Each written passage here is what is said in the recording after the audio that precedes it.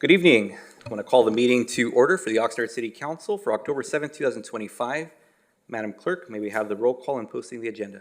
Councilmember Perallo. Here. Councilwoman Perez. Here. Councilwoman Rodriguez. Present. Councilmember Starr. Here. Mayor Pro Tem Teran. Here.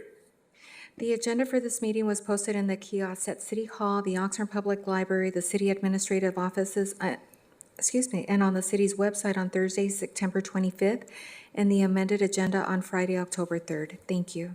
Thank you very much. And as we can see, the mayor is out tonight and Councilwoman Basu will be joining us momentarily. Prior to closed session, we will take public comments on the closed session agenda. Could the city attorney provide the statement prior to closed session? Thank you, Mayor Pro Tem. The City Council will recess to a closed session pursuant to Government Code Section 54957.6 to review the status of labor negotiations and to review its available funds and funding priorities for the purpose of providing instructions to the city's negotiators, Ashley Golden, Assistant City Manager, and Steve Naveau, Director of Human Resources, regarding the organization specified in, the organization specified in C1, which is SEIU. City Council will also recess to a closed session pursuant to Government Code Section 54956.9, Subdivision D1, to confer with its attorneys. The matter being discussed is the case of Elizares versus City of Oxnard. City Council will also recess to a closed session pursuant to Government Code Section 54956.9, Subdivision D4, based on existing facts and circumstances, to decide whether to initiate litigation in 5 potential cases. Thank you, Mr. City Attorney. Before we proceed, I just need to state for the record that for item C2 for closed session, I will need to recuse myself from that item simply out of an abundance of caution and the professional relationship I have with local school districts and the potential for a remote interest in that. So just needed to state that for the record. And at this point, Madam Clerk, do we have any speakers for public comments prior to closed session? And Mayor Pro Tem and council members, we do not have any public speakers in person or virtually for closed session. Thank you. Thank you very much. Mayor Pro Tem, I just have a question. Do you want to change the order that we consider things in closed session so you don't have to go out, go back in? And I think that's a great idea. I'll confer with Mr. Fisher, but I believe that's in order. We can certainly address that as we progress. Okay. Thank you, Councilmember Starr. At this time, the City Council will recess to a closed session, and at 5 o'clock, we will begin with 2 appointment items, followed by the regular meeting at 6 p.m.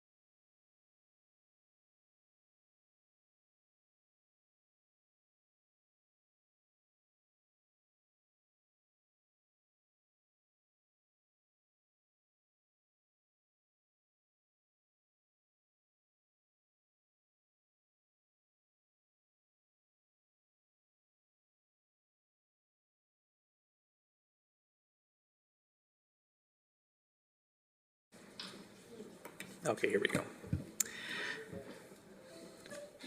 All right, the city council has just emerged from closed session, and I'll ask the city attorney for any announcements to make.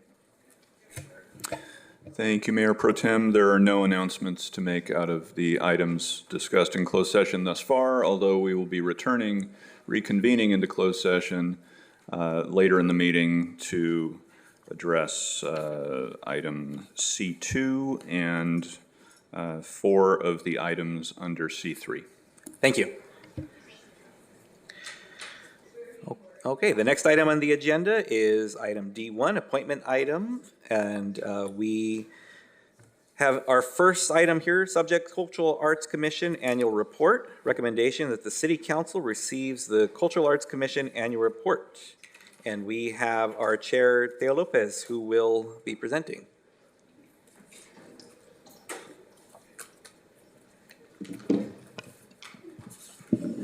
All right. All right. Good evening, Mayor Pro Tem and council members. My name is Theo Lopez. I'm the chair of the Cultural Arts Commission. I'm here also with some fellow commissioners as well. And I'm here to present on the annual report. So we'll kick it off. I'm not sure the slides are going to be. Oh, I have a clicker. Perfect. Great. All right. So real quick, we are a commission of creatives. I personally am, I work in multimedia and communications. Our vice chair, Paloma Concordia, does PR for the for arts organization. Our past chair, Commissioner Diaz, creates small pieces of jewelry using pieces of cards. Our Commissioner Lisa Torres is the muralist. Our Commissioner Cano is a musician, and Commissioner Soto is an intertribal cultural artist. And I kind of want to use this time to just remind everybody, we are actually only missing one, we have one vacancy right now. So we have an opening, and I believe this is under Mayor MacArthur's area. So I encourage you guys, if you have anybody that you would like to sit on the commission, please, by all means, let the mayor know, because I believe this particular vacancy, it can be from any district within the city of Oxnard. So we'd appreciate the help. Just to provide some context, I've been on the commission for about 2 years, and it feels pretty good to say that we are just one commissioner away from having a full commission. For those that may not know, when I started, I think we had some people ending their term and moving on to different to serve in a different role for a different commission. And for a period, we were only 2 folks and we couldn't meet. So happy to say that this year, as you'll see in the presentation, we have been doing quite a bit of stuff for you guys and for the city. All right. And that's Commissioner Lisa Torres, Jose Cano, and Nubelia Soto. All right. Moving on. Here, just want to talk about some of our goals that we had set forth for the commission. In an effort to provide clear and transparent powers and duties, the commission established an ad hoc committee to review and prepare a recommendation for updating this list. It was presented to the council in May and adopted in July. Our goal 2 was to review the public art the city would be responsible for maintaining. The Cultural Arts Division is working with the original team to repair the Colonia Park mural, as an example. Our goal 3, as an ad hoc committee, currently working on this item and sunset in December. An update will be presented at the next commission meeting. And goal 4, we will begin after the sunset of the research of the ad hoc, is to increase the public art installations through the city of Oxnard. Okay. And here's just a quick preview of what our powers and duties are. We kind of went in there, just kind of cleaned it up for us to kind of make it simplify it and be more clear for the commission, those that want to know what it is that we are responsible for. Okay. This is a list of the public inventory that we have around the city of Oxnard. which I just want to mention also that this was part of one of our meetings. It's part of our minutes, and you could find this list on the website as well. If anybody is curious to take a look at what is some of the public art in the city of Oxnard. My paper got stuck here. Okay. Programs and activities from 2024 to 2025. Throughout the year, we received reports from staff on the ongoing programs within the Cultural Arts Division. The Cultural Arts Division had mini mural programs where they had 8 events with a total of 664 participants. Ooh. I'm not nervous. I swear. Okay. Next up, the Oxnard Arts Academy Music and Visual Arts program are set to reach 180 participants in the Oxnard Arts Academy this school year.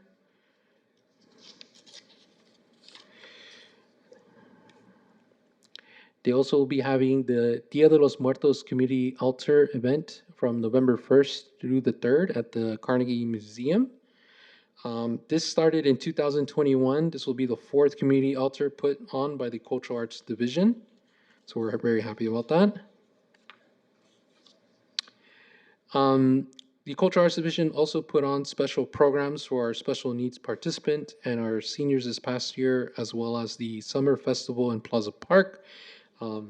These were really great events, and I just want to mention for some of the artwork also, you'll see is hanging currently right now, made by some of our youth, but I believe in the coming weeks, there's going to be artwork for Dia de los Muertos is going to be up on here as well.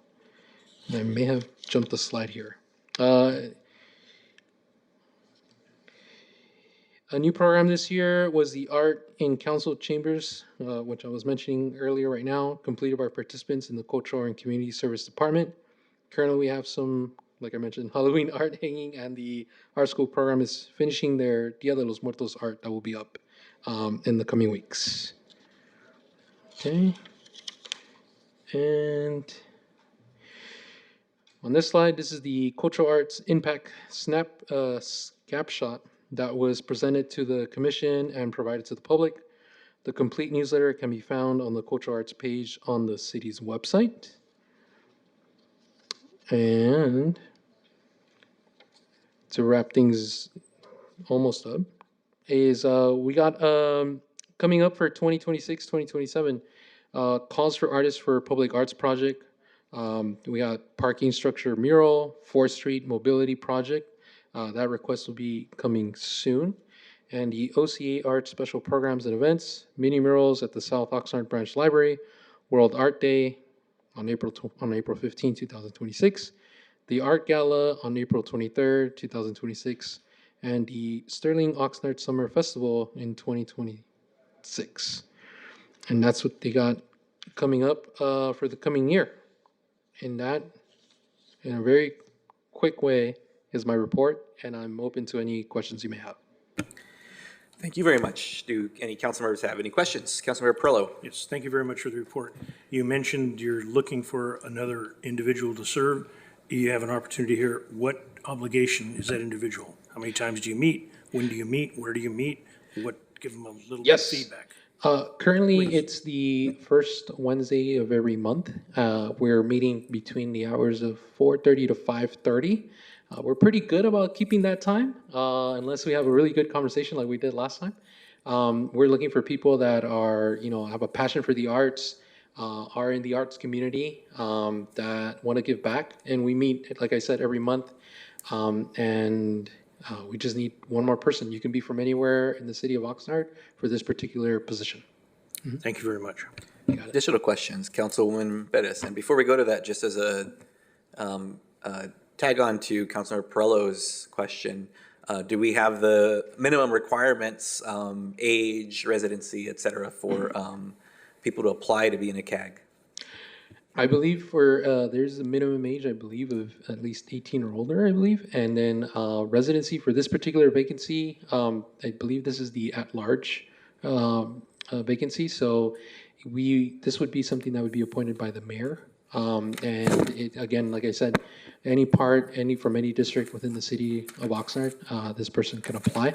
And, you can talk to one of us or to staff, Julie Estrada, or the mayor, by all means, let him know so we can get you appointed and start that process. Thank you. Thank you, Councilwoman Perez, for letting me jump in on that. Of course. Thank you, Chair Lopez, for the presentation. Yes. I wanted to just take a moment to thank your team and all of the folks that were a part of the mini mural that went up at the South Winds Youth Center. I was really excited about that. And I think one recommendation I did see on your presentation slide, curious to get a little bit more details regarding the South Oxnard Library, because I would love to recommend perhaps looking at the library, the wall there on Saviors Road, specifically at the South Oxnard Library for a mural installation.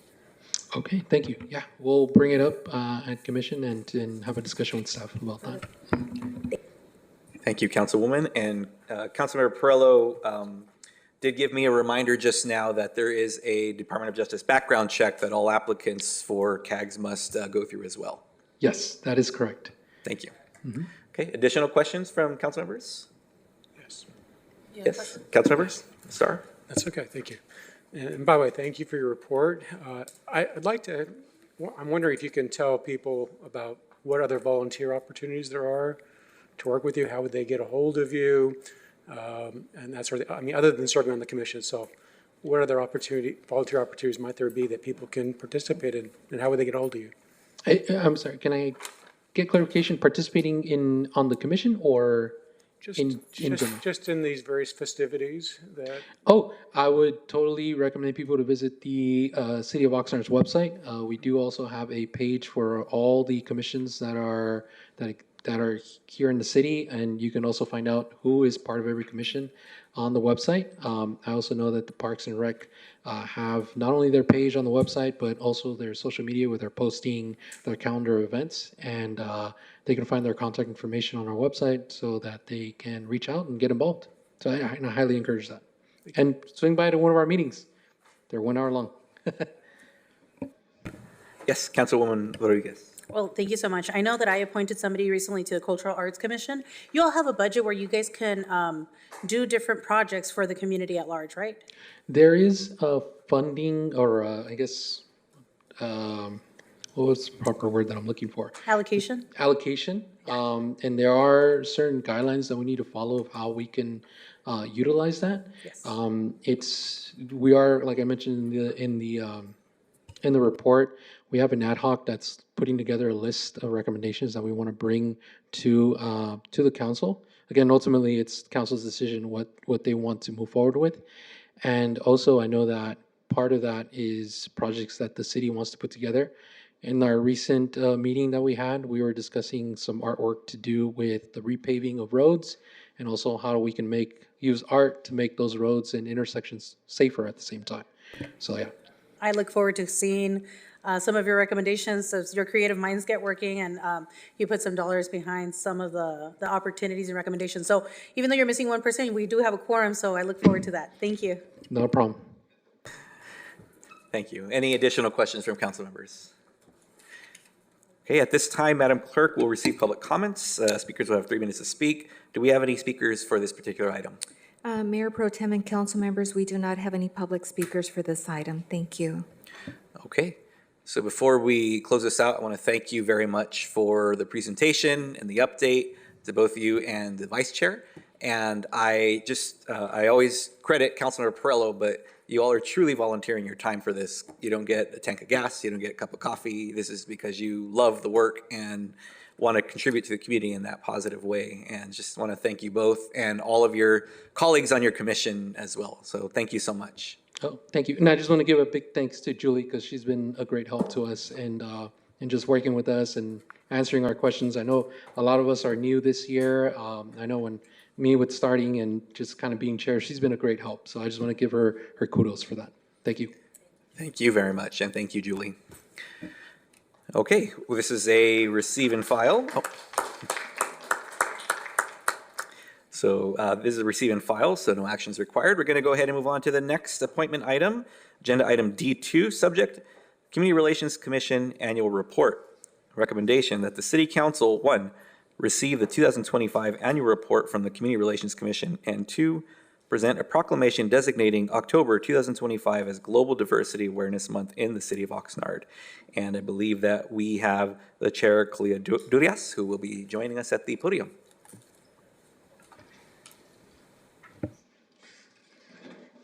Well, good evening, Mayor Pro Tem and Council, as well as community members. My name is Kalila DeRouse, and I am a proud Oxnardian and proud to serve on the Community Relations Commission as the chairman this year. This is my first year as the chair. We're kind of doing a rotating between all of us where we want to give everyone an opportunity to chair the commission. So this is my year. All right. Before we get started, I would like to introduce our members that are present. We have Commissioner Helene Stallion, and she was our chairperson last year, so I know many of you know her. And then, of course, hello, how is everyone? Okay, and absent, or at least they're not here yet, Commissioner Tiffany Lopez, Commissioner Megan Salas, who is fairly new to the commission, as well as Vice Chairman or Chairperson Cynthia Gonzalez. Is anybody? 1, 2, 3, 4. Yeah, believe that's everybody. We do have 2 vacancies, one in District 4 and our at-large person. So if you know of anyone that would like to serve, we would be more than happy to have them on our commission.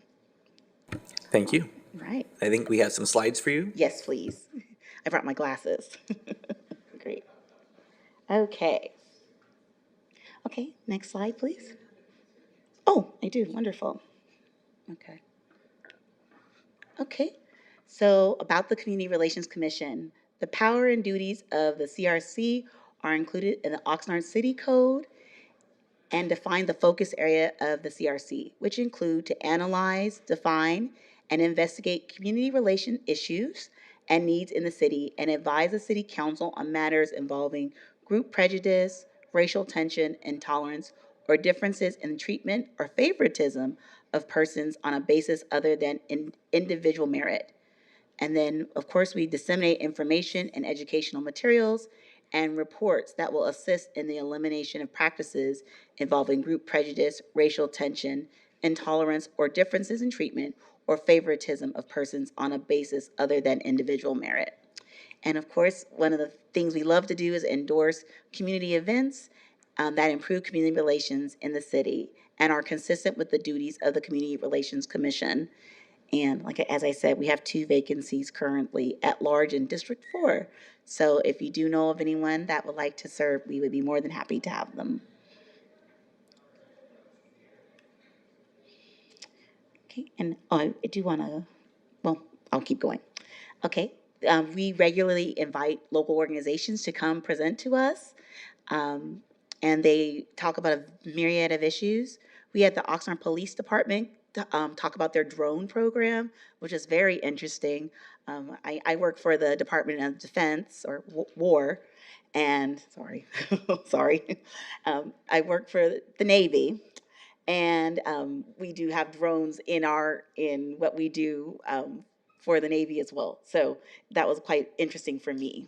And then we had an EMS Core program and Women in Fire initiative from the Oxnard Fire Department. It was very interesting.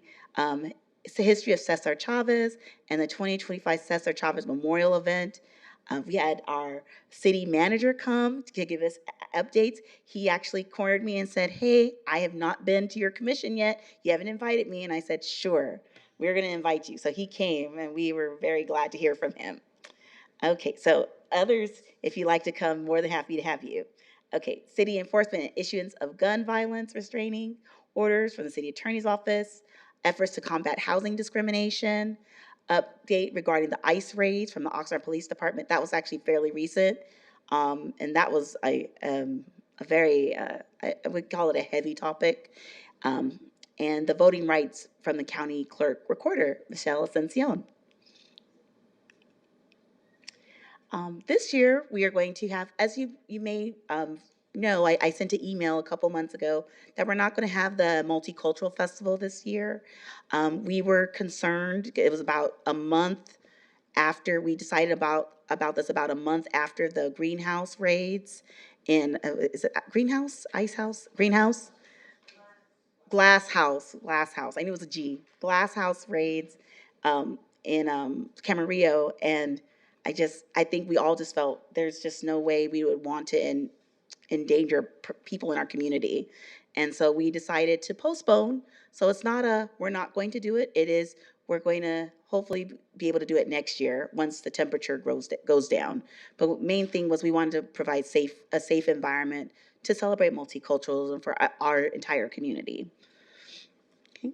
But we do have some good news. We're going to have our community recognition awards.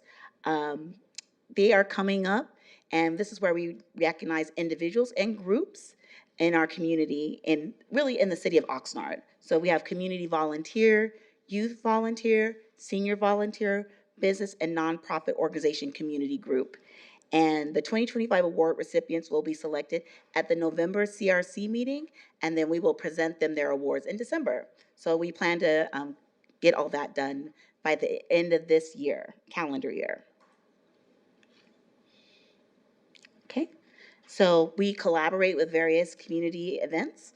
Some of them include the Insect Festival, Juneteenth, Martin Luther King Jr. Day, immigration forums, and various community events and activities. Right, thank you so much. And then I'll open up the floor for questions. Thank you very much. Okay, at this point, do we have questions from council members for our Community Relations Commission? Yes, Councilwoman Perez. Thank you. I appreciate your presentation. It's great to see all the amazing work that you all are doing. Just kind of curious regarding the last slide on number 5. It says that you all also participate in immigration forums, and just curious what that looks like and how that experience has been for you all. Sure, I know a few of our members have gone to the swap meet justice at the Oxnard College, as well as we've had UndocuFund, different groups come to speak to us. Thank you. You're welcome. Thank you. My apologies, Councilor. Sorry, I looked right at you and didn't notice that you were acknowledging you had questions. It's perfectly okay. Yeah, I just wanted to hear a little bit more about what the Fatherhood Summit was all about. I just hadn't heard of that. Oh, so that is actually one of our former members. He was our chairman, Adam Lopez. Okay. His church, I want to call it Revive. I don't, is that the church? Revive Church. They have an annual fatherhood summit where they provide resources and things to the community. And I believe they had like over 1,000 people. Wow. So it's a very well attended event. But the idea of it is to encourage fatherhood and to be involved and provide resources to men in our community. Thank you. Yeah, you're welcome. Thank you. Additional questions? Okay. At this time, Madam Clerk, do we have speakers for this item? They would get 3 minutes each. Mayor Pro Tem and council members, we do not have any public speakers in person or virtually for this item. Thank you. Thank you very much. And I'll thank you both and to your colleagues as well on the commission. I just appreciate the volunteerism and the desire to engage our community in positive ways. We saw the many things that you've done and are doing. But most of all, I know that kind of the big tentpole item for you all is the Multicultural Festival. And I was certainly saddened to see the email when it came through, but I also fully understood why and give you so much respect for having to make that difficult decision, putting our community's safety and even just feeling a safety in mind. So thank you all for that and for everything you do, and we'll hopefully be able to revisit. Yes, Councilmember Perello. Thank you for the service you provide the community. I do appreciate Councilman Starrs asking the question about the Fatherhood Summit, because I didn't know and he beat me to the punch. And I appreciate you asking that question, because you mentioned it had 1,000 people attend. Yes, sir. I plead ignorance on this. I didn't even know the event took place. If it is that successful, I think maybe we can highlight it coming into the future, because anytime 1,000 people show up, it's a big deal. Absolutely. And I was thinking it was a little bit different. Sometimes fathers lose touch with their kids, and there needs to be something It's a touchy subject, but it's a big deal. Thank you for that. Thank you for sharing that information. You're welcome. Thank you, Councilmember Pearl. So our first item on that was to receive the annual report, which we've done, and the second item is to present a proclamation designating October 2025 as Global Diversity Awareness Month in the city of I Oxnard. think Councilman. My apologies, Starr. Councilmember Starr. Yeah. I think he's Sorry. anxious to get it to this, is what it is, but no, go ahead. I was very anxious to get to that. I just wanted to ask you the same question I asked the last speaker, which is about volunteer opportunities and how can they learn more about these events and how can they participate more and how can they reach you? So you would go to the city website to be able to volunteer. I think it's same as the Cultural Arts Commission. Basically, just apply, have a willing heart, and of course, live in Oxnard. Right. You know, we want people that live here. Yeah, Thank you. you're welcome. Thank you. Okay, so at this point, thank you for that question as well. Let's have the both of you join us up here for the proclamation, if we All can. right, thank you. All right, and council members, if we can stand for this portion.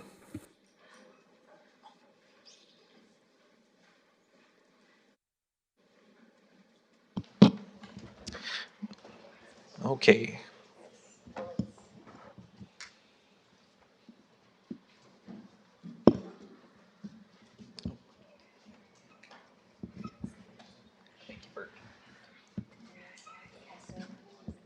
As they're joining us up here on the dais.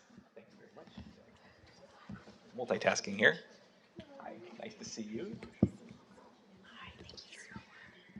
Okay, so we have a proclamation here for both of you and for your commission, it seems. And this is a proclamation marking October 2025 as Global Diversity Awareness Month. Whereas each year the United States observe October as Global Diversity Awareness Month to celebrate and recognize the rich variety of cultures, backgrounds, traditions, and perspectives found globally and within communities and workplaces that make up society. And whereas Global Diversity Awareness Month serves as a reminder of the positive impact a diverse culture of people can have on society as a whole. And whereas diversity in all of its forms is a fundamental strength that enriches communities, fosters innovation, and promotes deeper understanding and respect for cultural differences or among people. And whereas the population of Oxnard, California, is composed of many different races, ethnicities, and cultural backgrounds, that reminds us that by embracing our varied backgrounds, we can continue to build a more inclusive and equitable world for all. And whereas there are many different ways to celebrate Global Diversity Awareness Month, which include hosting a multicultural movie night with foreign films, attending a cultural art exhibit, enjoying music from different parts of the world, a visit to a restaurant that serves cuisine from around the world, supporting minority-owned businesses, or creating a celebration of your own that promotes peace and understanding.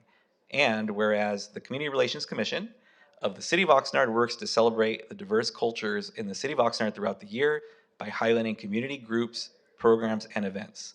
Now, therefore, our mayor, Luis A. MacArthur, mayor of the City of Oxnard, and the City Council do hereby recognize October 2025 as Global Diversity Awareness Month. So, there you go. Applause for you all. Here you go. Would you like to stand here?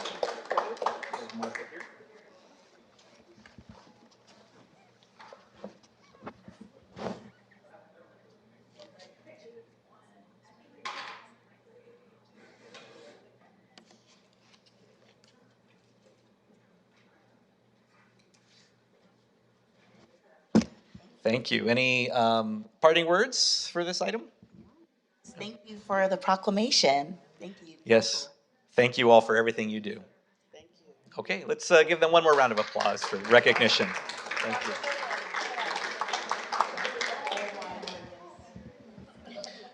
Get the chair back.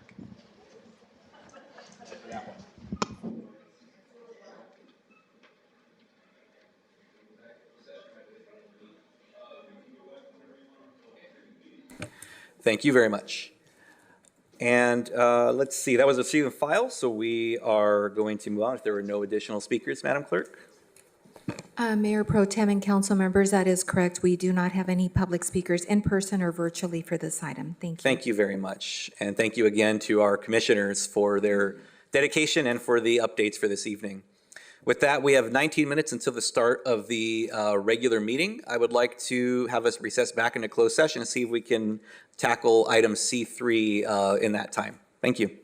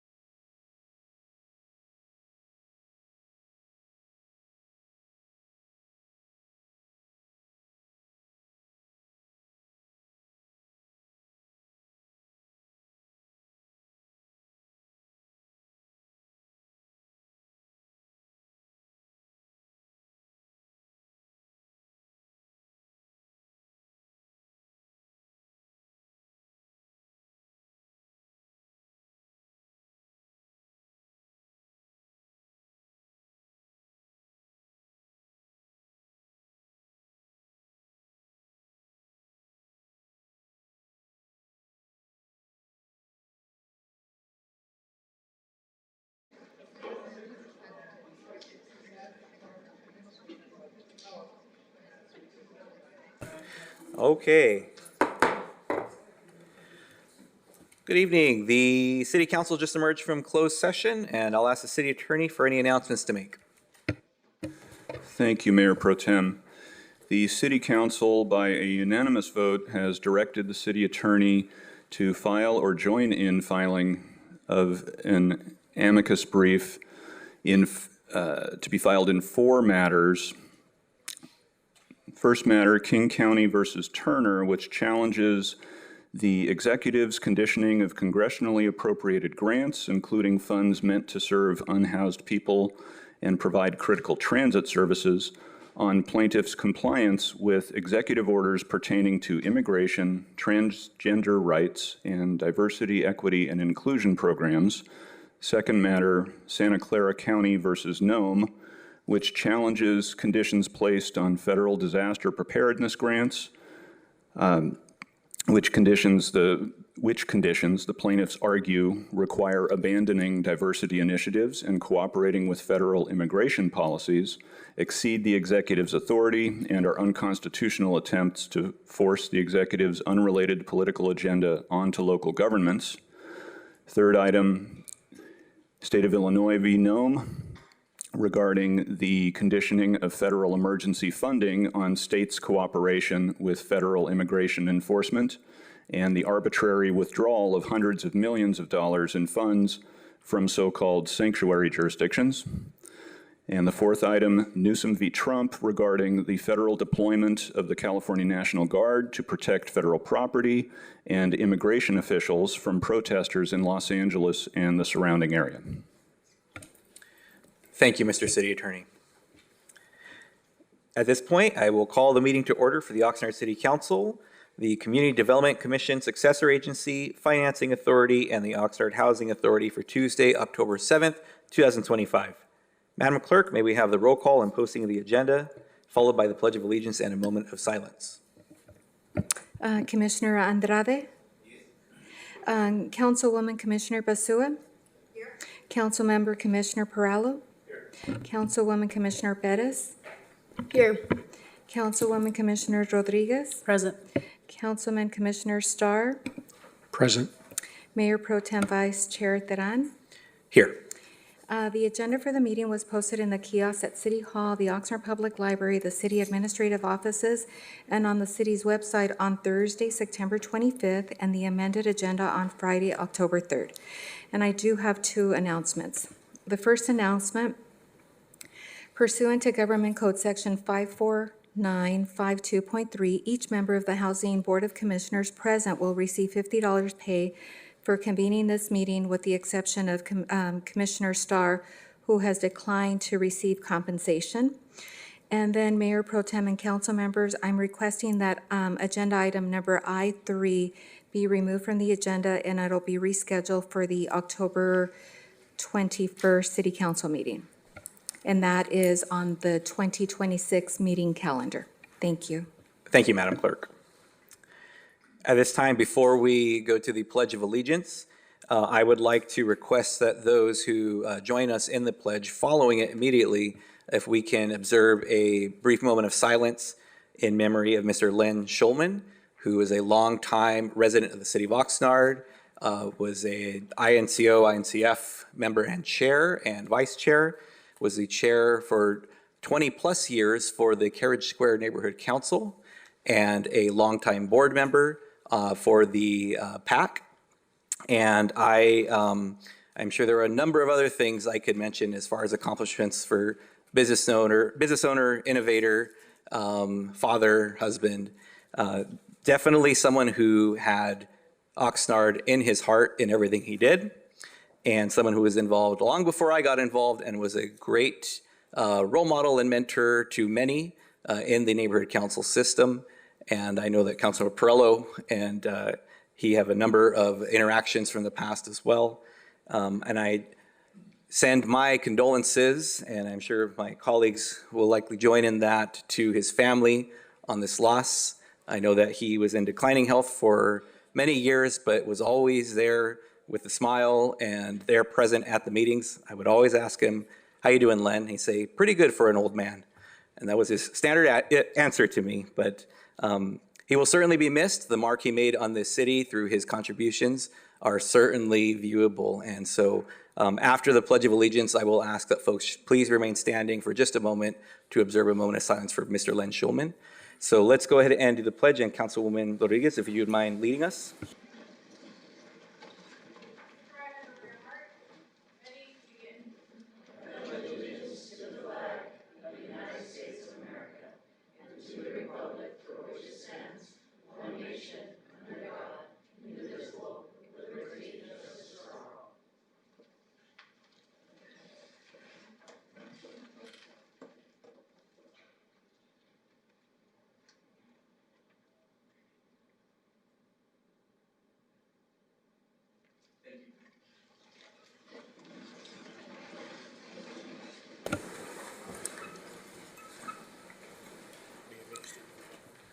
Councilmember Perillo.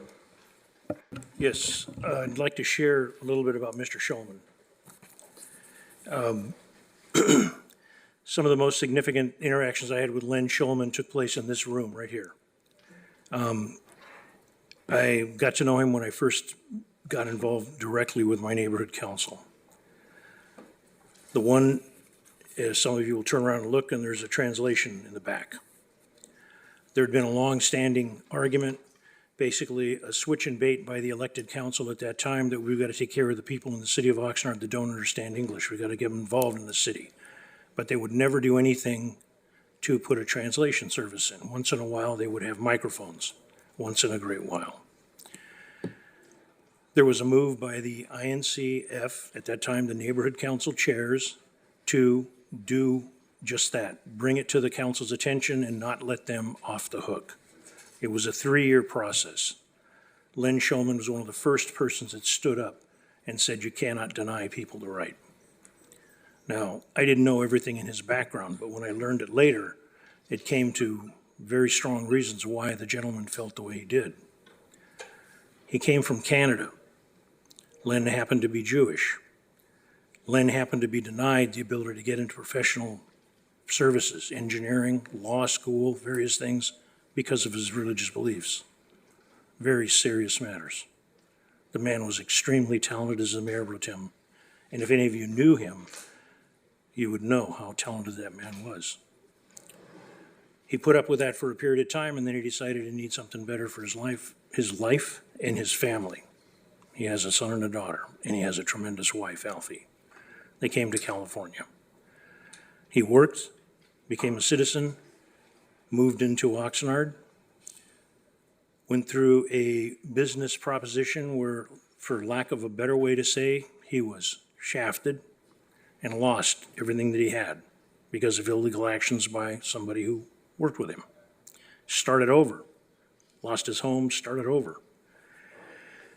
Moved into the Carriage Square neighborhood, got involved in the Carriage Square issues, and that's where I first met him.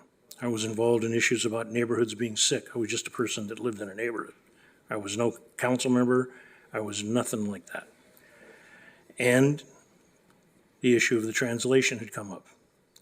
But also one dirty little secret that some people like to think Oxnard doesn't have certain things that happen took place when a very prominent developer wanted to have something done with a piece of property. And people that lived in different areas of the city of Oxnard, I'll give 2 names, Julie Pena and Diane Delaney. And they spoke up. The repercussions were that individual with the high-powered people that he knew went after their jobs. And Len was the first person, I believe the very first person that stood up. You cannot take food off working men and women's table. You cannot do that. And I'll never forget this guy.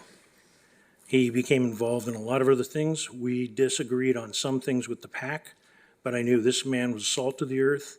He did not back down from a fight. He didn't look for a fight, but he would not shut up and go away. And he's the first person that ever told me, you know, if I were to shut up and something were to happen to somebody else, and I kept that up, who would stand up for me? And that's when he shared what had happened to him in his younger days. He's going to be a tremendous loss to this community.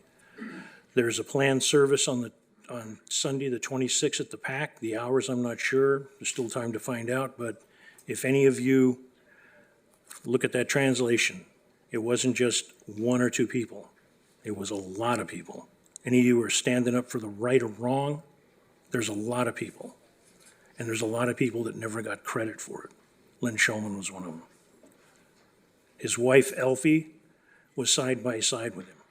Lynn never took the credit for all the work that he did with Carrot Square. He was a chair for over 2 decades. Ladies and gentlemen, think about being a chair for over 2 decades. All the weights and troubles in your family and everything else. But Alfie was by his side. Many meetings, lots of activities in the council room. But Mayor Pro Tem, thank you for letting me say that. Thank you, Councilmember Perillo, for that addition to that tribute to Mr. Shulman. I appreciate you adding additional context. And at this point, we're going to move on to the agenda. So we have item F, ceremonial items. This evening, we have 2 items. First is subject presentation of a proclamation designating the month of October 2025 as Filipino American History Month. And at this point, we have Grace Tuason and Jan Benitez, who will accept the proclamation. Can we have them join us? And I think they're bringing their whole crew with them. Absolutely, let's do this.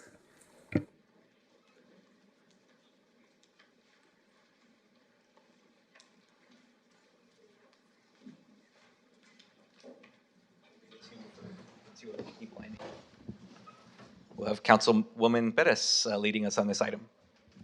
Thank you. As folks are coming up, I'll go ahead and start reading the proclamation. This month's proclamation is Filipino American History Month of October 2025. The earliest documented Filipino presence in the continental United States was on October 18th, 1587, when the first Luzonese Indios arrived in Morro Bay, California, aboard the galleon Nuestra Senora de Esperanza, and the first permanent Filipino settlement in the U.S. was established in 1763 in St. Malo, Louisiana. The Filipino-American community is the second largest Asian American group in the U.S., with a population of approximately 3.1 million, and Filipino-American servicemen and women have a long history in the U.S. armed forces, including 25,000 Filipinos who fought under the U.S. flag during World War II, and 9 Filipino Americans have received the Congressional Medal of Honor for their bravery in action. And Filipino Americans play a vital role in the U.S. healthcare system as nurses, doctors, and other medical professionals. And Filipino Americans have contributed significantly to arts, music, literature, business, science, government, and more, enriching the cultural landscape of the country. Filipino-American farm workers, including Larry Itlong, Philip Vera Cruz, and thousands of others were instrumental in the fight for labor rights and social justice, organizing the 1965 Delano grape strike that led to the formation of the United Farm Workers, alongside Cesar Chavez, in promoting the study of Filipino-American history and culture is important, as their contributions have often been overlooked in U.S. history, and Filipino-American youth should have positive role models that emphasize the importance of education and the richness of their heritage. And the Filipino-American Council of Ventura County was established in 1987 and is recognizing Filipino-American History Month in October 2025. Now, therefore, Luis MacArthur, Mayor of the City of Oxnard, hereby proclaim the month of October 2025 as Filipino American Month, and urge all residents to celebrate the history and culture of Filipino Americans and their immense contributions in our community. And I have set my hand and caused the Great Seal of the City of Oxnard to be affixed this 7th day of October 2025.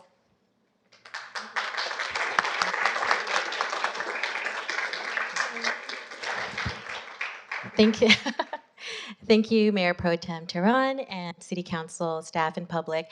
This is another great acknowledgement, and we just wanted, on behalf of the officers and board members of the Filipino American Council, we want to say thank you. Thank you for embracing our culture in this community, this beautiful city of Oxnard, and also your support throughout the years, especially our Philippine Independence flag raising.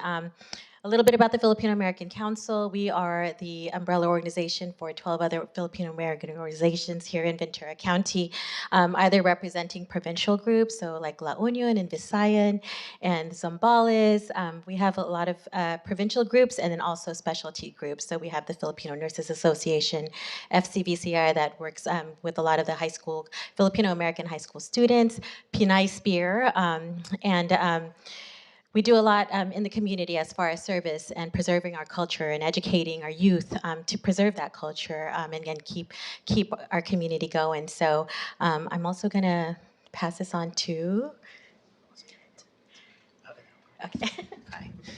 Thank you very much to our executive director. And for myself, it's a great privilege and honor in Oxnard with the greatest proportion and number of Filipino Americans in Ventura County. We thank our executive director for her leadership in everything with the council for the past couple years and in our new terms for the next couple years too. This community has been and continues to be involved in all parts of Oxnard and Ventura County, whether it be social, political, economic, or civic. And we greatly appreciate to the city of Oxnard this recognition of Filipino American History Month.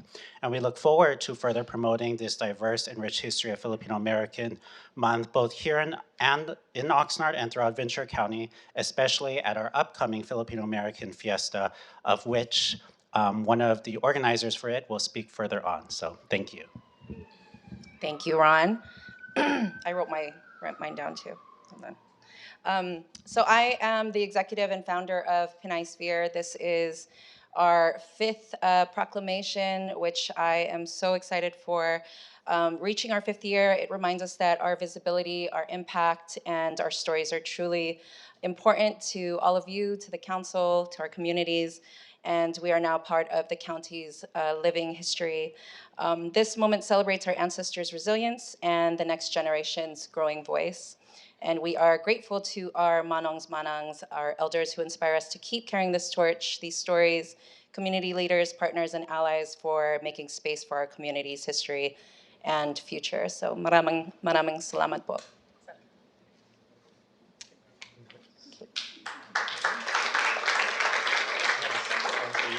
Thank you. Okay, thank you all very much. Let's do our photo for you all. Closer, folks.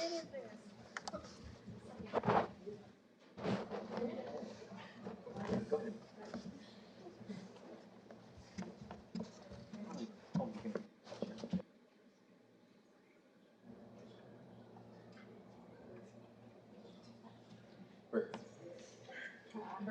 Bert.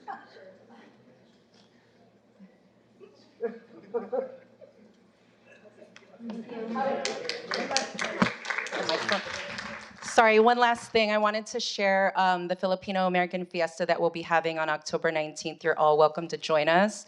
It's from 11 to 4. There'll be music, educational workshops, speakers, and it'll be the first representation of Filipinos in the museum after 112 years of it being in the county, so it's a big deal. We are making history, and I would love to see you all there. I think we have one more. Mayor Pro Tem, I'd just like to share something. The Filipino community, I'm not sure which one of the groups, you've been historically one group that donates bus covers to bus stops. Which one of you wants to talk about that? Because it's important. A group that does not take credit for it provides to the city. You have a chance to share with the city right now. Don't make the mistake of missing it. Thank you, Councilman Perello. Yes, one of the Filipino groups under the umbrella of the council, they are the Pangasinan group. They have been donating multiple solar lights here in the city of Oxnard. It's to promote safety. They go out seeking the stations that are less lighted, right? So they've been doing that for quite some time. I believe they've donated about maybe 10 or 12 already throughout the city of Oxnard. So I think my time's up. If you look throughout the city of Oxnard, especially I can recall one. It's on Rose in front of Oxnard College. There's a bus stop there. It's very poor lit. And they did install one there. And I believe the Filipino Nurses Association is also undergoing putting solar lights here in the city of Oxnard. So we have put our stamp here in the city of Oxnard, and we will continue to do that. I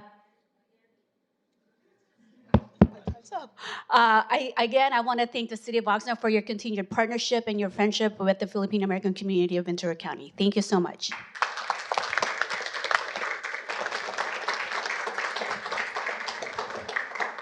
Great. Thank you all very much, and much appreciated, and good luck to you on your fiesta, and thank you for the invite on that.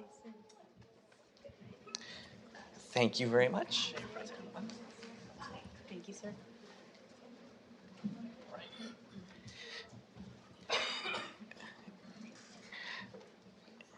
And now we have one more ceremonial item, F2. Subject is presentation of a proclamation designating October 13th, 2025 as Indigenous Peoples Day.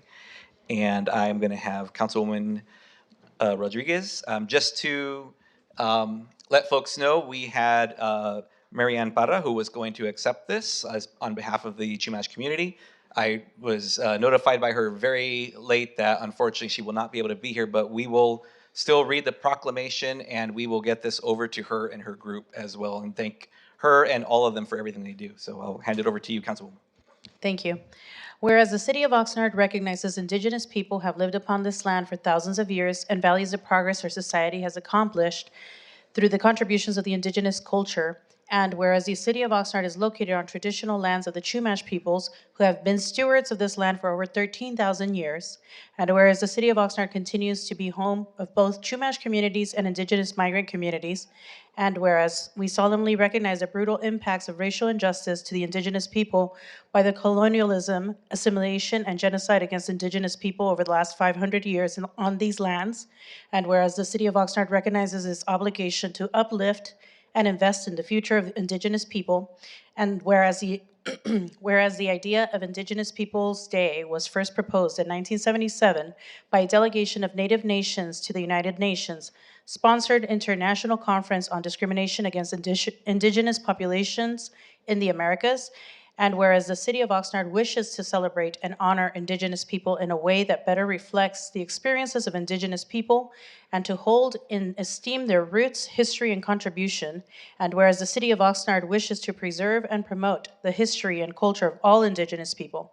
Now, therefore, I, Luis MacArthur, the mayor, or he does, and the rest of us, for the City of Oxnard do hereby proclaim October 13th, 2025 as Indigenous Peoples Day. And we encourage continued recognition, appreciation, and celebration of our goodwill and friendship with our local Indigenous people in our community. In witness thereof, I have here on to set my hand and cause the great seal of the City of Oxnard to be affixed on the 7th day of October. Thank you.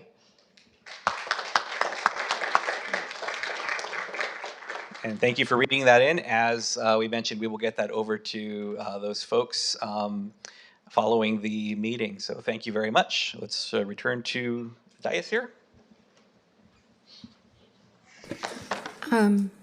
Mayor Pro Tem and council members, we do have one public speaker.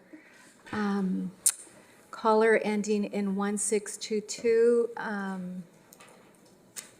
Please press star 6 to unmute, and you have 3 minutes starting now. Thank you. This is Larry Barberine. I'm sure it was just an oversight, a mistake that Columbus Day was passed over in lieu of Indigenous Peoples Day. I'm sure it was not intentional. I want to say a happy Columbus Day coming up on Monday to everyone. We're glad for the Indigenous peoples that have been here, the Native Americans.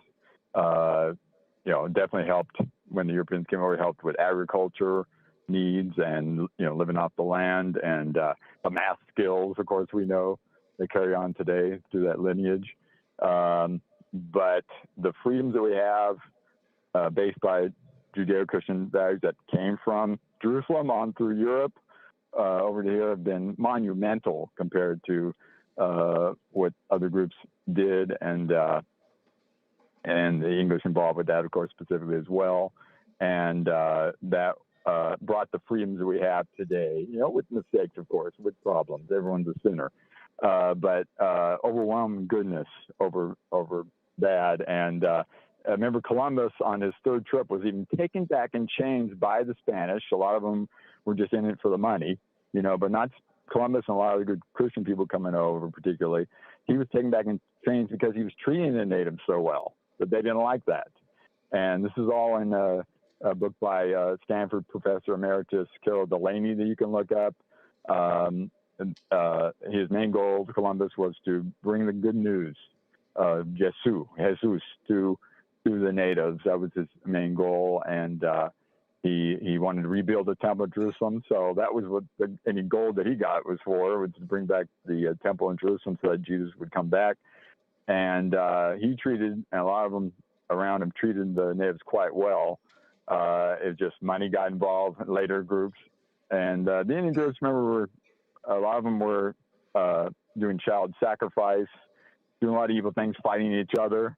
It wasn't just colonialism. There was, it acted like only Europeans were the evil ones around. Slavery was worldwide. So I think we should say Happy Columbus Day. You have a great Italian descent member of the city council there.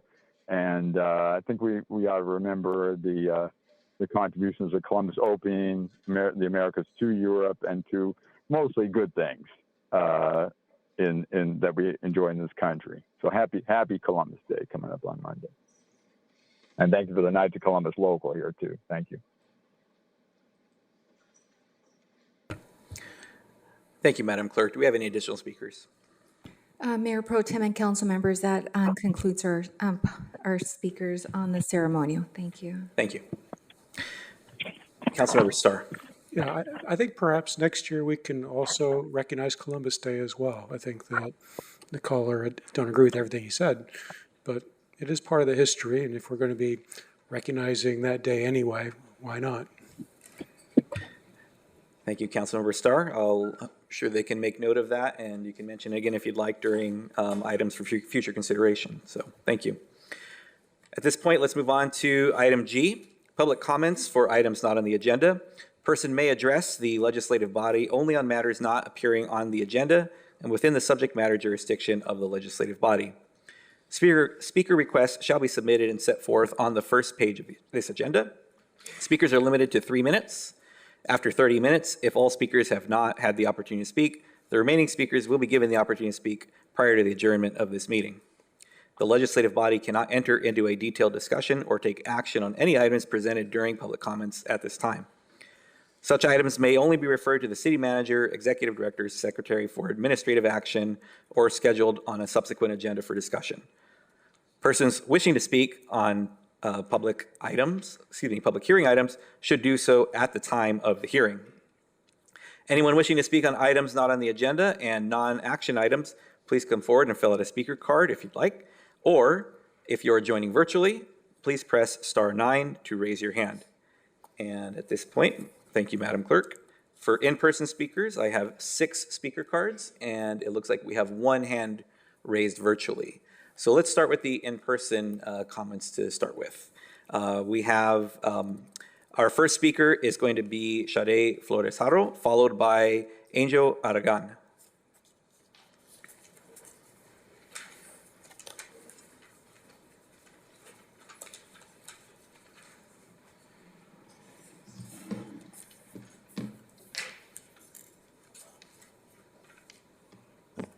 All right. Good evening, City Council, Mayor, if he was here. My name is Shade Flores Haro. I'm a member of SCIU 721 and with the County of Ventura. And I've been a resident of Oxnard all my life. I want to share a fact with you. A police word processor, our represented members, annual starting salary is $46,000. These frontline workers have to pay meticulous detail to police reports and draft reports that are submitted to the FBI. Our very own mayor has worked many years for Oxnard PD, and wouldn't he agree that this is very valuable work? As a resident, this concerns me that the city does not fairly compensate these important positions. It concerns me that we have historically diverted funds to bring in those who are not from this city and pay them more than the people who live and work in it. Today, I'm asking you to give the City of Oxnard's bargaining team authority to propose a compensation structure to my union siblings that shows you value them and the work they do. Now, after this, we're going to go picket and bring this issue to the attention of the public. Have a nice evening. Thank you very much. Our next speaker is Angel Aragon, followed by Vanessa Espinosa.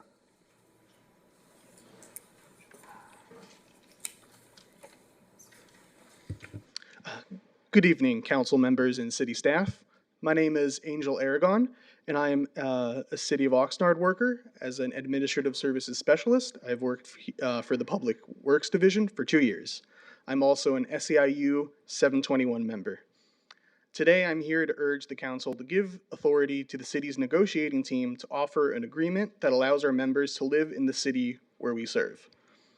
Oxnard is a great city. I'm a born and raised native resident here. I've lived in many other places up and down the state, Bakersfield, Simi Valley, Northridge, but I've always come back to Oxnard because it's my home. But I must say that due to troubling circumstances in the political climate, rising tariffs, inflation, it's very hard to afford to live here. I myself have lived on Section 8 housing before, back with my mother when I was in high school and in college.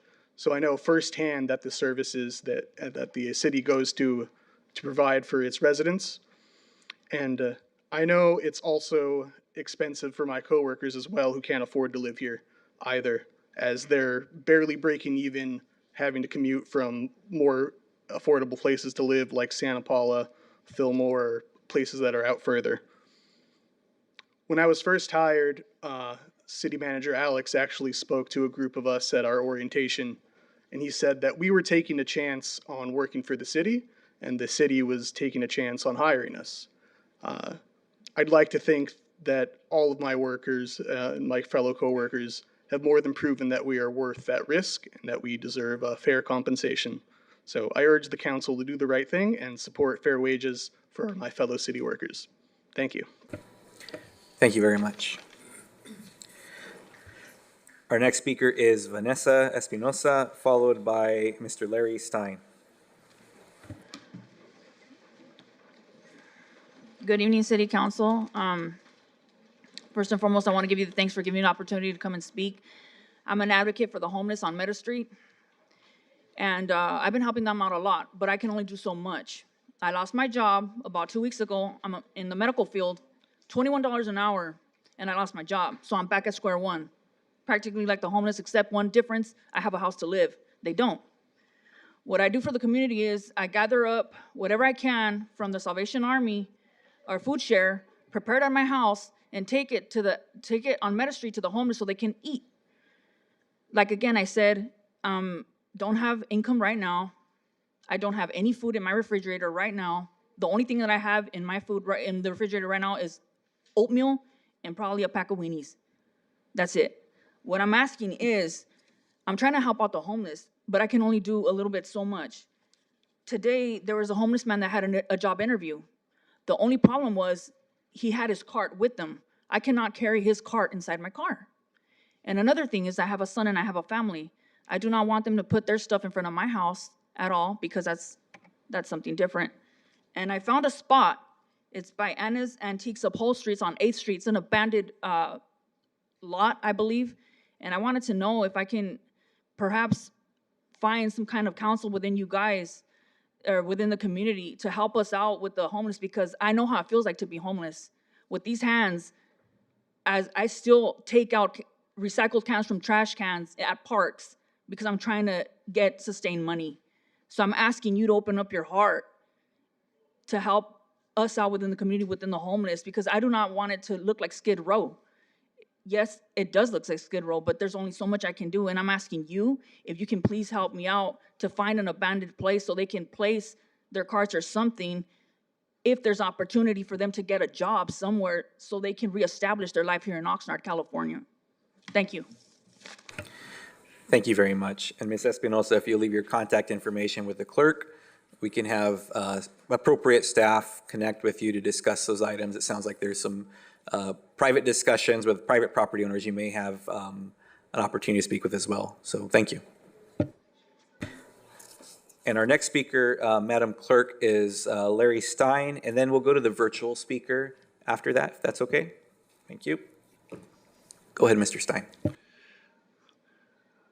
Good evening, City Council, public, staff, members of the public.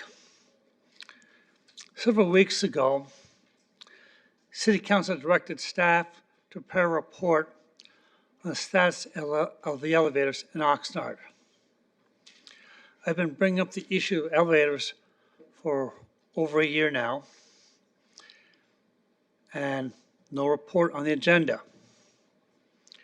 Last Thursday night, there was a meeting at Kamalo, a neighborhood meeting at Kamalo, in which there were numerous members of staff, including the Public Works Director and our city manager there. I took the time to briefly speak to the Public Works Director, Michael Wolf, to ask him about this report. He told me staff is not prepared to make. Staff is not going to make the report. It's not going to present the report. So why is it that the City Council directed staff to produce a report and staff said they're not going to produce the report? That to me speaks of the attitude staff has towards City Council. I'm somewhat dismayed. And I've spoken to other people about other issues. One person I spoke to earlier this week, it was this week, no, it was last week, talking about how City Corps had helped this community quite a bit. But due to staff cuts several years ago, City Corps has been reduced dramatically. City Corps is a program that takes youth who are on the pathway of the criminal justice system and gets diverted because City Corps teaches young people life skills. So I encourage City Council to look into the budgets allocated for City Corps, perhaps recommend in next budget hearings that City Corps gets increased budgets so that more people can be diverted away from the criminal justice system and become a productive member of society. City Council can do this. City Councils can direct staff to provide more support to City Corps. When positions were cut several years ago due to budget constraints, and now we have the money, according to the same manager, perhaps money can be diverted back to City Corps so more people can be helped with City Corps. The other issue,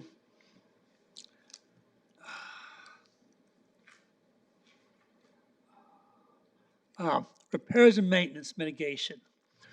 So the city manager says we have plenty of money, just not budgeted. So how come we can't maintain a repair and maintenance budget with such things as our cameras can be rebuilt? Thank you very much for your time.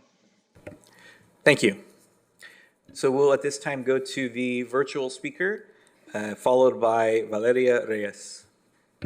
Virtual caller ending in 1622, you please press *6 to unmute, and you have 3 minutes starting now.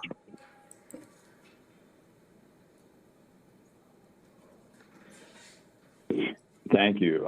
This is Larry Barberine again. I want to speak in honor of another fine Oxnard citizen who unfortunately passed away. Joe Kennedy was a longtime photographer for us, our dances and ID cards at Santa Clara High School. God bless Mrs. Kennedy and Joe and the other kids. God bless that lady who's trying to help the homeless there. Just a suggestion. They give out business cards and such that you can use to give to the homeless and lead them to the Rescue Mission 4-star charity. with a holistic approach and they know who's fighting, drug abuse, alcohol abuse. So you're not giving money to someone who would use it for those bad ends, and those who are mentally ill as well. They know those the particulars on Center of the Homeless, just like the police do as well. So just a suggestion to give those cards out and lead them to the rescue mission. I want to say honor to all our Jewish friends, Oxnard around the world, and to Israel, wholeness and safe and sound journey on the Feast of Sukkot that's starting, and also, of course, 2 years since the horrible terrorist attacks by Hamas. And we're praying, of course, for the Hamas to be totally defeated and all the hostages freed up to go back home. I want to thank Councilwoman Basua and then Mayor Zaragoza, as opposed to a bad vote by our Mayor Pro Tem when they voted last year against that horrible anti-Israel, really, proposal to go to the full, it was denied going to the full council, do the council in Basua and then Mayor Zaragoza. And I really appreciate their votes on that. It was so bad, didn't deserve even to go to the full council. Let's see, I want to tout Israel for doing the best in history, according to a West Point scholar, for protecting civilians as they're trying to defend themselves in mosques using the innocent or the populace as human shields. And that attack was, if they were American population, that would be like 40,000 people getting murdered by the terrorists, burnt and all that stuff, and 10,000 taken captive. Let's see. Glad we did a silent moment again. I hope we can get back to the weekly one on that, moment of silence. I want to note before I forget, and then maybe a more serious note after that, movieguide.org, movieguide.org. Recently, you can look it on their website. And I also found through a Bing search an old Ventura County Reporter article, and it was both touting current Atlanta Braves coach Terry Pendleton, great Major League Baseball player from Oxnard, Carolinas High School. Caller, your time is up. Thank you. Thank you. Thank you, Madam Clerk. Our next speaker is Valeria Reyes, followed by Marlene Ramirez.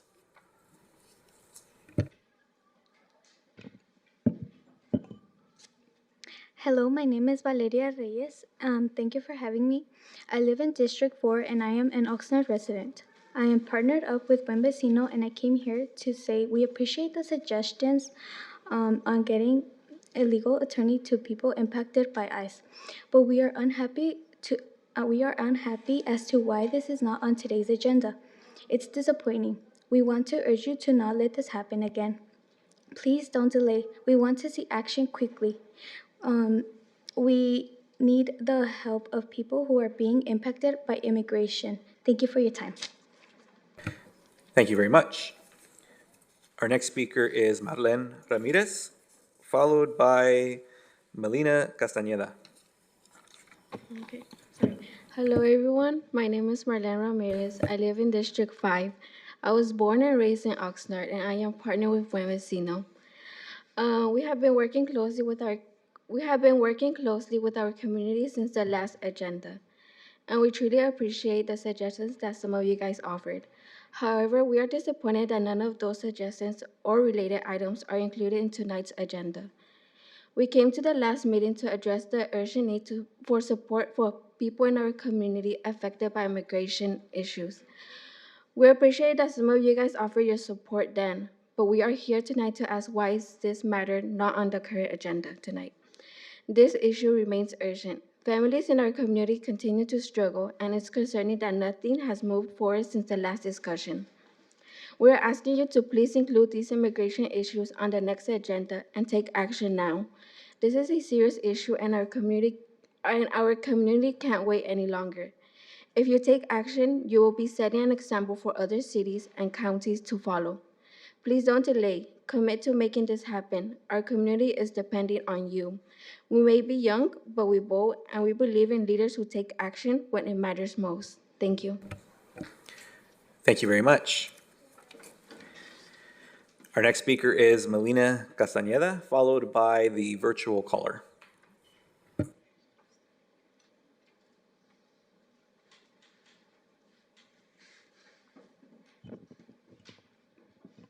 Good evening, members of City Council. My name is Melina Castañeda, and I've proudly worked for the City of Oxnard for 2.5 years.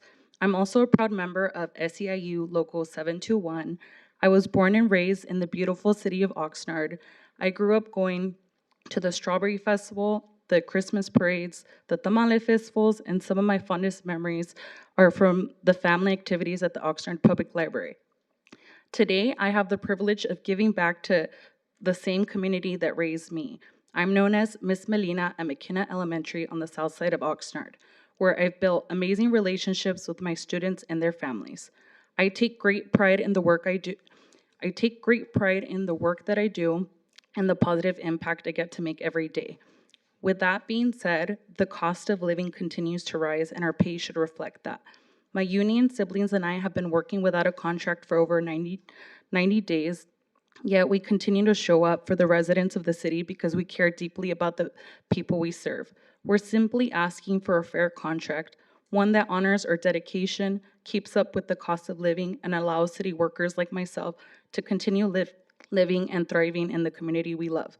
Thank you for your time and for listening to the voices of the workers who help make Oxnard a better place every single day. Thank you. Thank you very much. And Madam Clerk, before we go to the virtual speaker, if there are any individuals remaining who would like to speak, you can get a blue speaker card from there in front of the city clerk. If there's anyone listening on Zoom, you can use *9 to indicate you would like to speak. At this point, can we go to the virtual caller, please? Virtual speaker ending in 4470, please press *6 to unmute, and you have 3 minutes starting now.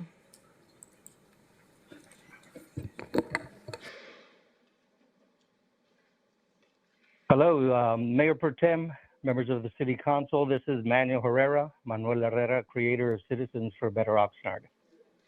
I wanted to read something to every member of the City Council, the City Manager, and especially the City Attorney. It's regarding Brown Act, California Government Code 54963A. It reads, a person may not disclose confidential information that has been acquired by being present in a closed session. I'm sure you all know what I'm talking about.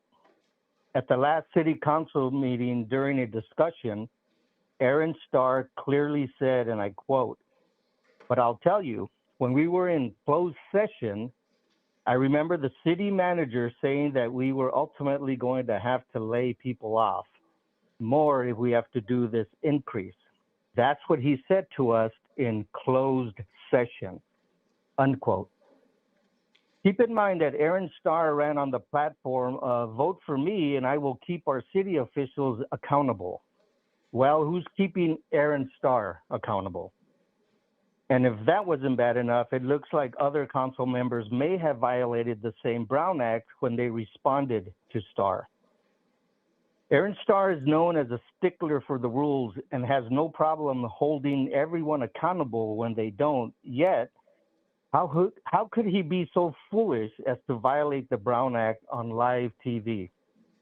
Is it because he feels rules don't apply to him? Was this violation something so serious that the FBI needs to get involved? Of course not. But little things can turn into big things if they remain unchecked.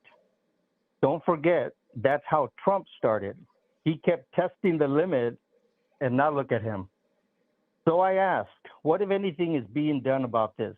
Has the city attorney addressed this with Starr and anyone else who may have violated the Brown Act? Hopefully someone can and will address this at tonight's live city council meeting.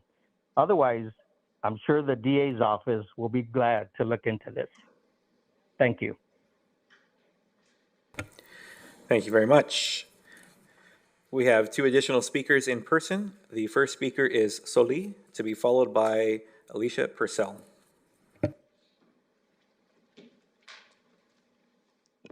Good evening, City Council and everybody else who is here. My name is Soli Mar, and I am here just to say that something needs to be done about the native plants. And that's not to say that they should be removed, but that's in fact what the city has been doing. So I'm urging that, I'm not sure if this specifically goes to the next agenda, right? Like for the next meeting, but there needs to be some precedent put forward to protect the native plants of California, of Ventura County. There's a lot of species that are endemic, and I continuously see them being ripped out.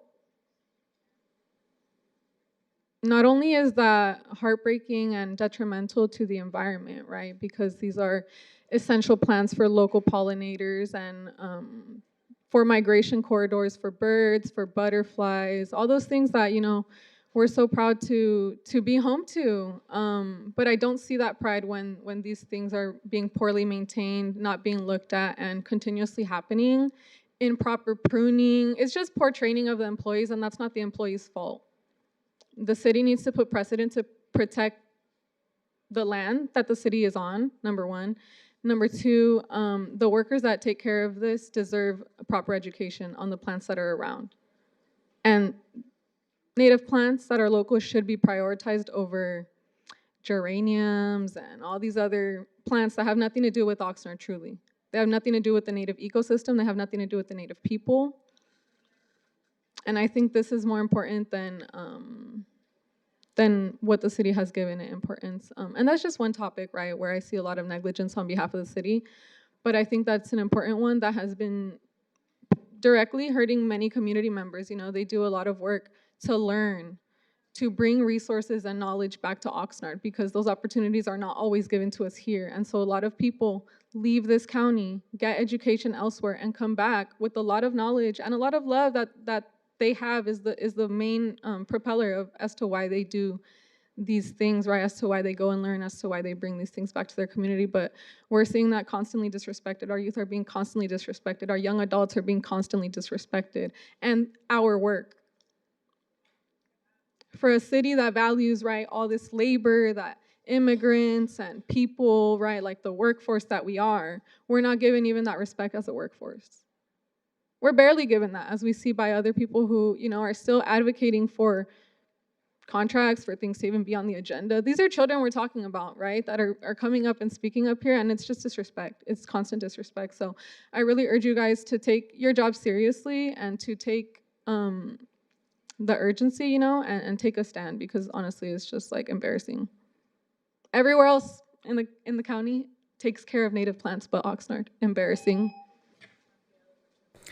Thank you very much. And if you'd be willing to leave your contact information with the clerk, we can have someone from Public Works reach out. And if you have specific areas, that would be helpful for the conversation. Thank you. And our next speaker is Alicia Purcell. And we are at the 30-minute mark, or just under it. And so I think that will conclude the speakers unless someone else wants to sign up. Thank you. So it's interesting that Manuel once again proves his only interest is in attacking Aaron Starr. He wasn't upset with the two other people until others pointed out to him, hey, you had your Aaron Starr blinders on and only saw part of the story. And even tonight, Aaron's the only person that he named. Manuel wasn't upset that on that same agenda during the city manager's report, there were 2 complete staff presentations which were not even on the agenda, as is required by the Brown Act, so the public was not informed in advance those subjects would be discussed at all. Manuel raised no questions when Steve Nash on May 9th made a post on Manuel's own Facebook group proclaiming that the next council meeting, the council in closed session would, and I quote, hear yet another lawsuit from Councilmember Starr, end quote. Now, the posted agenda made no mention of the parties in that case because it was filed with the court under seal, which means it was not information available to the public from the court. There was no legitimate reason for Mr. Nash to believe at that time that Aaron was associated with the case unless someone in the tiny group of people in possession of closed session materials was flapping their gums to Mr. Nash about what was in the closed session materials. Those of us associated with the case certainly told him nothing. We all know Mr. Nash is a friend of a certain council member, so maybe that was the source. Mr. Nash incorrectly went on to suggest Facebook readers that, the case, whatever it was, would cost the city money, when in fact, now that the case is public, I will tell you that it's seeking to recover money for the city, not the other way around. So, Manuel's been very clear. His goal is just to attack Aaron at every turn, trying to stir up enough public anger in front of his Facebook audience, even based on accusations that aren't true. So Aaron's district will try to recall him. So, back in March, when one council meeting ran into the wee hours in the morning, Manuel claimed that it was, and I quote, all because of Star, end quote. Well, that's demonstrably false. Manuel did not tell his readers that a particular agenda item that night drew hours of public comment and a very long council discussion by the entire council. No, it's all Star. So those of us who know what happened, well, those of us who want to know what did or didn't happen at a council meeting, know that we need to actually watch these meetings and see things for ourselves rather than rely on Manuel's stories. Thanks. Thank you. We had one last speaker sign up for items not on the agenda. Without objection from my council members, I'm willing to take the final speaker and then we'll move on with the agenda. We have additional minutes. We'll start at 6:30. Thank you. Okay, so our final speaker for item G will be Greg Runyon. Excuse me, Mayor. The comment that we have additional minutes, that I believe falls on the city attorney's prerogative. I'm just noting that it started at 6:38. Then I wish you would ask the city attorney before you make an announcement that you know what's going on. Thank you, Councilmember Perrello. I'll just, Can you ask the city attorney? excuse me, Councilmember Perrello and Councilmember Starr. I noted that we started this item at 6:35, more or less. We're at 7:05 now. We have 30 minutes. That was my math. I didn't major in math, but, and there's a reason for that, but I think I can count by a half hour. I appreciate both sides on that. Just informal, if we can move on, I'd like to take the final speaker and move on with the agenda. Okay, thank you, Mr. Runyon. Good evening, council. Sorry, didn't mean to create an issue there. I guess that's kind of what I'm seeing and got me. And last time I was here, I apologize. I got very fired up. But I want to say why, and I want to be careful, but I do want to say it. You can be a mean person and say nice things. It is very hard to be a nice person and say mean things. You all have a ethical obligation that the way you present yourself in public matters, and the way you present yourself in private matters.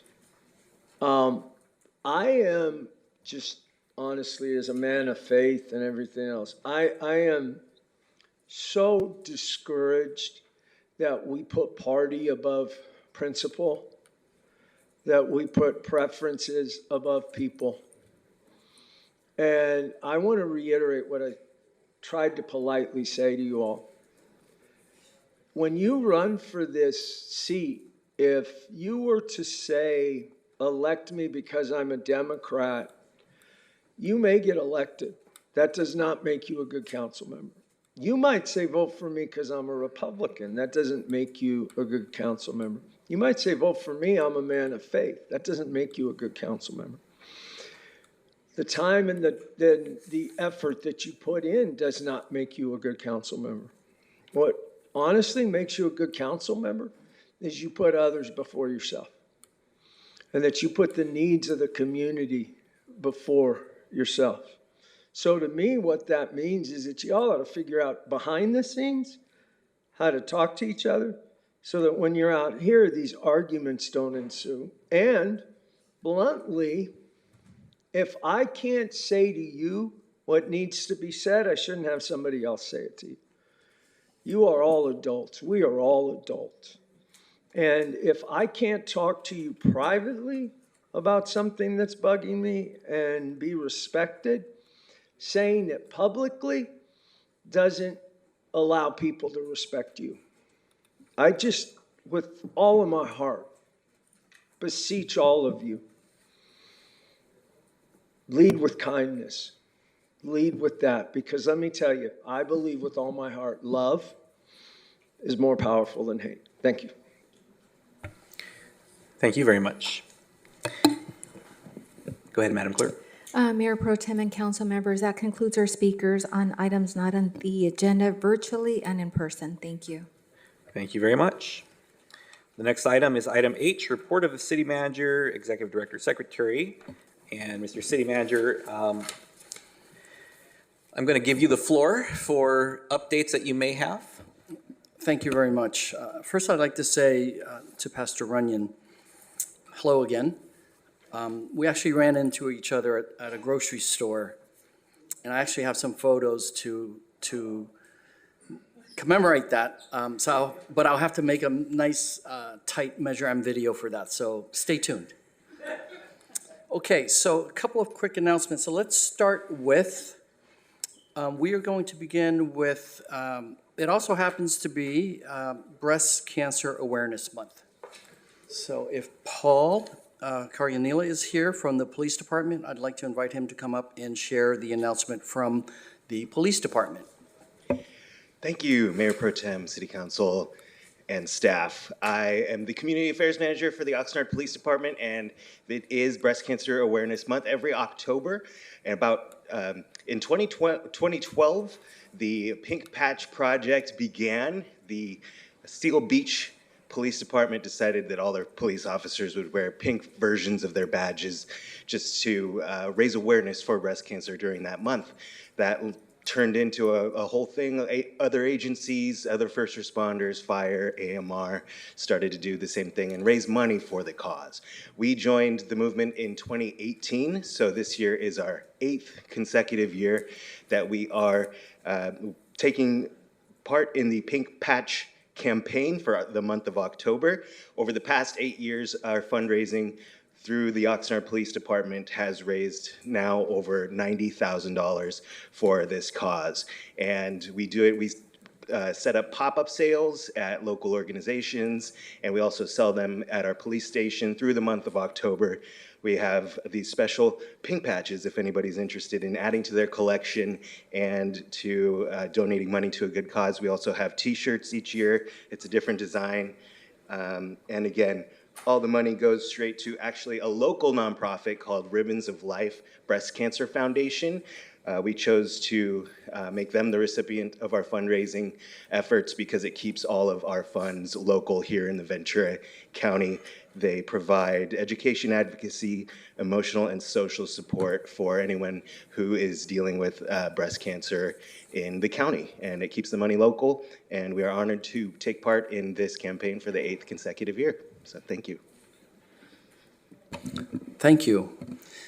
It is, October is also Domestic Violence Awareness Month. So for that, if we can invite Sergeant Jose Diaz to the podium and his partner. Or just you. Oh, I think it's right here. Come on, back me up. Both of yous. Good evening, and thank you for this opportunity to speak. My name is Jose Diaz. I'm the sergeant in our Family Protection Unit. I'm accompanied by Mary Panza. She's one of my outstanding detectives in our unit. October is Domestic Violence Awareness Month, a time to recognize the staggering impact domestic violence has on individuals, families, and our community. Our officers are often the first to respond when violence enters the home. We see the fear, the trauma, and the lasting impact that it leaves, not only on victims, but on the children and on the families. These calls are never just routine. These are moments where safety and trust in our city hang in the balance. We are committed to supporting survivors, holding offenders accountable, and working with community partners to provide resources and prevention. But we can't do it alone. Domestic violence thrives in silence, which is why awareness is vital. By speaking out, supporting survivors, and investing in prevention and resources, we can break that silence. Let's reaffirm our commitment to making our community a safe place where everyone can live free from fear and abuse. This month and every month, We stand with survivors. Thank you.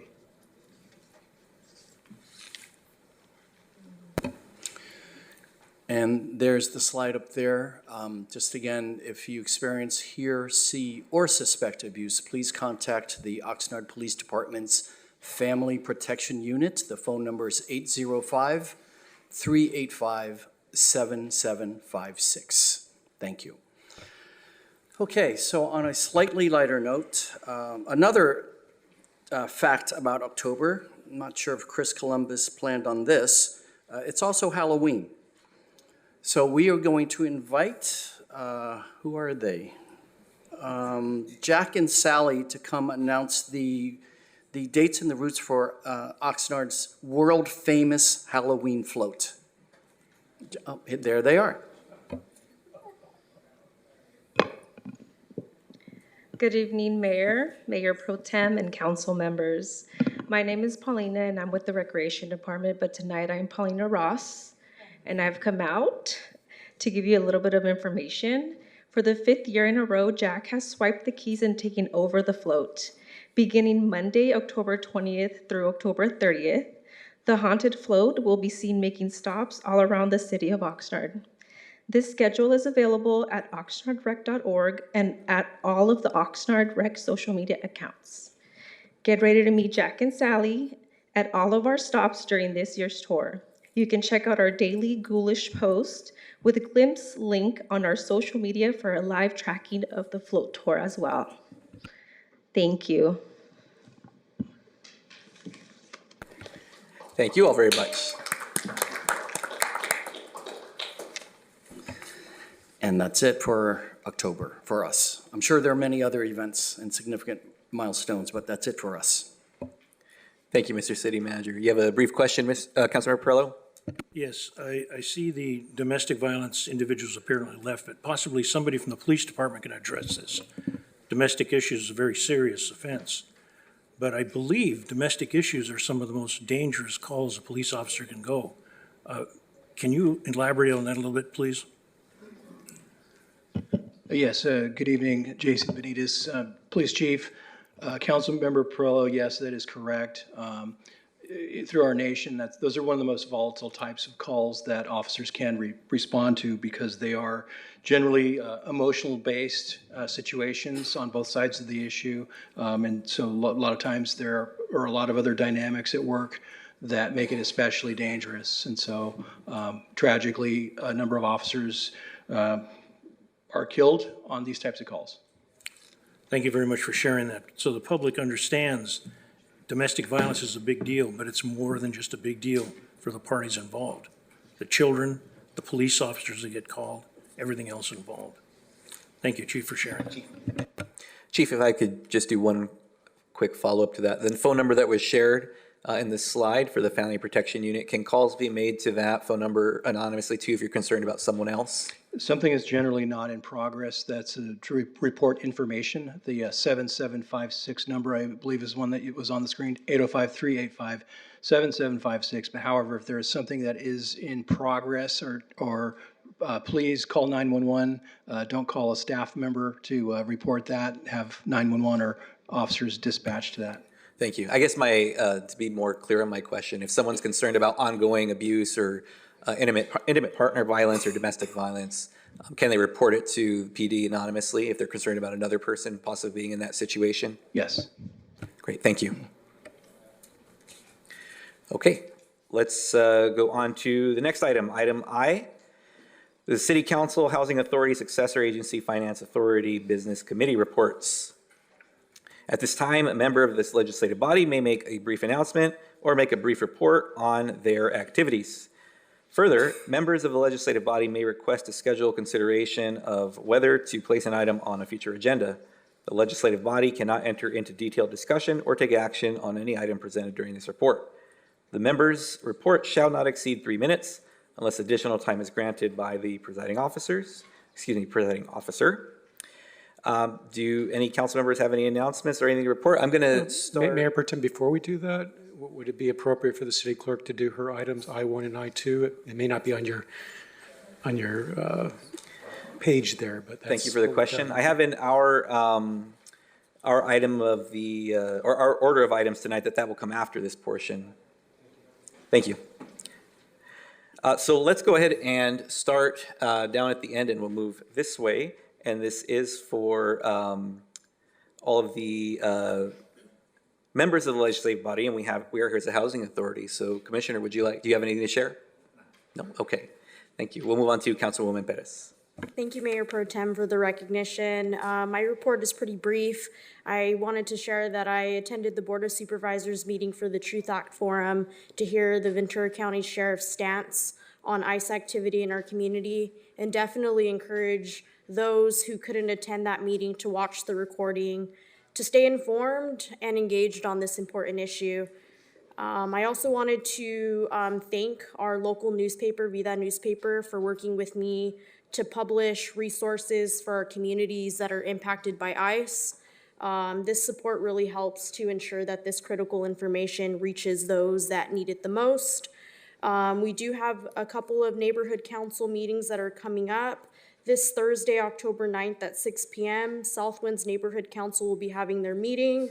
I believe on Thursday, October 23rd at 6 p.m., Blackstock South Neighborhood Council will be having their election meeting. And I also wanted to thank all of the speakers that came out today, especially SEIU, regarding the importance of a fair contract. All of our young people that came to speak tonight as well, regarding wanting an update on where we're at, particularly about an item that we discussed in our last meeting. And if I may, ask our city manager if he can share an update for the public and those that are watching regarding the MOU with the Public Defender's Office, if possible. If we could do the most brief of updates, and then we can maybe formally agendize that for a future meeting and a more extensive update. Thank you, Mayor Pro Tem. Sure, Councilwoman. So I did get the opportunity to meet with the public defender a couple weeks ago on, I believe it was September 24th. We talked about what the parameters would look like in terms of my direction from the council to provide a matching attorney's position in her office that would represent residents in immigration cases, and that our emphasis was, of course, on providing due process for our residents. So we had a very, very positive discussion, and she's gone to do her homework. We have a little homework to do here, but I expect that will be before you no later than November. And there's a very, very, let me just say November. Thank you. Thank you for on the agenda. Brief response to that. Okay. Councilmember Perello. Thank you very much. Attended 3 neighborhood council meetings, Oxnard Shores, Oxnard Dunes, and Kamala. I want to thank Corporal Hamas. I had some questions with him at the end. He provided me with more information. He made the presentation at the Dunes neighborhood. It was tremendous, and I want to share it with the council. In the month of September, the homeless calls for the city of Oxnard were 835. Over the last 6 months, 4,052. The arrests for homeless acts in the month of September, 189. In the last 6 months, 1,413. The arrests for guns in the month of September, 11. Last 6 months, 70. I also want to thank the people that are working with the city attorney, code enforcement, and others with respect to boats that are illegally parked. This is a big issue. It has become an issue where it's obvious the people that are living in those areas are not up to speed on what the status is of the elections that they had and the results. I want to also thank code enforcement and all parties involved. I imagine it was fire department also. On one night, they made 3 stops of food pop-ups, the same food pop-ups where a young girl was seriously burned, taken to Grossman Burn Center, and all 3 of them were shut down. I would also like to share with you, I had the privilege of attending the Oxnard POW boxing championships. I'm hoping that in the future, there can be some sort of a presentation for the public to understand, because when I shared this with people, a lot of them were unaware of it. But they shared it with other people, and I got phone calls from Colorado and Utah that they had seen the thing stream live, and they were extremely impressed. The number of states, the number of countries. I was able to meet people from New Zealand, England, in the States, Ohio, and Kentucky. It was interesting, went 2 nights. There was a small charge to go in. It's a good cause. It is not the fiasco or the circus of professional boxing or cage fighting. It is not that at all. I learned that. The issue with respect to neighborhood councils and being unaware or promises made with what can be done with existing streets, possibly removing medians, there is a process, and bring it to the council, and I give credit to council members that do that, take it to their neighborhoods, but there is a process involved. And when there is going to be a change made, the highest priority of an elected official is health, safety, and welfare. We don't want to put anybody at risk for a change made to accommodate a specific instance. That should be the very highest standards all of us have, and want to share that. I am grateful for the presentation of the people that came tonight. I am hoping that we can have somebody give us an update of just what the PAL thing was and the success, because I don't know if any other councilman went, but I can tell you 2 nights there was no room to sit down. That's in a huge gymnasium. Thank you. Thank you, council member. We'll go to Councilwoman Basua. Thank you, Mayor.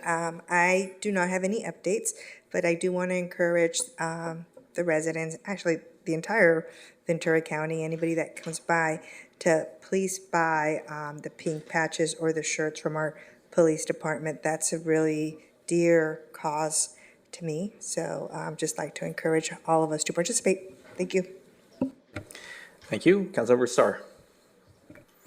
Thank you. Just a couple items. I had a meeting with the vice chair of the Rose Park Neighborhood Council, Susie Gonzalez Monroy, and also Supervisor Vianey Lopez was with us for this. There was an issue at Rose Avenue Elementary School where apparently I think in the aftermath of the fire that's happened there, they have some issues where homeless people are going into the canal behind the school, and they're going onto the property, and they're apparently causing issues with the part of the school that's the old part of the school has been abandoned and burned down.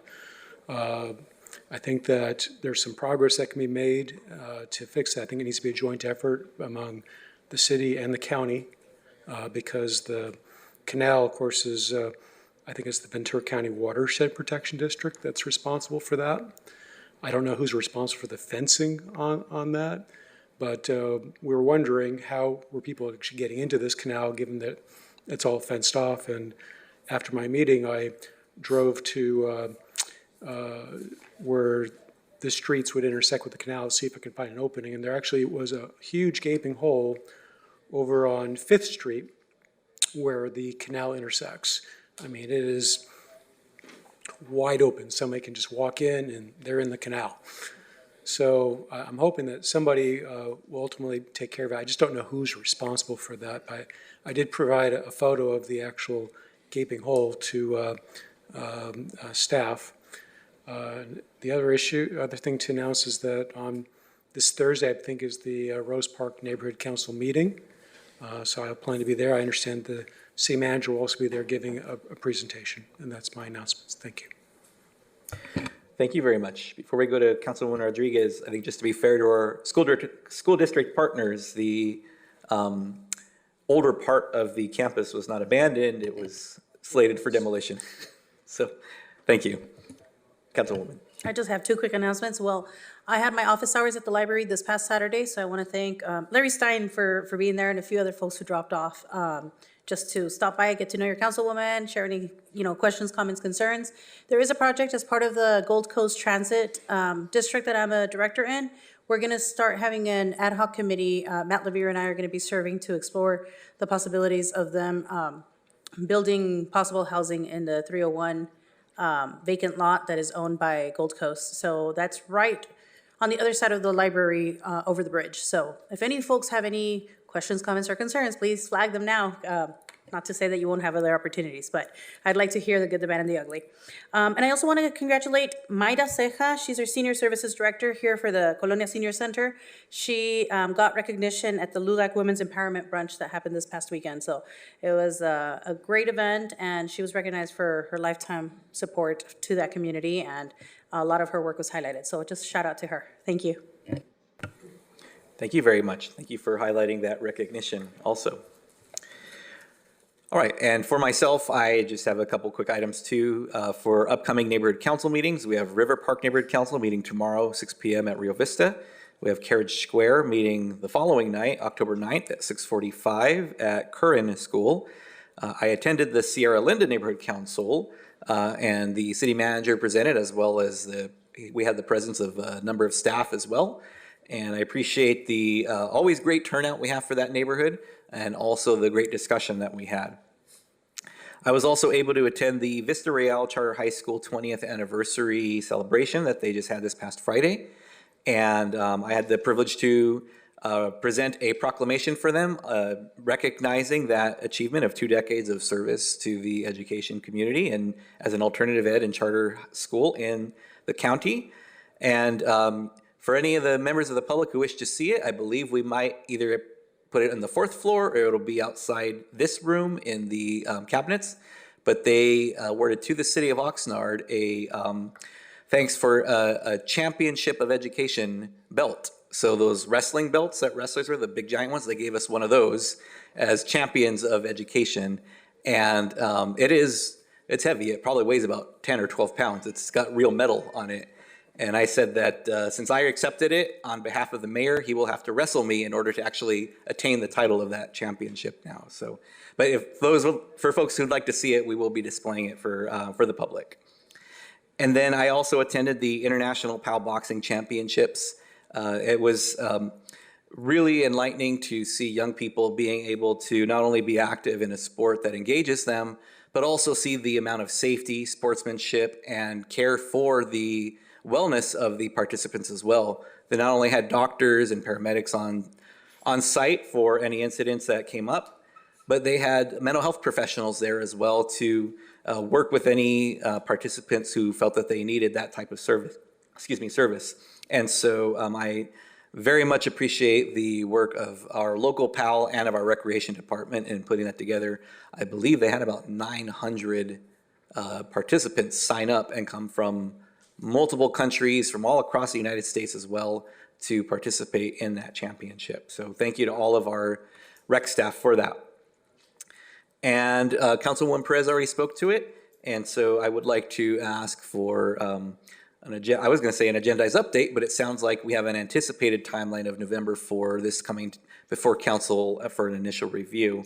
One thing I would like, if we can do it as part of that item or a separate item, the conversation we had kind of more long-term about some community-based legal defense work that can happen as well, looking at other models from other counties. Okay. So with that, we now are going to move into the city clerk department, and our city clerk, she has 2 items on the agenda this evening. One was pulled, as was mentioned at the beginning of the meeting. So we'll move to the first one, subject city council meeting schedule. That the city council conduct a regular meeting on Monday, November 3rd, 2025, and cancel the meeting currently scheduled for Tuesday, November 4th, 2025. And this item did not originate in committee. Madam Clerk, do you have any additional input or information on that?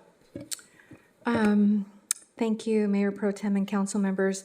So the reason staff is recommending that we hold a meeting on Monday, November 3rd, Governor Gavin Newsom has Proposition 50 on the ballot, and for that reason, we would like to have a regular city council meeting on Monday, November 3rd, and then cancel the currently scheduled meeting on Tuesday, November 4th, so that we can get people to go out to the ballots, and that's it. Thank you, Madam Clerk. Do we have any questions from any council members on this item? I don't have questions. I have a recommendation if needed. Okay, Councilmember Starr. I was just going to move the recommended action, but if you have something you want to. That was it. No. Okay. So if you move it, then I'll second. Okay, we have a First by Councilmember Starr, second by Councilwoman Rodriguez, and you have a comment? Oh, Councilwoman Basua. I do have a comment. I am definitely going to approve this, but I just want to let you know that because of my job, I do have a council meeting in Wainimi on that day, and I do have stuff on the agenda that I have to present. So I will either not be here or I will show up really late. So the challenge is to get done with the Oxnard Council meeting before Wainimi does. That's a challenge for all of you. Just kidding. Thank you. Or we can just take our time so you have time to get here and you can join the fun with us. Yes, or you can take your time. But if the item is going to come to us, the immigration item for the public defender's office, if we can, I hate to do this, but maybe put it at the end of the agenda. I understand. Okay. Mayor Pro Tem, would it be possible for us to consider the Wednesday instead of Monday? Can we, I plan on being out of the country. Oh, just kidding. And won't be that back would until be the no. 12th. Okay, I'm just trying to accommodate. I appreciate that. keep I really my- appreciate it. Thank you. Thank you for that. Any additional comments from council members? Okay, we have a first by Councilmember Starr, second by Councilwoman Rodriguez. Can we take the vote, please? And Mayor Pro Tem and council members, we do not have any public speakers in person or virtually for this item. Thank you. Thanks. Councilmember Perallo? Councilwoman Perez? Yes. Councilwoman Rodriguez? Yes. Councilmember Starr? Yes. Councilwoman Basua? Yes. Mayor Pro Tem Teran? Yes. And this motion carries 6-0. Thank you. Thank you. And if any of you had a hot date for that Monday, I apologize, but now you can just move to Tuesday. So, okay. So our next item here. Mayor Pro Tem Excuse and me, yes. council members, I'm sorry. May I have a motion for the Housing Authority for the same item to have a meeting on Monday, November 3rd? So moved. Second. Okay, we have a motion by Councilmember Perello and a second by Councilwoman Rodriguez. Thank you, Madam Clerk, for that. Commissioner Andrade? Commissioner Perez? Yes. Commissioner Rodriguez? Yes. Commissioner Starr? Yes. Commissioner Basua? Commissioner Perallo? And Vice Chair Teran. Yes. And this motion carries 7-0. Thank you. Excuse me, Madam Clerk, it'd be 6-0? Oh, excuse me, Commissioner Andrade. My apologies on that. Like, wait a minute. This is why I said I didn't major in math, folks, so. Okay, thank you very much. Now we will move on to the second item here for the City Clerk's Department. Subject League of California Cities Annual Conference, Voting Delegate 2025. Recommendation, that the City Council designate a voting delegate and a voting alternate to attend the League of California Cities Annual Conference. This item did not originate in committee. And Madam Clerk, if you have any additional information for us.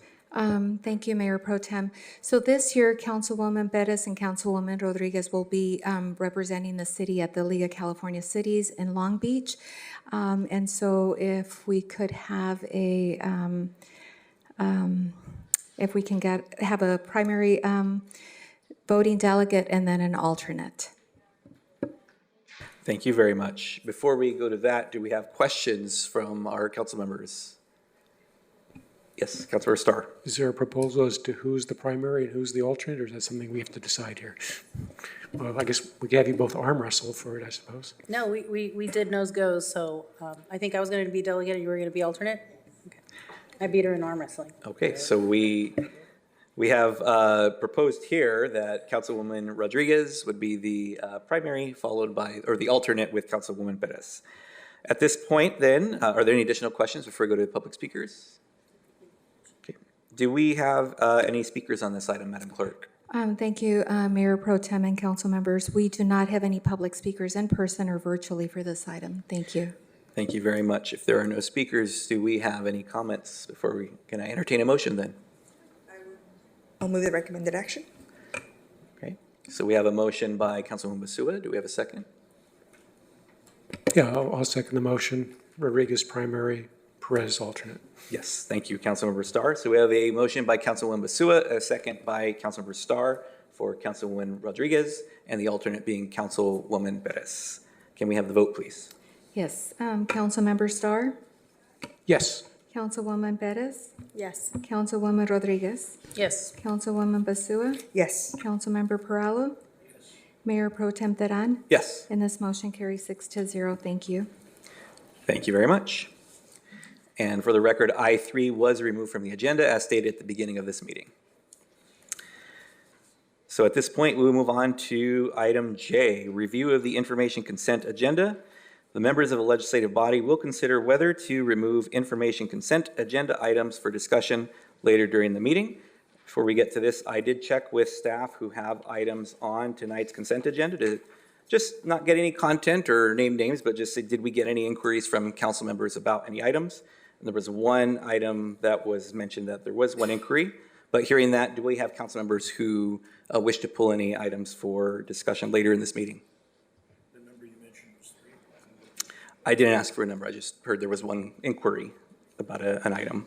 I'll ask for 3. Okay, so Councilmember Perello is asking for item L3 from Finance, correct? Okay. L2 and L8. Okay. L2 and L8. Okay.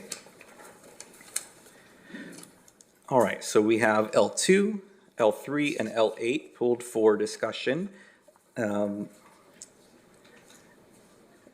Before we move forward, the public comments and information consent agenda. So we have items 1 through 9, I believe, 1 through 9. At this time, if any member of the public would like to comment on any of these items on the info consent agenda, now is the time to do so. And we will take those comments before we go into the approval of the remaining consent items, and then we'll go into discussion on the ones that were pulled. Madam Clerk, do we have any comments or virtual speakers? Mayor Pro Tem and council members, we do not have any public speakers for the information and consent in person or virtually. Thank you. Thank you very much. If there are no additional speakers, can I ask what's the pleasure of the council for the items that were not pulled for discussion? I move the recommended actions. Okay, we have a motion by Councilmember Starr, a second by Councilmember Perello to approve the balance of the info consent agenda. Councilwoman Rodriguez? Aye. Councilmember Starr? Yes. Councilwoman Basua? Aye. Councilmember Perallo? Yes. Councilwoman Perez? Yes. Mayor Pro Tem Teran? Yes. And this motion carries 6-0 for items 1, 4, 5, 6, 7, and 9. Thank you. Thank you very much. Good tracking on that. Okay. So Mayor Pro Tem? Yes. There is on L1, Housing Authority minutes, I believe. Oh, thank you very much, Mr. City Attorney. And can we go ahead and entertain a motion for the Housing Authority item? Okay, we have a motion by Commissioner Andrade. Second. A second by Commissioner Starr. Commissioner Andrade? Commissioner Perallo? Commissioner Perez? Yes. Commissioner Rodriguez? Aye. Commissioner Starr? Yes. Commissioner Basua? And Vice Chair Teran. Yes. And this motion carries 7-0. Thank you. Thank you very much. And if I am correct on this, Madam Clerk, this concludes the business of the Housing Commissioners, correct? Yes, that concludes our business for the Oxnard Housing Authority. Okay, at this point, Commissioner, you are excused. Thank you for your service tonight. All right, so let's return to the items that have been pulled for discussion. And we have items 2, 3, and 8. We'll take them in numerical order. Councilmember Starr, if I can ask just an estimate, how long do you think you would need for both of those items to cover your questions? Very short. Very short? We can 5 minutes, 10 minutes? Yeah, easily. Okay. All right. Well, we'll start with item 2 then. And I'll Let's see, we have Community Development Department, subject approving the 2025 City of Oxnard Water System Design and Construction Standards and an update to the 2002 City of Oxnard Standard Plates and Design Criteria. Recommendation that the City Council, one, adopt a resolution approving the 2025 Water System Design and Construction Standards and an update to the 2002 City of Oxnard Standard Plates and Design Criteria for Public Works Construction, and two, delegating discretionary authority to the Public Works City Engineer to approve future revisions to the 2025 Water System Design and Construction Standards and 2002 City of Oxnard Standard Plates and Design Criteria, and three, authorizing the city manager to take whatever actions are necessary and appropriate to carry out the purpose and intent of this resolution. Public Works and Transportation Committee approved 3-0 at the September 9th, 2025 meeting. And we have Mr. Chow. Yes. Thank you. By the way, I think this is an important proposal that it be adopted, just in order to maintain our design immunity. But what I was wondering is, I know that the council knows what design immunity, I don't know if the general public does, and I was just wondering if you could take a moment or two to explain what design immunity is and how adopting this protects the city. Yes, absolutely. Good evening, council members. Mayor Pro Tem, this is Tai Chow, Assistant Director and City Engineer for Land Development. The design immunity is actually from one of the state law, and it does provide the design immunity when a legislative body, such as yourself, designating that approval to a city staff, such as myself or the city manager, or in this case, which is the Public Works City Engineer. So by doing so, when the legislative body designate that, it provides the immunity by making sure that no city staff or city body is liable for any of the action or design carried out by the city when this designation is being provided. So basically what you're saying is that as long as we uphold the state standards, we get basically protection in the case where we're sued over the design. That is essentially correct. And when in fact we have the technical expertise, which is the city engineer, that does all of the review and approval of the design, yes. Okay. My other question has to do with, I know these standards are updated periodically, and I was wondering roughly how often does the state update these standards and for this to come back to us for our consideration in the future? So the standard itself is city generated, but we do take a lot of the standards from the national standard as well as the industry standard, and we combine them collectively, and under the direction and the supervision of the city engineer, we combine that and make that our own. And as such, you as the latest body bless that approval and designating the city engineer as the expert to continue to make that revision going forward. So it wouldn't surprise you if this were to come back to us like every year or so. Actually, with this direction, we were not coming back. You are designating the city engineer to go forward from here on. And based on the historical document, we did not have those such designation. So this designation is a long time coming, and it established that legal language to ensure that we have an actual body, bless that city engineer to do whatever necessary from the technical review and revision going forward from now on. Thank you very much. Thank you. Any additional questions? Okay. I'd like to move the recommended action. Thank you. Okay, we have a motion by Councilmember Starr and a second by Councilmember Perrello. And or can we take the vote, Madam Clerk? Councilmember Starr? Yes. Councilwoman Basua? Yes. Councilmember Perrello? Councilwoman Perez? Yes. Councilwoman Rodriguez? Yes. Mayor Pro Tem Teran? Yes. And this motion carries 6-0. Thank you. Thank you very much. We'll now move on to item 3. And Councilor Perrello, just out of curiosity, how much time would you think you would need to reserve for this? Okay, so it says stated less than 10 minutes. So we have Finance Department Subject Monthly Investment Report for the period ending August 31st, 2025. Recommendation, the City Council receive and file the monthly investment report. This is an information item. This item did not originate in committee. And we have our Finance Director, Mr. Chagoyan Lazaro. And did you want to start with questions, Councilor Perrello? Mayor Pro Tem, can I Yes. just add, I just want to point something out real quick on page, I think it's page 371 of your packet. The heading for that page erroneously says June of 2025. It should be August of 2025. All the transactions on that page are correctly listed from August, but that was my job to catch that, and I didn't. So just want to make sure we're clear on that. Thank you, Mr. Sonstegard. Councilor Perrello, would you like to lead off with our finance director?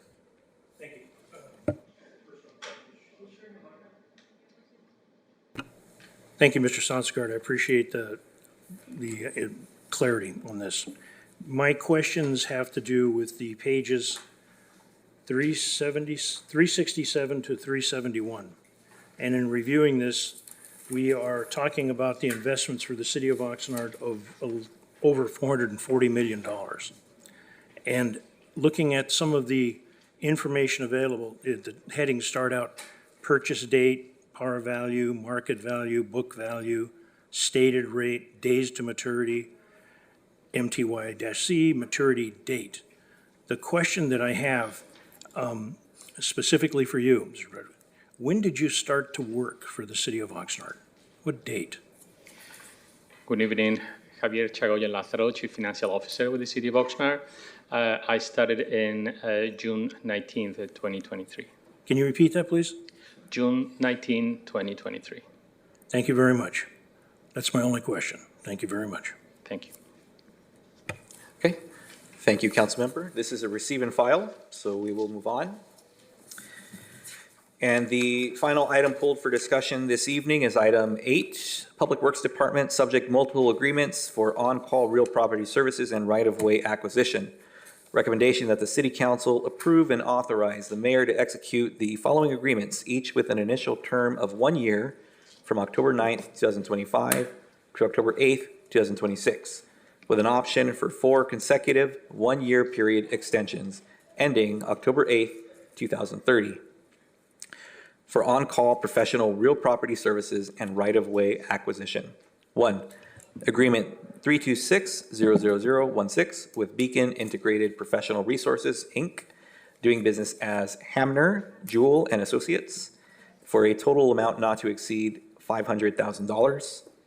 Number 2, Agreement 326-00017 with Bender Rosenthal, Inc., for a total not to exceed $500,000. And 3, Agreement 326-00018 with Clark Land Resources, Inc., for a total amount not to exceed $500,000. Public Works and Transportation Committee approved 3-0 on September 9th, 2025.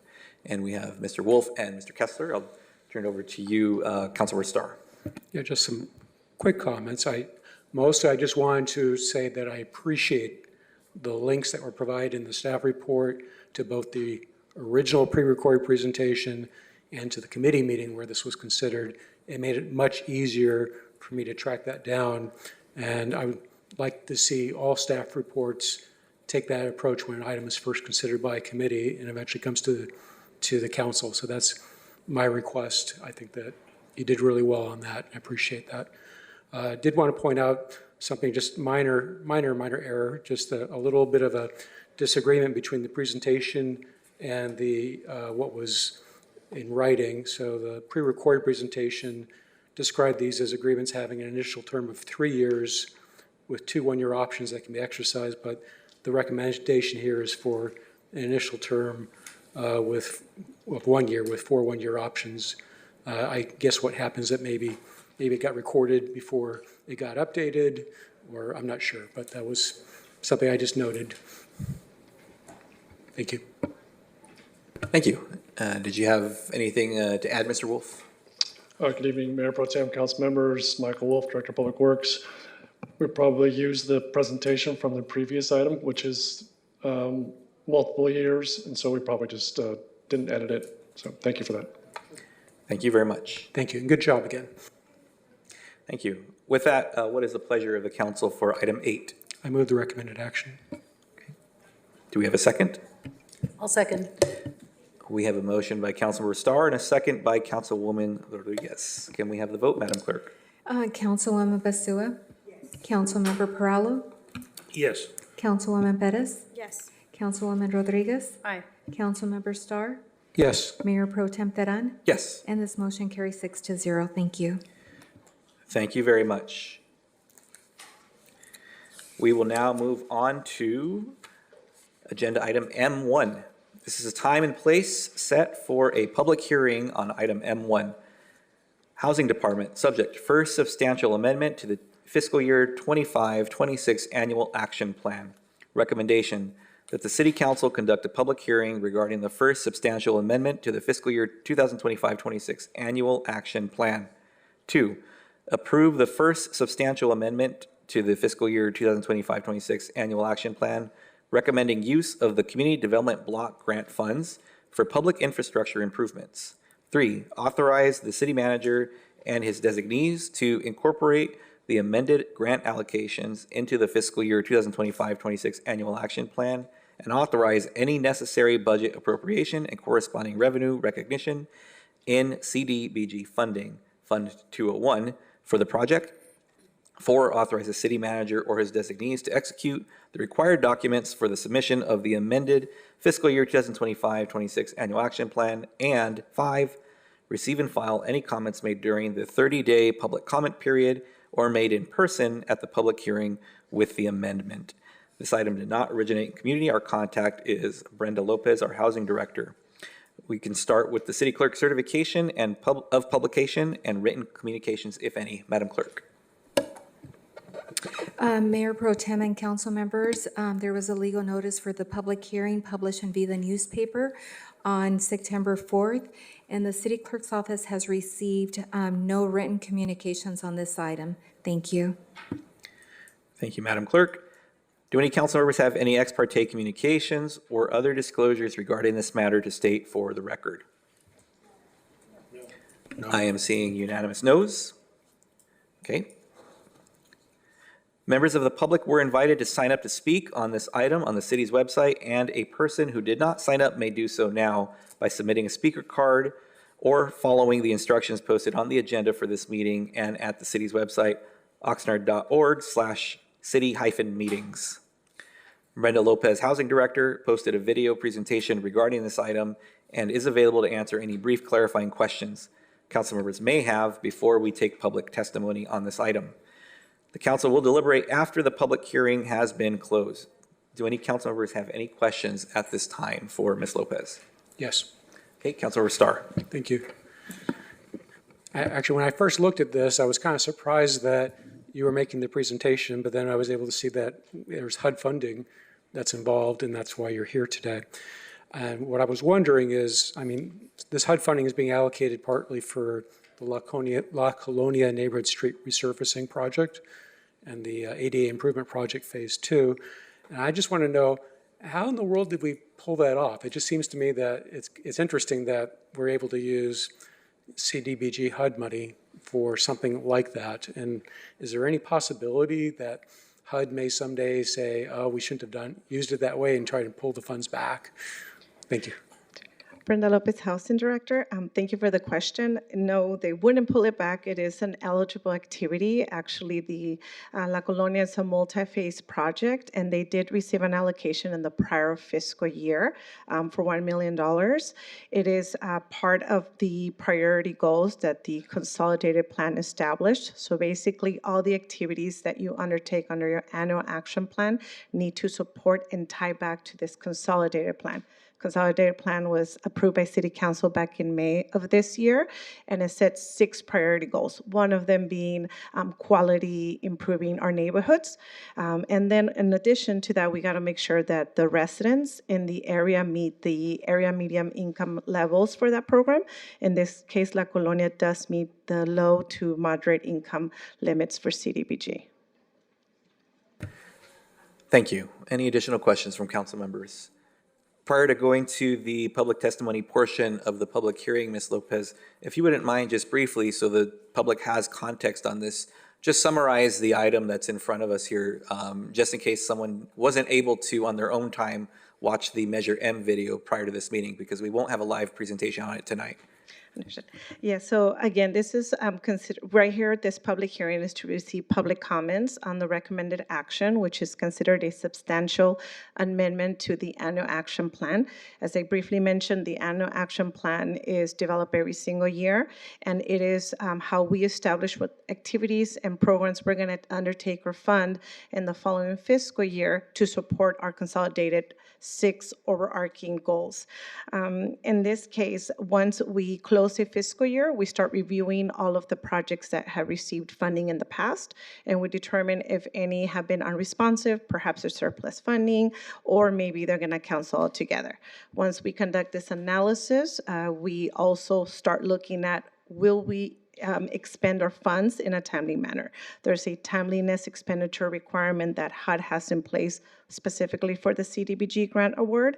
In a nutshell, it's 1.5 times your most recent allocation. In our case, we need to be no more than 3.1 million come May 2nd of next year. So again, we're looking at all of these items, and if we see that there might be an issue with spending the funds fast enough, or perhaps there's uncommitted funds available, then we'll start looking at opportunities to, is there any activity that we can support and fund for, for the coming year? If we propose a new activity, if we propose reallocating more than $200,000 or terminating a program that we had approved previously, it triggers a substantial amendment. And then it requires for us to put it for public comment, come before City Council, make our recommendations before final action is taken.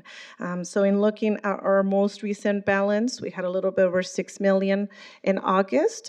So we quickly looked at how everything's going, try to draw down funds for eligible expenses.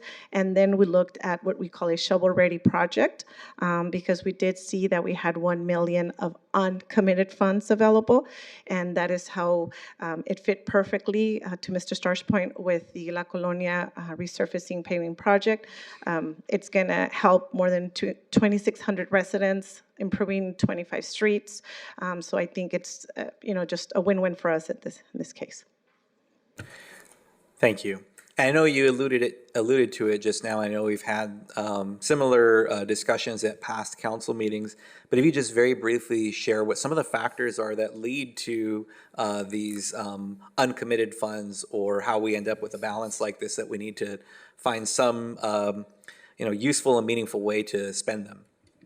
Correct. So kind of like I mentioned, this is not just the past fiscal year, so the funds can carry over from prior fiscal years. And sometimes what happens is even in the 6 million that we have, it does include committed funds. So it doesn't mean that we don't have other projects that are already underway, but perhaps they're not going to start construction. A lot of the big ticket items are not going to probably start until the tail end of next year. So these are funds that could be whether somebody didn't use the funds, they had surplus, maybe a partner wasn't able to carry out a project and they decided to no longer proceed, and over time this balance builds, and then when there's enough, then we make our recommendations. Thank you very much for that explanation. Okay, if there are no other questions of council members at this point, I will open the public testimony portion of the public hearing. Speakers have 3 minutes to speak on this item.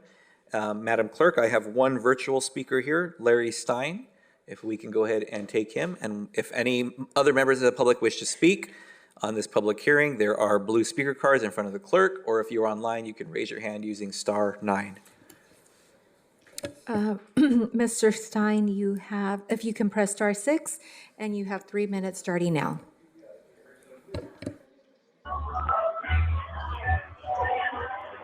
Good evening, members of the City Council. I'm so much concerned with the actual availability of funding for this community development block grant, particularly because the money is coming from Washington, not from the state. We have the current administration who has put the added activities in Washington, D.C. on hiatus with massive furloughs. The other issue is the fact that the current administration of Washington, D.C. is putting funds strictly to blue states such as California. The question I have is, where's the money going to come from the city's budget if Washington fails to make that fund available to blue states and blue cities such as Oxnard?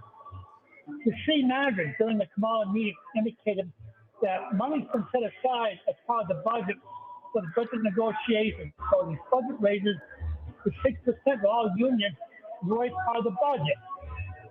So my question to you, does this budget include the fact that the funds may not be coming from Washington, D.C. at all, and there's sufficient funds in the budget to cover these funds that come into the grants originally from Washington, D.C.? Thank you very much.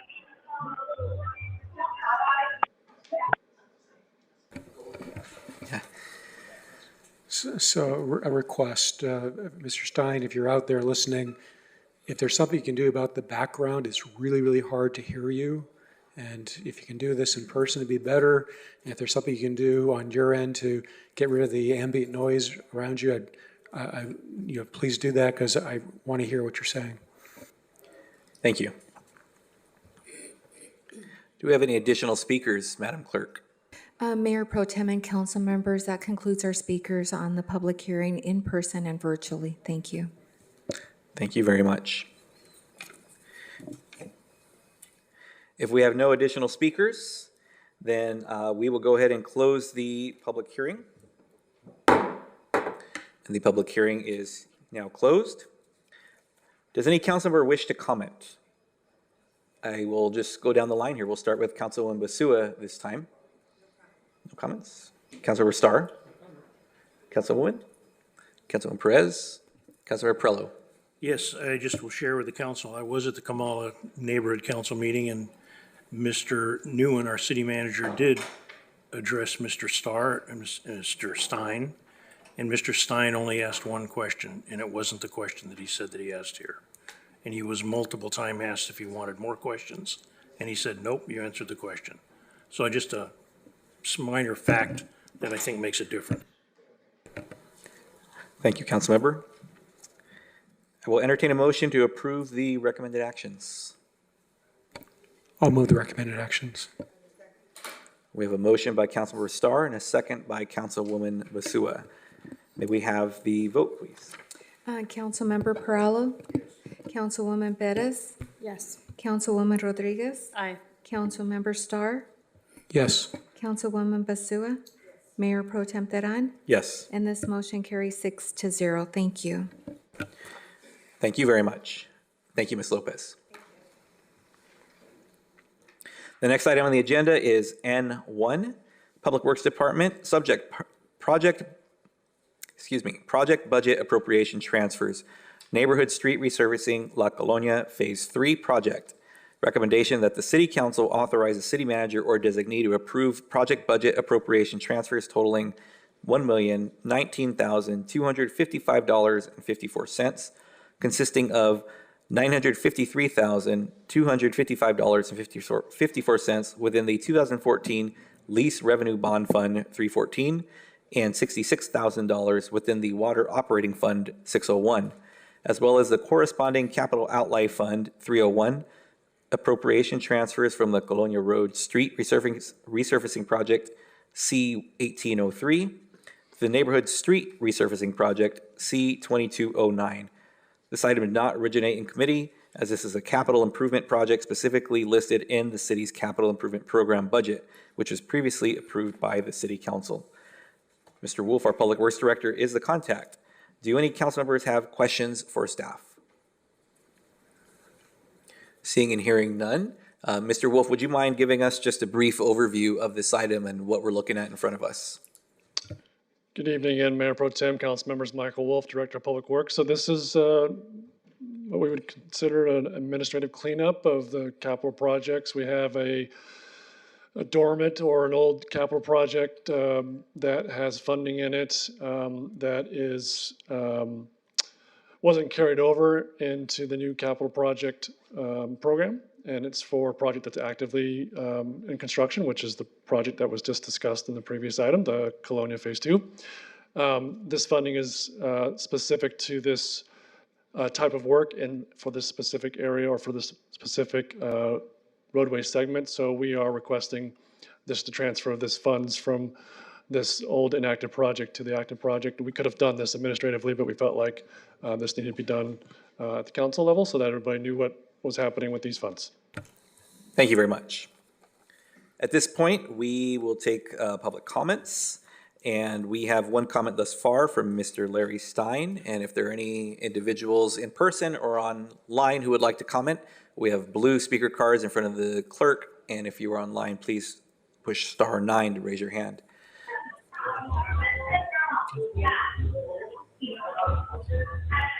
Mr. Stein, before you get to your comment, Mr. Stein, as Councilmember Starr mentioned, there is quite a bit of background noise. If you're able to get to a little bit more away from the noise, that might help. It's just a little muffled when you speak. I'm sorry that's not available at this point in time. Okay, well, Anyway, we'll give him his 3 minutes. The issue I have right now is the fact that parking funds are available, or they become available, but other projects for street improvements, including Lemonwood, and what I'm the chairman of. Lemonwood was supposed to be designated for street repairs for this fiscal period, and there doesn't seem to be any action by the city council or by the city public works director to actually complete these projects in Lemonwood, even though it's part of the capital improvement project for this fiscal period. There's so much money available, it's not being used for the neighborhoods to have streets supposed to be repaired during this fiscal period. Thank you very much for your time. Mayor Pro Tem, could somebody tell me what he said? Do we have folks who can summarize Mr. Stein's comment? We did ask him to move to a quieter place. He said that was not possible, and we gave him his 3 minutes. I just want to make sure it wasn't just my hearing. No. Mr. Stein, if you can still hear us, I would encourage you, just for the record, please consider emailing your comments to the clerk as well, so we have those on the record. Okay. At this point, do we have any other speakers, Madam Clerk? Mayor Pro Tem and council members, we do not have any additional speakers in person or virtually for this item. Thank you. Thank you very much. At this point then, following the questions or comments from that, do we have comments from the council on this? If not, what's the pleasure of the council? I move the recommended action. We have a motion by Councilmember Starr. Can I get a second? I will second. Okay, we have a motion by Councilmember Starr, a second by Councilwoman Rodriguez. May we get the vote, please? Councilwoman Perez? Yes. Councilwoman Rodriguez? Aye. Councilmember Starr? Yes. Councilwoman Basua? Councilmember Perallo? Mayor Pro Tem Terán? Yes. And this motion carries 6-0. Thank you. Thank you very much. The next item on the agenda is item N2.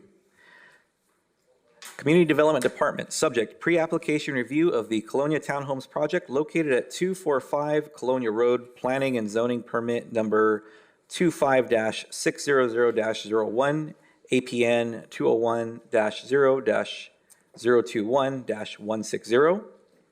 Recommendation that the City Council review and provide preliminary comments on a pre-application for a general plan amendment, zone change, planned development permit, tentative map, and density bonus to allow for the construction of a 121-unit for-sale condominium project. This item did not originate in committee, as this is a pre-application pursuant to City Council Resolution number 10,851. The purpose of the pre-application review process is to identify land use, design, environmental, infrastructure, public service, and policy issues that may be of significant concern to the City Council. The purpose of this policy is to afford an early opportunity to inform the City Council and allow individual council comments early in the planning process. Our contact is Jeff Pengilly, Community Development Director. Do any council members have questions for staff for Mr. Pengilly, or we have another staff person here? So, Mayor Pro Tem. Yes, Mr. City Attorney. Before we get into any council speaking on this item, I'd like to point out just what, as you read, what the purpose of this item is. And I'd like to comment on what this item is not. So you don't have any decisions before you this evening. This is not an opportunity for you to take a position on the project. And in fact, if you do that, then you may be, it may be alleged that you have some sort of pre-decisional bias. So you are here to gather information about this project, and it's really analogous to what staff does with community workshops on smaller scale planning items, which is an opportunity for the public to come in and learn more about a project and provide their comments. So you are not here to make decisions and take a position on the project. Thank you very much. And I believe, did I see your hand go up, Councilmember Starr? Well, I'd like to start with you anyhow, considering this falls into District 3. So if you wouldn't mind starting. Sure, I think we all have a stake in this, regardless of which district it's in. I had a constituent reach out to me who had some questions, and I didn't know the answers to that. So I was asked if I could ask them here. And before you, if I may, Councilmember Starr, at this point, we are having questions for staff, if that's framed for staff, knowing that after this, we will have a presentation from the developer, if there are questions of the developer. And by the way, when do I disclose that I had ex parte? Is that something I do now or later? This item doesn't call for that, but we can certainly take that extra step if we'd like. Understood. Thank you. Give us 1 second here, Councilmember Perillo. So Councilmember Starr has asked about ex parte communication. There's nothing wrong with us taking that extra step, Mr. City Attorney? Not at all. Okay. So let's take a step back from our questions first, and let's do that real quickly. Yes, go ahead. With respect to the comment that was just made, regardless of what the city attorney said, is that something we should all take, regardless of what the city attorney said? Can you repeat that last part? There was a comment made by Councilman Starr, regardless of what the city attorney said. I sit here listening to what you said, and I'm thinking I take it with caution, what you gave us. Is you still stand by the information you gave us? I stand by it, but I think that was maybe a segue into the question about whether ex parte contacts should be disclosed. Okay, that's my question. That's how I heard it. Thank you. If I was wrong, let's. I often mishear things. Let's go to the ex parte communication. Councilwoman Basua. I have had ex parte communication with the developer. Thank you. Councilmember Starr. Yeah, I met with Carl Steinberg, I think was his name, who works with Warmington Homes, and I got to look at the site where he's proposing to do work. Thank you. Councilwoman? Me too. I had ex parte communication with the developer. Okay. I as well have met with Carl and also viewed the site. I did not meet, but it was given an email. Thank you very much. And I also had an online meeting with the developer applicant. Okay. So let's go back to questions now. Councilmember Starr, if you have questions of staff at this point. Again, for my colleagues, the applicant will get a 15-minute, up to 15-minute presentation as well if we have questions for the developer. Okay. So I had a constituent that was concerned about, there's a lot of rumors about the fire that took place and that maybe it was purposely burned down to, make this project possible, which I don't think is necessarily the case. But I'd like to know, my understanding is there's been a criminal investigation into the fire, and I don't know if that investigation was ever concluded and what the result of that was. I don't know if it was accident or arson or what have you. Before we continue, I'll just check in with the city attorney just to make sure we're on agenda with the question.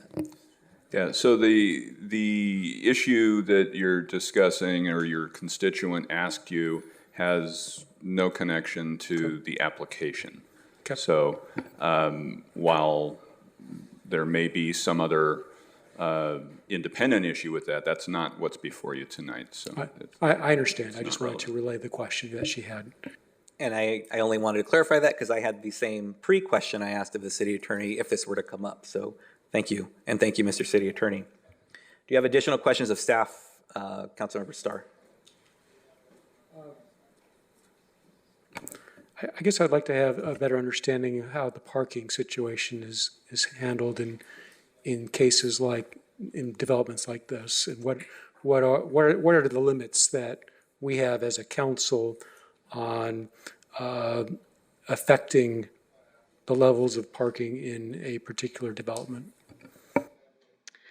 Good evening, council members, Mayor Pro Tem. My name is Jamie Peltier. I'm the planning supervisor who wrote this report for you tonight. In regards to the parking, there is a minimum standard in the zoning code that we do enforce on housing projects. However, this project is subject to other state laws as well. Specifically, there is a state law if you're within a half mile of a major transit stop, parking is no longer required by the developer. So that's for housing specifically.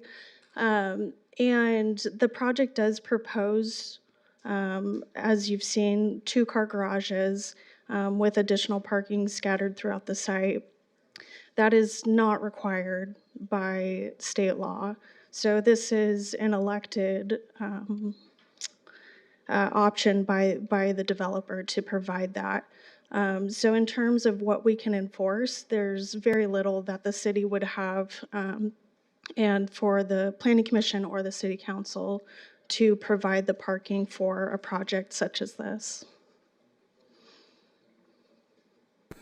And when people come up to me and they're concerned about the availability of parking in the neighborhood, and the concern that there could be some spillover from the development into the neighboring streets, which are very, very crowded in La Colonia, as you probably know, what should I tell them is as far as what our options are?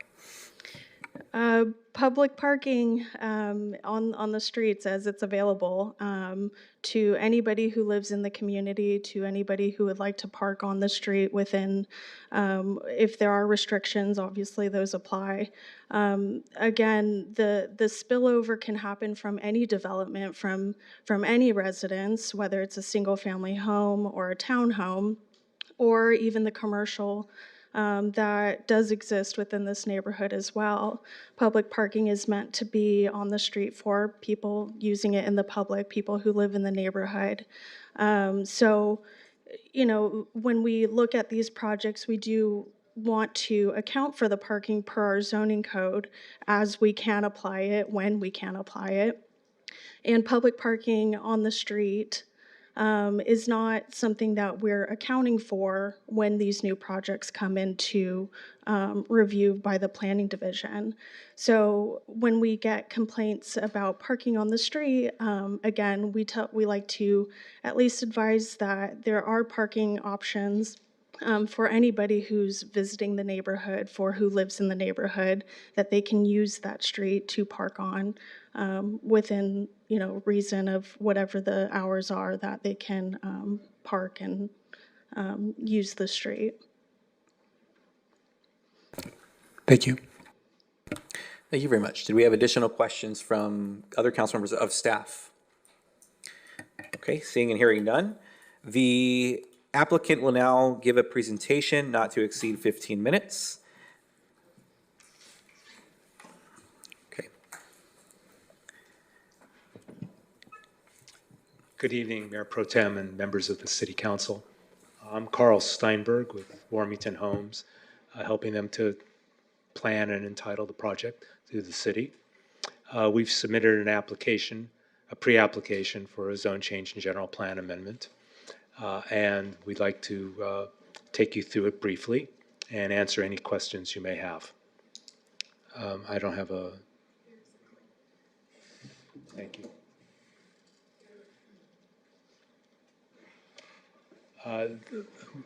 This is an elevation of the project. It's a 245 Colonia. It's composed of 5, 6, and 7 unit buildings and a total of 121 units. There's been a prior DAC review conducted under the prior applicant. We're incorporating most of the information from that DAC review. Warmington Group of Companies has been around for approximately 100 years. With a strong foundation and deep roots, the Warmington family business is a source of great pride and optimism as we reach our 100-year anniversary in 2026. The first Warmington company began as a custom home builder, and the group traces its roots to 1926 when William C. Warmington first gained recognition as a builder to the stars in and around Hollywood, California. Today, the Warmington Group of Companies is a full-service real estate organization that maintains expertise in residential home building, community development, acquisitions, and apartment and commercial property asset management. The group of companies is comprised of Warmington Residential, Warmington Properties, and Chateau Interior and Design. Warmington has had communities in the area near Oxnard. In Carpinteria, there was Sea House, which was 31 residences. In Simi Valley, Alisima, which was 40 residences. Ventura, which is Haley Point, 72 residences. And Moore Park, Beltramo Ranch, which is 47 residences. So Warmington has been active in the general area around Carpinteria for many years. The property is located at 245 East Colonia Road in the La Colonia neighborhood, which is in Council District 3. It's vacant. It is a former Sunkist packing plant, as you're all aware of. Its general plan designation, ILM, is limited industrial, and the zoning designation is ML, limited manufacturing. We will be pursuing, upon council direction and staff, to pursue an application after this. The project Citriana, as I said, is 121 units, predominantly 4 bedrooms. Every unit has 2 cars of covered garage parking, and there's 45 guest parking spaces. That's approximately a 2.3 parking ratio, which is more than the typical of 2.25 for townhome developments. There's landscaped open space and common areas, all electric solar panels. The units are all electric with solar panels with energy efficient design. The ground floor and the balconies have private open space, and the homes range in size from 1,392 square feet to 1,900 square feet. We've submitted a site plan concept with a ring road, internal passage roads, walking courtyards, landscape courts, and there'll be perimeter fencing and exterior fencing. And we look forward to working with the city on all the design elements of this concept. And this is a typical elevation of a 6-unit building, 3 stories, kind of contemporary Spanish motif. And it will blend in well with existing architecture in the neighborhood and the newer developments to the north. And these are our typical floor plans. For floor plan 1, the smaller unit. Floor plan 2, a little larger, with a larger living area on the middle level. Floor plan 3 has a large living area, bedrooms upstairs. And floor plan 4, similar, bedrooms upstairs. We will comply with the city's inclusionary housing ordinance. We'll provide affordable housing at 10% of the units, at 12 units. And we'll expand affordable home. This will expand affordable home ownership opportunities for the community. The benefits of this project for the city are there'll be new for sale housing, 10% below market housing, modern energy efficient living, revitalizing the distressed vacant property, and bringing new life on North Oxnard Boulevard to the community. I want to thank you for your time. We kept our presentation brief in order to answer any questions you may have, and we look forward to providing a new development that the city of Oxnard will be proud of. Thank you, Mr. Steinberg. At this point, does the City Council have any questions regarding the applicant presentation? Councilor Starr. Thank you. My understanding is that the internal streets of this development will be owned by and maintained by this project. I guess you'll have a homeowners association, is that correct? That's correct. There'll be a homeowners association that will maintain the property, the internal streets. They'll be private streets. They will not be a burden on the city operation. I appreciate that. We've had a lot of liability issues over the years where we have public streets And if we can have more private streets, it actually helps us. I guess a question I do have is that I'm very happy that you're going well beyond the requirements as far as the amount of parking that you're obligated to do. I'm wondering if there's, and I don't even know if this is a legal option for you or not, but I just wanted to throw it out there. Is there any way that in the CC&Rs that are developed for this that you're able to limit the number of vehicles to 2 per household? In other words, the number of parking spaces within these houses. We've had issues in other areas where you got a house and you got 5, 6, 7 cars, and people end up having, problems spilling over others. I'm wondering, is this something that's even an option for you, and would you consider something like that? That's possible to look into. We can work with your city attorney on that when we submit our CC&Rs. Each home will have 2 covered spaces, as discussed earlier. The HOA and the CC&Rs could be set up to limit the number of cars. The 45 guest parking spaces will be managed so that the residents do not overtax that and use it for their own purposes. That'll be in the CC&Rs. Generally, a tight homeowners association is adept at taking care of these issues. Thank you. Those are my questions. Thank you. If there are no additional questions from my colleagues, I have a couple of questions. Thank you, Mr. Steinberg, for the information and for the presentation. I know it was alluded to in your presentation, but can you share with us how you came up with the mix of percentage for affordable units versus market rate? The inclusionary ordinance asks for a 10%. So the original zoning, the zoning we'll be asking for when we submit our development application, your R3 zoning will allow 118 units. That would require 12 units. The density bonus will only be for 3 more units.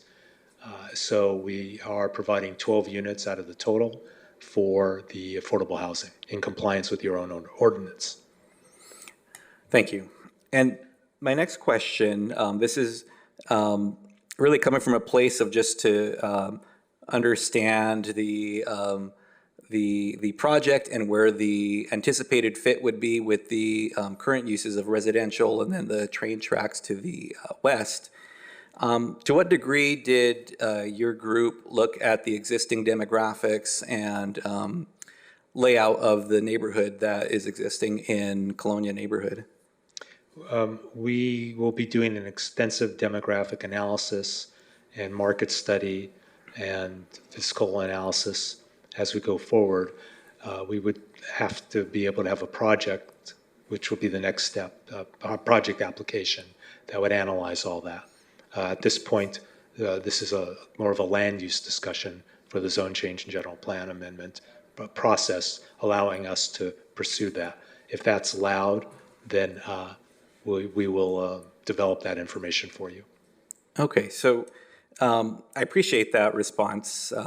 That gives a little bit more context for me, at least.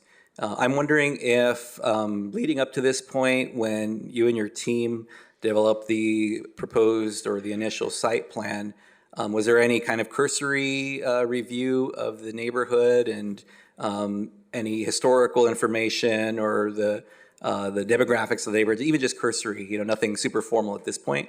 We looked at general housing needs in the greater area, predominantly large families, 3 and 4 bedroom size, and tried to maximize the 4-bedroom units in this project, which we did. So based on the overall demand for what housing needs are right now. Okay, so that would be region-wide, city-wide, or specific to this neighborhood? Specific to Oxnard and Ventura, this area, more like the sub-region.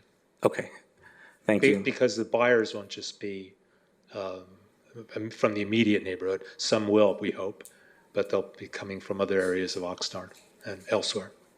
Okay, thank you for that. And along those lines, I know we'll get to discussion in just a little bit, so I'm trying to keep this as questions. I'm wondering if the team, looking at what next steps are, depending on the feedback you received tonight from us and from the public, if there would be additional digging afterwards to see if the 10% affordable units is something that might be better met at a higher percentage if the demographics and other due diligence were to reveal that would be a need. We're open to the discussion with staff. The more affordability we put in, the changes the dynamics of the financing. We're not asking for any city contingency for the financing or fee reductions. We're not asking for any community development money or special financing out of the housing department. So it changes the dynamic on the financing of how housing projects are handled. Okay. My last question has to do with traffic and circulation. I know when you and I met, this was the one thing that I brought up in gathering seeing the initial presentation, and I've had this discussion with staff as well. Having the primary entrance be on Colonia Road,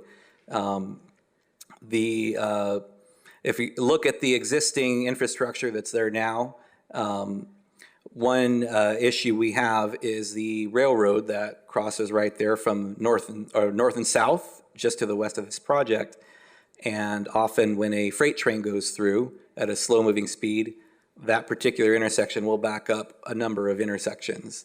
And if, for this particular project, if that's the main entrance, I do worry about what that might do to folks who already live in the neighborhood. But if this project were to move forward to implementation, how that might affect the residents of this type of project. So hearing that, any additional thoughts or feedback or information for the council and the public on traffic circulation as it pertains to what I just brought up? Well, that's an excellent question. We have been contemplating Camino del Sol. We've had discussions for access. We've had discussions with staff about whether it should be a primary or secondary or emergency only. We'd like to engage the city engineering department and planning department in taking a look at making Camino del Sol an equal primary access and building out that connection there. Okay. All right. Those are my questions at this point. Any additional questions before we move on? Do you have something, council member? Thank you for the information you've given. I have a question of staff, specifically of staff. With respect to the term inclusionary requirements for the city of Oxnard and a commonly used term bonus density, if that is acquired, what are the items that can be given back to a developer? What does the developer not have to provide if given that, if he requests and receives that? And I do not know. Do we consider inclusionary equivalent to bonus density? Which is a term that I had always heard with respect to the state. That's And there were correct. tremendous gives back. Can you clarify that? I'm not asking the developer, I'm asking for information for Sure. myself. Density bonus is a state law that the developer can elect to use. It's not something that's required when a housing project comes in. The inclusionary is a requirement per the city. So we do have, when a new housing project comes in, more than 10 units for sale, that they are required to have 10% of those units at an affordable level. Density bonus, for this project particularly, they are utilizing, and they will have other mechanisms to reduce potentially development standards or parking standards through density bonus because they are choosing to use that. But density bonus is not a requirement when coming in with a housing project. So if I am correct, density bonus is something they would need to request. That's correct. Okay, and they have and I'm not asking about the developer. An individual, me, I come in and I want to build something. I have to give inclusionary, but I still have the option to request a density bonus. The requirements of the city of Oxnard for a development, what are the requirements that can be waived and how many of them can be waived if I ask for a density bonus? Depending on the affordability level, you will qualify for certain concessions and exceptions through density bonus law.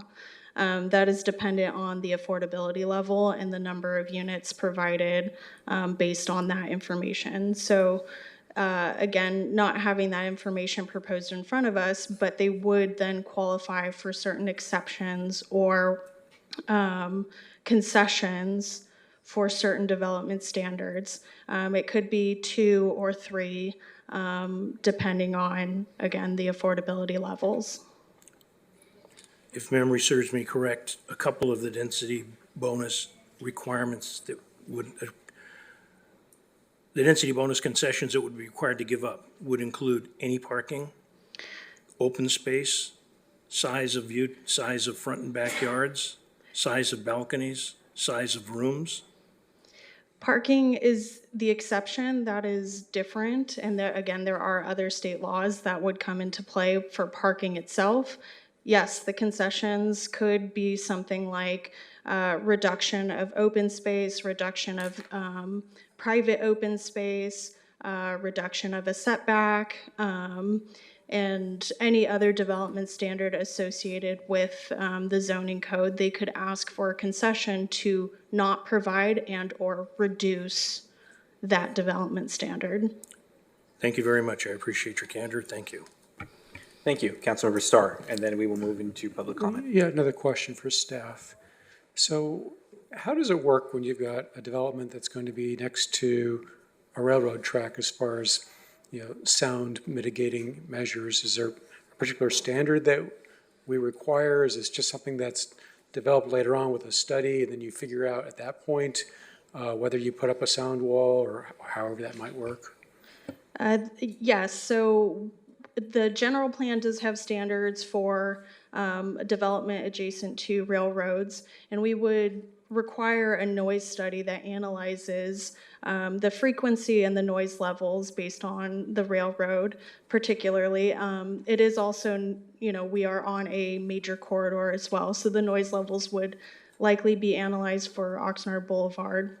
And through that, then there will be potential mitigation measures that come out of that determine the type of wall, if needed, or other sound measures that could benefit the project and reduce those noise levels for the project. But that would all be analyzed and reviewed through specifically a noise study. And I guess there was some discussion about perhaps having access to Camino del Sol, whether it's standard or just an emergency situation. I'm just wondering, I think there's, the community garden is like right around there. Would it be proposed that some of the community garden be taken away to make that possible, or is it adjacent to the community garden? How would that work if you were to go forward with something like that? Through further review, we would have to analyze the width, the depth in which the entrance, either it be an entry and exit. There would be certain width requirements for 2 vehicles to come through, requiring a turnaround. If they are putting up a gate, then we would want to have the availability of that a vehicle to turn around within that space. So all of those factors would come into play when we determine the measurements for that. We don't have enough information at this time proposed to see what that would look like. The applicant team has engaged with staff to figure out how and if it is feasible, and part of this application it was reviewed by internal staff, and we provided the comments that it could be feasible, but through a formal application, we would review that further to really get into who runs the community garden, how it would be impacted by potentially a road or driveway encroaching into that, and what that would look like from the city and the developer. But at this time, we don't have enough details to really get into how much space and how much it might take for an entrance and an exit at that corner.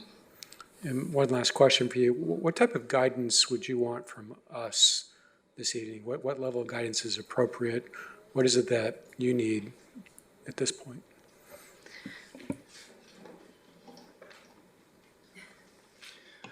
Jeff Pingelli, Community Development Director, Mayor Pro Tem Council. I think the general flavor of the guidance you're providing and the questions you're asking will inform the developer. What's important to the community? Parking, parking, parking, that's loud and clear. Also impacts circulation, the railroad crossing.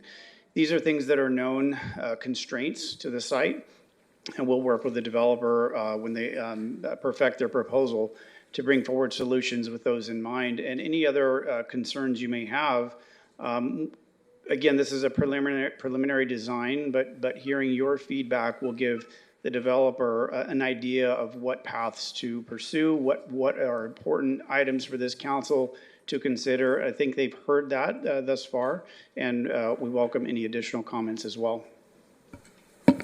And I guess a question for the developer or the representative of the developer. Is there anything that you want from us right now? Is there any additional information that you're seeking from us at this time that would help you? Any of your ideas for the site, the unit mix, the household size, all the things that have been brought up tonight, these are all excellent points that we'll take into consideration. The demographics, the inclusionary requirements, we'll address all of that. We'll propose concepts for access at Camino to the staff, and do a working sessions with them on that design or designs. So we're just looking for directions you want to see in this kind of project. Thank you. Thank you. One last question, and then we'll go to Councilmember Perillo. And this is along the lines of Councilmember Starr's first question regarding the fire incident that happened there. The question is, and I don't know if it's be for the applicant or for our staff, would we anticipate there would be environmental mitigations to address any issues that may have come into the foundation, the soil, anything in the immediate area as it pertains to the fire? That's correct. Part of the application would require an environmental document where we would also analyze any potential existing site contaminations. That is part of the general application when an applicant submits for any project within the city to identify any hazardous materials on the site or previously hazard materials for analyzing. Thank you. Did you have one more question, Councilmember?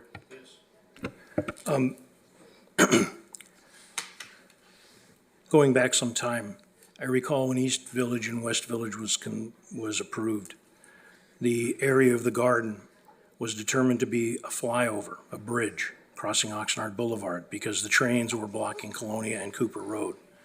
And the west side of Oxnard Boulevard raised, you can imagine, they didn't go for it, so it stopped. And I believe that's how the open area for the garden was left the way it was. Is there any discussion of a bridge now? Because I know that will come up as there have been questions about cars and traffic. And I know from the past history, before I was on the council and while on the council, the one thing people don't tangle with is the railroads. They call the shots. But that was a bridge that was in, and I do not know if the property is owned by the city. If there were plans that are still alive for a bridge, I don't know. And possibly, I'm not asking the developer, I'm asking staff. Councilmember Perillo, I do remember that proposal from many, many years ago. As you can imagine, there would have to be a nexus to this project borne out by the traffic studies, reviewing the traffic generated from this project, and would that trigger the need for a flyover? I think that's more of a regional need, and I would not want to get ahead of a formal traffic study, but you can imagine the scale and cost of that flyover the cost would have to be shared. There'd have to be a greater community need. There could be potentially some funding by this developer, but I suspect that will not be triggered. Again, that is a massive infrastructure improvement to the tune of, I could ask our public works staff, probably $80 to $90 million for the higher. I think you have answered my question. Yeah. That somebody does know about it. I know Ms. Mallory would probably know about it, but Ms. Golden. I just want to let people know that that was a plan, and the question would still come up. I don't know who owns that property. If it's a city property, or if it is owned by a private or nonprofit, and if there is still the potential for that to happen. I'm not saying it's suggesting it, I just, all the cards on the table. That's all I'm asking. Thank you, Mr. McKinley.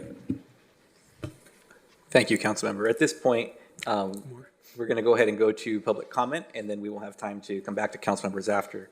I currently have 4 public comments. The first is Mr. Larry Stein, and then we have 2 virtual speakers. Is Mr. Stein virtual again, Madam Clerk?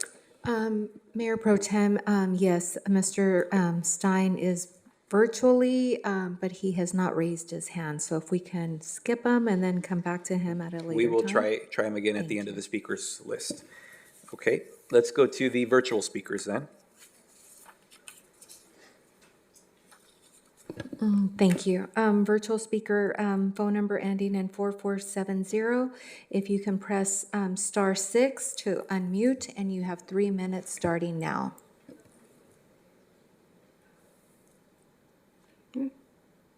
Hello, this is Manuel Herrera. Yesterday, I posted a video regarding this proposal on Citizens for Better Oxnard, and there were over 52 comments. Not one of them was in support of this project. Most of the comments addressed the obvious, which is the parking and traffic nightmares that this project would create. Residents also commented, who would want to live right next to the railroad tracks and have to keep their windows closed just to keep the noise out from the constant freight trains? Although I would think that in general, most people are in support of housing, but location is the key. And unfortunately, this location would be a terrible place to live for reasons I have already stated. My personal thoughts were to keep this location zoned as industrial because other than housing, what people need the most are good paying jobs. But according to the city's video regarding this project and under the heading neighborhood compatibility, they stated, should the site remain industrial, the new industrial project would require compatibility review and compliance with state and local laws, which may lead to challenges for any new industrial use. So can someone explain this a little more in detail? Because it's already zoned as industrial. How are any new laws preventing it from remaining industrial? Because of the location of this proposed project, I would think that it's going to require some very creative thinking as to what to build on this site. Unfortunately, building townhomes doesn't seem to be one of them. And in viewing the developer's presentation, I did have a couple of extra quick questions. How much would the monthly homeowner association fees be? Also, I'm assuming there will be a archaeological survey because, as you know, this was Shumash territory. And let's see, I'm assuming that the sad part about this project is that no one who currently lives in La Colonia would be able to afford any of these homes, not even the low-income ones. But if this does go through, I would challenge the developer to make a donation to La Colonia Youth Boxing Club. They could use the funds. Thank you. Thank you very much. And if we can go to the next speaker, please, the virtual speaker. Virtual speaker ending in 1451. If you can press *6 to unmute, and you have 3 minutes starting now.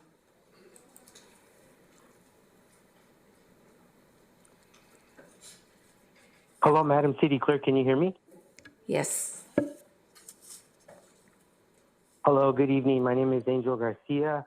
Just want to give some comments on this proposed project. Want to give a shout out and kudos to the staff for their great analysis and the comprehensive staff report.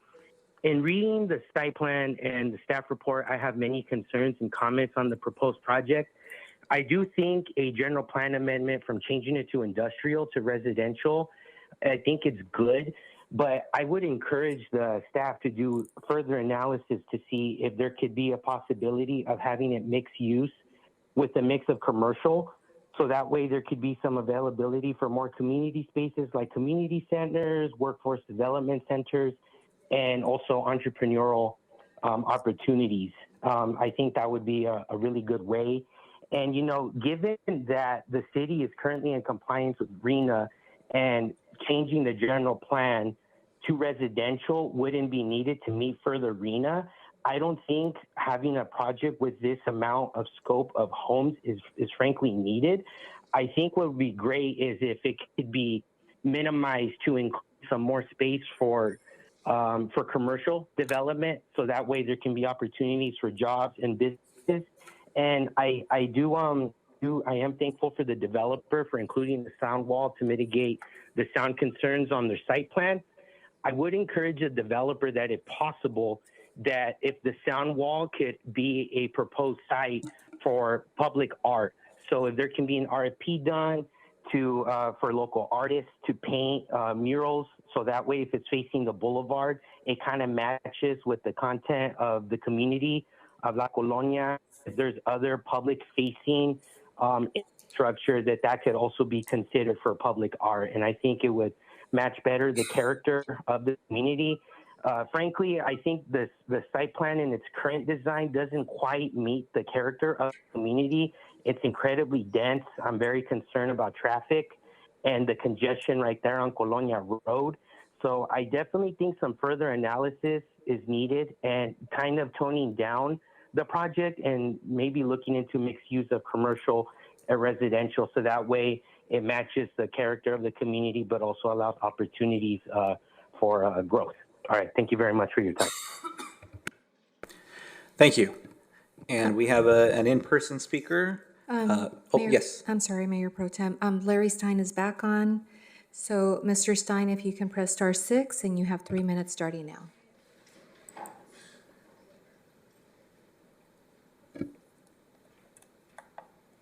Thank you very much, members of City Council, general public. The first issue with housing is portability. 600 to 800 square foot units for housing, a lot more affordable, 800 than 2,400 square foot units for housing. The demand for 4-unit housing is not as much as the demand is for studio, one bedroom, and 2-bedroom housing. I'd strongly recommend that the housing is be scaled down to something that's truly affordable. Again, a $700,000 home is not as affordable as a 200,000 square foot home. In order for you to make money on 200,000 square foot home, the unit has to be small. So I recommend rethinking your thoughts on size of housing to make smaller units. The second issue I have is the infrastructure. City Council still not approved budgets to fund the Urban Water Master Plan. The Urban Water Master Plan was designed to generate 14,000 acre-feet of recycled water to blend in the general water system. This proposal was developed first in 2010. 15 years later, we're still not having any infrastructure supporting the Urban Water Master Plan. Wells have not been built. The Tesla has not been finished. So I encourage that we finish and fully fund the Urban Water Master Plan. On top of that, our sewer systems are inadequate. Before we build more housing, let's make sure our infrastructure is in place, water and sewer. The third issue is traffic. Again, putting 400 units, which we're going to end up having. We have smaller units. It's going to be a lot more traffic. But the city manager indicated during the Steel Club Road, there's not going to be any traffic in 20 years. You can quote him on that. That's what he said. So if we're not going to have any traffic, according to him, you can have more units out the parking. But again, that's only a city manager's word, not mine. So I encourage you to consider smaller units and consider City Council fully fund the Urban Water Master Plan before we build more housing. Thank you very much for your time. Thank you. Our last speaker is in person, Suleiman.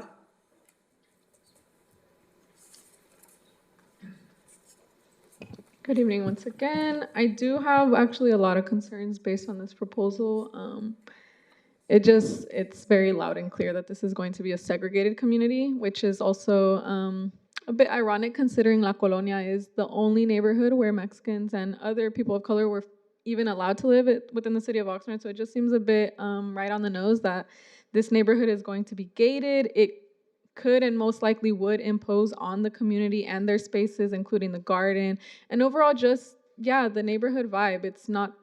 It's already hectic, and to be adding something like this where also most of the people, I'm assuming, are going to be from out of town, it's just concerning. It would change a lot of the dynamics locally. It would not foster a sense of trust and of community because of the gating, and also just because of the huge divide in income and class, and it will be very visible from this type of project.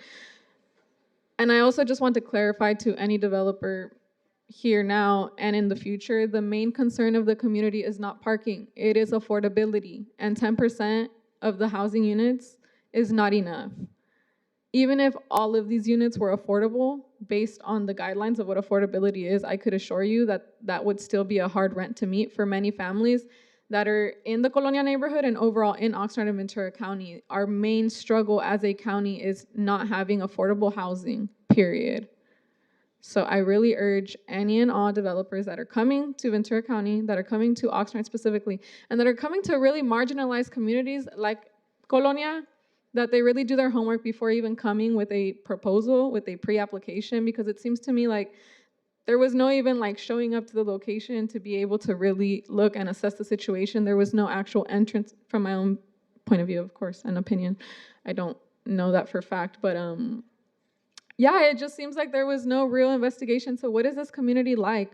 What are they interested in? What do they need? Time and time again, you could ask anybody in Colonia, in Oxnard, in City of Ventura, in anywhere in Ventura County is affordability. So that should be the priority. Not an HOA, not fenced, gated housing. It just is not useful. It's not relevant. I definitely agree with other public speakers who propose mixed uses or simply looking at a housing project elsewhere, because this is a site that, of course, it's still under investigation. There's no archaeological or environmental review that has been done yet, and it just seems a little premature to propose something so out of place. Yeah, thank you. Good night. Thank you very much. Madam Clerk, do we have any additional speakers? Mayor Pro Tem and council members, that concludes our speakers on this item in person and virtually. Thank you. Thank you. If there are no additional speakers, we'll go to council members' comments to close out this item. We'll start with Councilwoman Perez. Thank you, Mayor Pro Tem. And if I may, I know this item specifically is asking just for recommendations for the developer. I think some of the recommendations that I have in mind are increasing the number of affordable units in the area. Second, reviewing the medium wage of the area, specifically looking at low and moderate income levels. And I know for just in my referencing previous things in the past, looking at potentially adding a local buyer preference. I think there was a recommendation in the past regarding 30 days for folks to be able to buy locally. And those are my recommendations. Thank you, Councilwoman. Councilmember Perillo, any additional comments? Thank you. Councilwoman Basua? Okay, Councilmember Starr. I'm in favor of housing in general. I think that affordability is addressed by increasing supply relative to demand. Even when you build an expensive house, it actually makes houses cheaper for everybody. And the reason why is because people throughout their life, you tend to earn more money as you get older, and people tend to upgrade from a starter house, let's say, to something better over time. Well, that frees up the house that was sold in order to buy the new house. I don't think you need to have a brand new house in order to have an affordable house. There's lots of opportunities to make affordable houses that are not new. Regarding commercial use of the property, I don't know. I think that I'd rather steer commercial and industrial more towards Sakioka Farms, where I think it really belongs. It's all set up for that. I guess my biggest concern is circulation. Cooper is a pretty narrow street.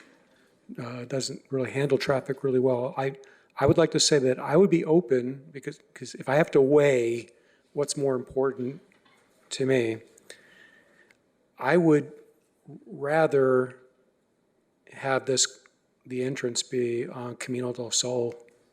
I think it would actually be better for the project in the end because it's a much wider street. I realize that we might have to, we would probably have to give up some of that community garden space in order to make that possible. But I just think that the impact on the neighborhood would be better to have that traffic going onto a street that can clearly handle it versus on Cooper. I think it also makes from the developer standpoint, I would think it'd be something that they would want, because I think it might be easier to sell houses where the entrance is on Camino del Sol, because it's just a nice wide street. So just from a curb appeal standpoint, I'm wondering if that might be something worthy of consideration. So those are my thoughts. Like I said, in general, I'd like to see more housing. I think it helps address our housing issues in town. Thank you, Councilmember Starr. And just as a point of correction, the proposed site is on Colonia Road, not on Cooper Road. It's on Colonia Road, not Cooper Road. I'm sorry, I misspoke. I meant Colonia, but of course. But anyway, I did get Camino del Sol correct, though. Yes. So, thank you. Councilwoman Rodriguez. Additional comments? Thank you. Okay, thank you to my colleagues on that, and thank you to the speakers who spoke. We also have in the record a number of written comments that came in regarding this project.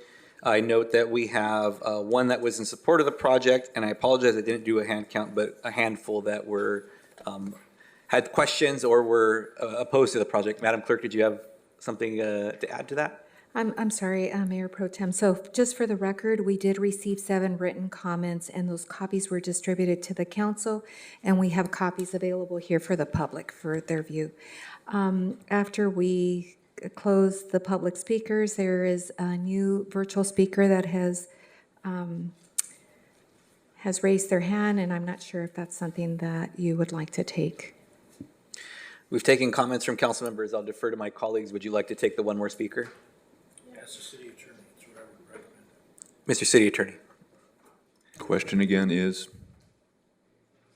The question is, are we allowed to take the speaker if we use a discretion up here to do so? The presiding officer has the discretion. Okay. So, so you're making a motion to reopen?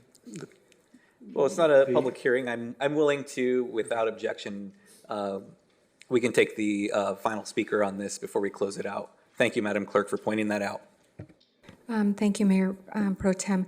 Caller ending in 0288, please press *6 to unmute, and you have 3 minutes starting now.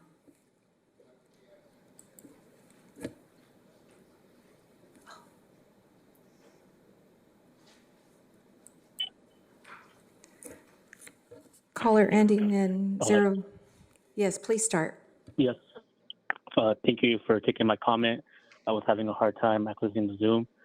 I would like to start off by sharing that I'm a lifelong resident of La Colonia, having grown up here and attended Chavez Elementary, Frank Middle School, and Pacifica High. I grew up with peers that went to Ramona Elementary and Rose Park. And now I am here to share from a perspective of a resident who will actually be impacted by this project that lacks any common sense, as was highlighted by previous comments. It is ridiculous to believe that La Colonia, a historically marginalized community where BIPOC community was pushed into, separated by the unspoken imaginary border that is the train track that was just shared a little bit earlier by council members down Oxnard Boulevard, and now entertain the idea of bringing in a housing units that will not be affordable to anyone currently living here. La Colonia is home to a large population of farm working communities, BIPOC communities that do not meet that sort of quota for being able to afford that type of housing. It is ridiculous to even consider that the idea that you're going to take away yet another community space from the community and give it to this unit for what exactly? For housing that is not going to meet the needs of the community that is already living here. I suggest that everybody in the council pick up a book, specifically Strategies of Segregation, which covers the historically marginalized aspects of La Colonia neighborhood within other aspects of the city of Oxnard, and actually think about the community that is residing here. as well as the developers. Take a second to actually look at the community that you're thinking about going into. Thank you. Thank you very much, and thank you to my colleagues for letting us take the final speaker. My closing comments on this, thank you again, Mr. Steinberg, for being here this evening. Thank you to staff for preparing this for the council and the public to review. I asked my questions. I really just want to state that I hope the developer moving forward can look at some things that my colleagues have mentioned, as well as members of the public, regarding affordability. I would certainly hope that they would look at the percentage, and this particular neighborhood, as I alluded to in my questions, has quite a bit of history and actually is very embedded with many residents who have lived here most of, if not all of their lives. And the connections to this community are important, and I will bluntly say I feel protective of this community for any work that's going to happen there if it needs to be creating positive change within the La Colonia neighborhood.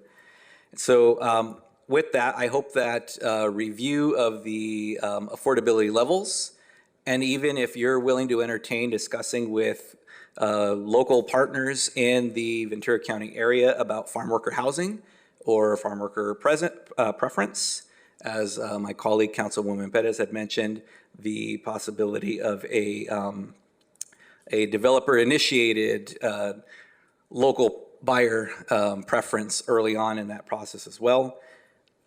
I did have concerns about the ideas about imposing parking limitations through the CCNRs because in my head with this particular project in this particular neighborhood, if we were to make it more accessible and remove barriers for existing Colonia neighborhood residents or Oxnard residents to move into these, when we limit parking, we are also going to be limiting those who can live here. And what I mean by that is that if even at the affordable levels, we likely have people who are living with multiple generations in a home or having multiple families move in to make ends meet for these particular homes, which naturally means additional cars. I know in the near future, as the city manager has mentioned, that cars are gonna go away and be flying or be invisible or whatever, autonomous. But right now in 2025 and into the next 5 years, 2030, if a project like this were to move forward, I personally believe it needs to serve the community well that is adjacent to it. And so that would include looking at what the parking needs are going to be if the process moves forward to see how we can be much more accessible to the existing residents in that neighborhood. So I appreciate the opportunity for the council to give this input and for the public to be able to provide that input. And thank you, Mr. Steinberg. So at this point, if there are no further comments, this report was to provide preliminary comments and no action is required. And we will move on to the next agenda item. The penultimate item on tonight's agenda is item N3, Public Works Department, budget appropriations for the automated meter infrastructure installation project, PW 17-32.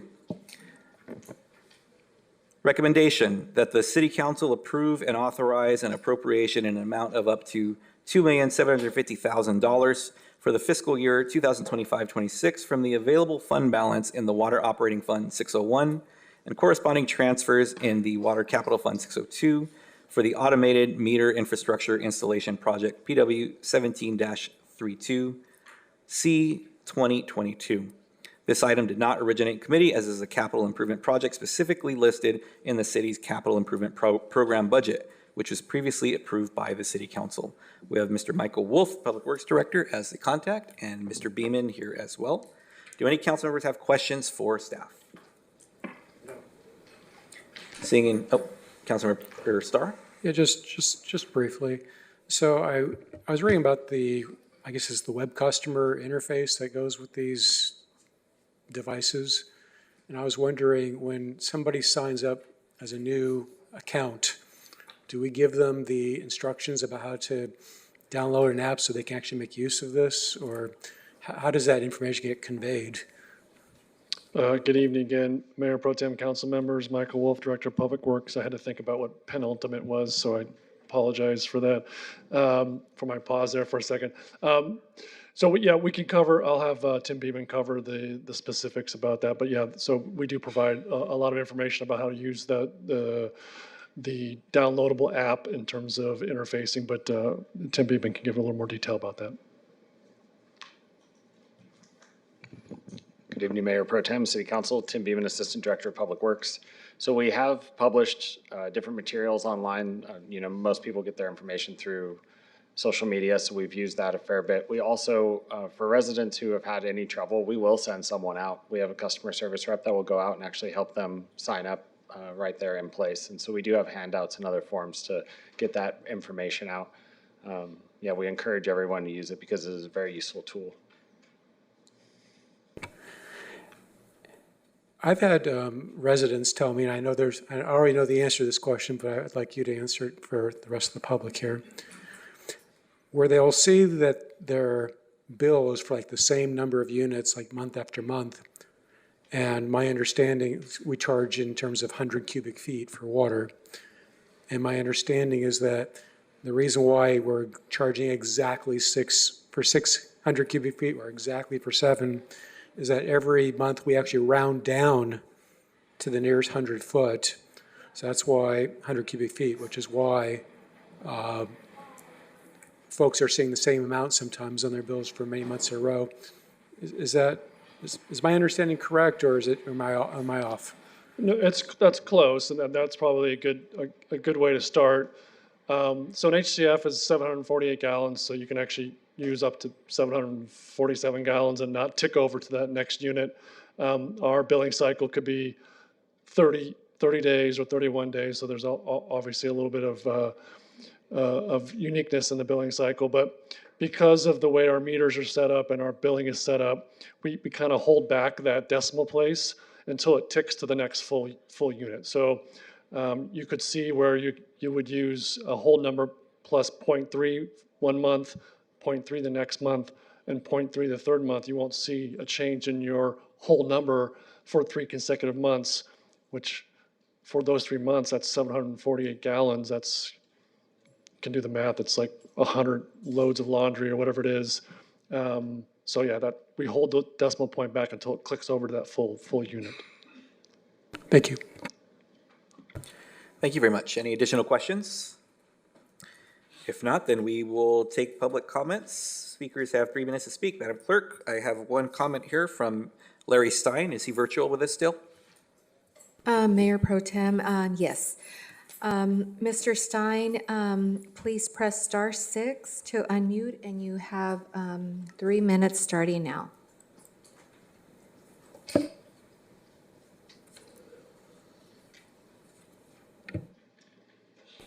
Mr. Stein, if you're on the line, please press *6 to unmute, and you have 3 minutes starting now. Mr. Mayor, members of the council and general public, while I appreciate this money is coming from water fund, my preference is to have this come from the general fund. Why, you may ask? Well, because the users of potable water have been subsidizing the users of non-potable water to the tune of $10 million plus per year, plus I want to say $8 million plus per year. That's good. This works well for me as well. That works well. So again, we've been subsidizing the non-potable water users. So we, the potable water users, have been subsidizing the non-potable water users to the tune of $8 million per year for the last 10 years. When this money should have been subsidized by the general fund, I recommend that we start having the general fund pay for some of these subsidies. The users of potable water have been subsidizing the users of the recycled water, as we've been doing this for 10 years, and this practice needs to stop. It can stop right now by having the general fund start paying some of these costs that the users of potable water have been doing for the last 10 years. Thank you very much for your time. Thank you, Mr. Stein. Do we have any additional speakers, Madam Clerk? Mayor Pro Tem and council members, we do not have any additional speakers for this item in person or virtually. Thank you. Thank you very much. If there are no additional speakers, any council members have comments? Okay, what is the pleasure of the council? Second. We have a motion by Councilmember Perillo and a second by Councilmember Starr. May we have the vote, please? Councilmember Starr? Yes.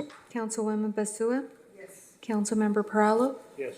Councilwoman Bettis? Yes. Councilwoman Rodriguez? Aye. Mayor Pro Tem Teran? Yes. And this motion carries 6-0. Thank you. Thank you very much. We will now move on to the last open session agenda item for this evening, item N4, Police Department, subject Police Department Standard Issue Firearm Replacement Agreement with Adamson Police Products to purchase new standard issue handguns for the Police Department. Recommendation that the City Council, 1, approve a budget appropriation not to exceed $300,000 from the General Fund 101 available fund balance for the for the payment of firearm purchases. And 2, authorizes the mayor to sign the contract agreement with Adamson Police Products to purchase equipment for the amount not to exceed $300,000. This item did not originate in committee, and we have the police chief, Chief Benitez.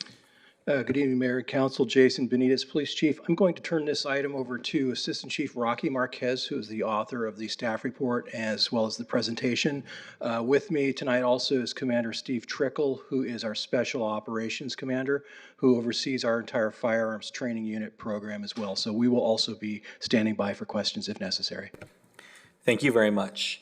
Before we go to questions from council members, Assistant Chief Marquez, would you mind just sharing a little bit of background on the item that's in front of us?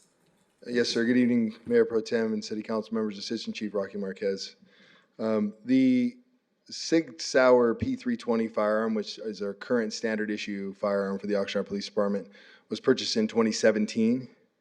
Over the years, we've become aware of some significant safety issues that have started to fester among the firearm community. We had over 80 reported uncommanded discharges that reported to be involved with this firearm, and those uncommanded discharges are what is being described as the firearm going off without any direct intention action from the user. So this obviously was something of concern. We've done we've talked to several other law enforcement agencies who've done a lot of extensive research into this issue, including reading some of the reports created by the FBI Ballistics Research Center, which have indicated that standard movement, consistent with the movement that a law enforcement officer would make, could cause the firearm to discharge. So this, coupled with similar action taken by other law enforcement agencies, has forced us to try to find an alternative duty firearm for our officers, in which we've done in this process. Thank you very much. Do we have additional questions from council members?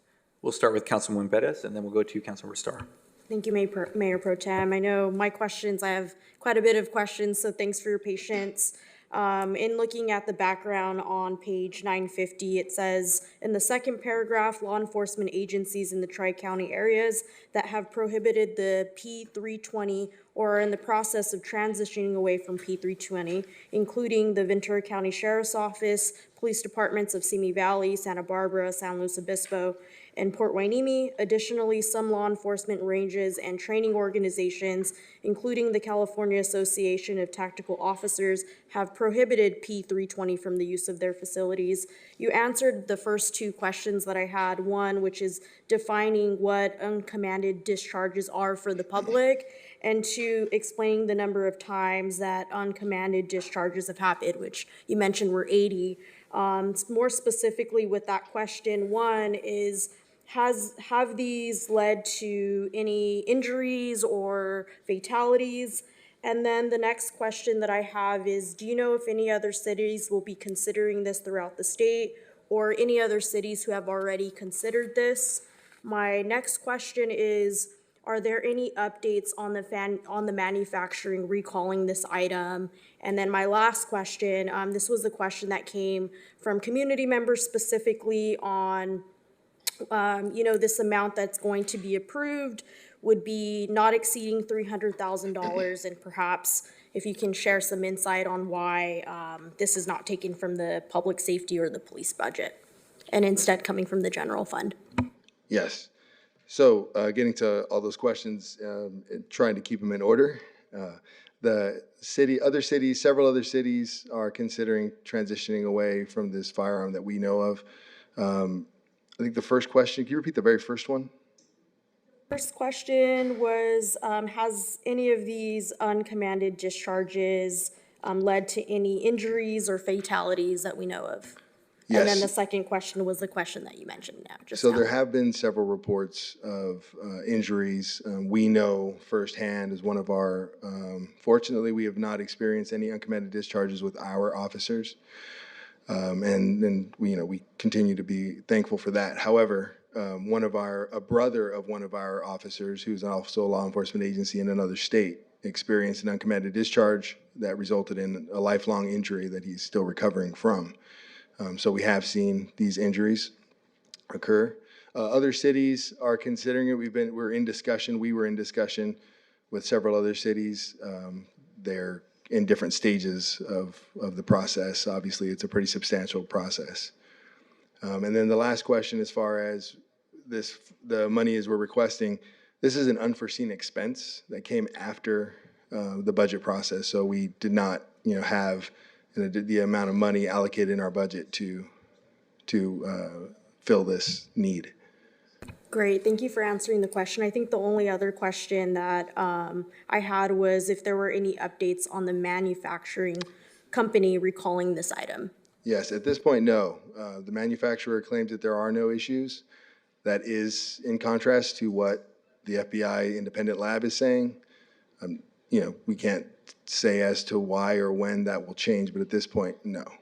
However, the manufacturer has, at least in our understanding, made changes to their warnings and suggestions, and adding sentences such as the safest way to carry a firearm is without a round in the chamber.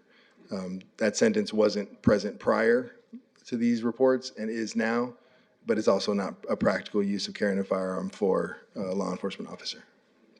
And Mayor Pro Tem, if I may, I just have a follow-up question.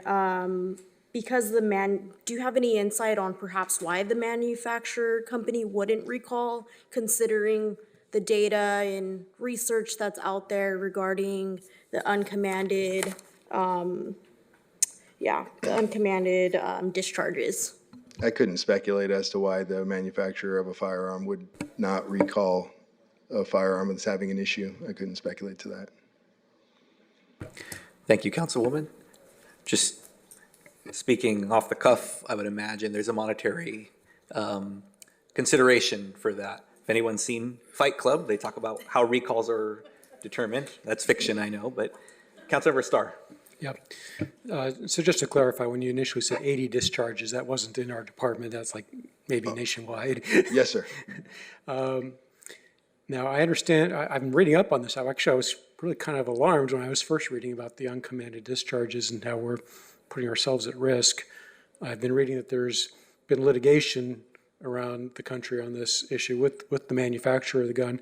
At least one victory by the plaintiff, but it's been a mixed result as far as litigation goes. So Sig Sauer, for what it's worth, is denying that they even have a problem, and I kind of get that. They probably don't want to expose themselves in other liability lawsuits. But one thing they have done is they've initiated a voluntary upgrade program, and I was wondering if you had any opinions on that. It apparently was to address the safety issues and improve the firearms design. What do you know about that, if anything? Quite a bit. And the voluntary upgrade program is a program that they implemented in August of 2017. And it was to address the initial issues that came out when this firearm was the first design of this firearm.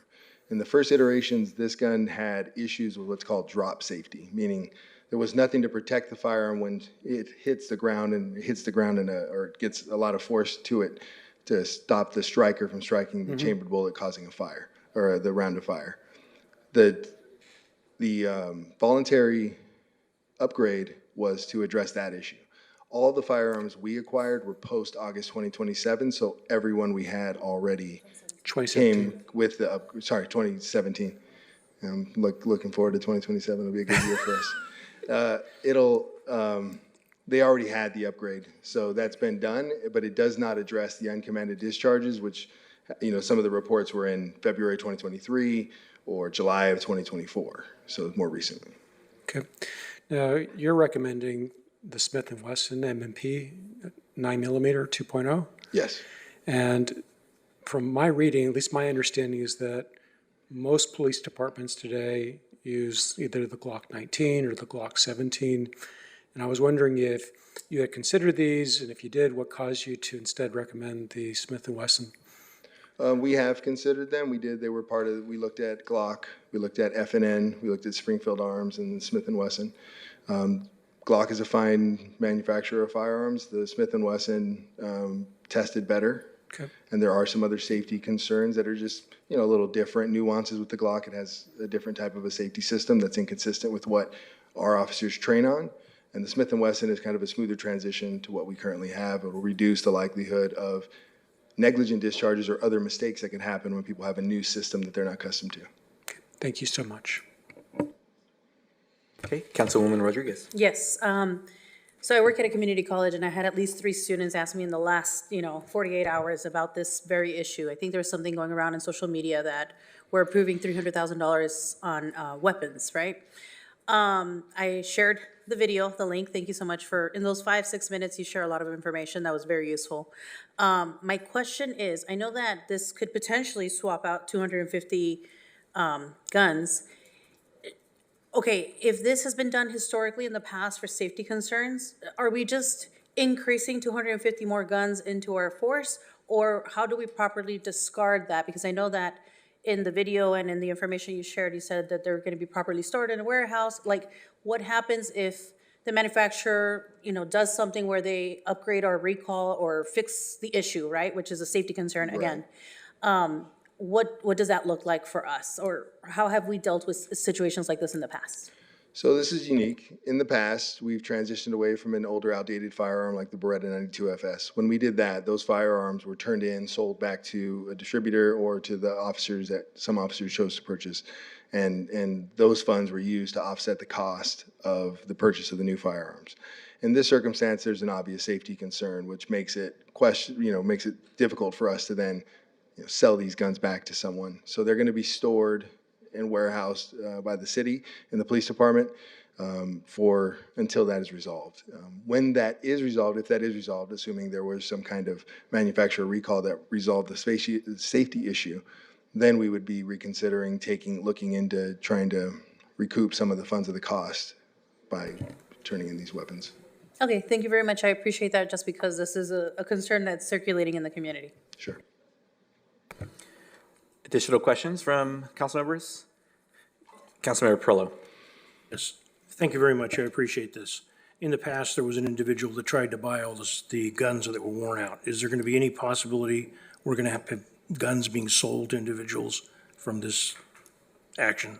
At this point, no. We intend to store these weapons, because of the safety issue. Do we have in our mind a timeline that we would take them for so long, and then instead of possibly selling them, we destroy them? I don't have a timeline in my head. Obviously, there is a point in which if the weapons are deemed completely unsafe, I'm assuming that would be a contributing factor. If for some reason Sig Sauer was unable to fix the weapon system and it was determined that, yes, this is an unsafe weapon that cannot be fixed, at that point, it would be worthless to keep and they would be destroyed. We wouldn't turn those weapons over into the public. And I'm very grateful that a council member asked you if it was 80 misfires in the area or nationwide. I'm very grateful, because that was not in your, if you give this again, I would recommend you say the range that this thing is in. The last issue, we know that there were people injured. There has been no fatalities with the misfire? I can't say to that. I know there has been fatalities associated with this firearm, but I can't tell you for sure as there's investigations are undergoing. There's investigations involving the Air Force and some other people. Thank you very much. Thank you. And to follow up on that, Oh, excuse me, Councilwoman Perez, and I think the chief has something to add too. Is it to add to Councilmember Perillo's question? It was actually to Councilmember Rodriguez's Okay. question. Can we about take that the first, money. Councilwoman? So in this discussion, we are talking about something which has not happened in a generation where we're actually absorbing the entire upfront cost. So we do have an option to dispo that at a later time, one way or another. But I do want to point out something, that when there was one question about agencies that were going away from this particular firearm, there are a lot, especially in California. I've been on the chat boards with chiefs across the state. For example, in Sacramento County, most of the agencies are prohibiting that weapon. It's a trend and it's spreading.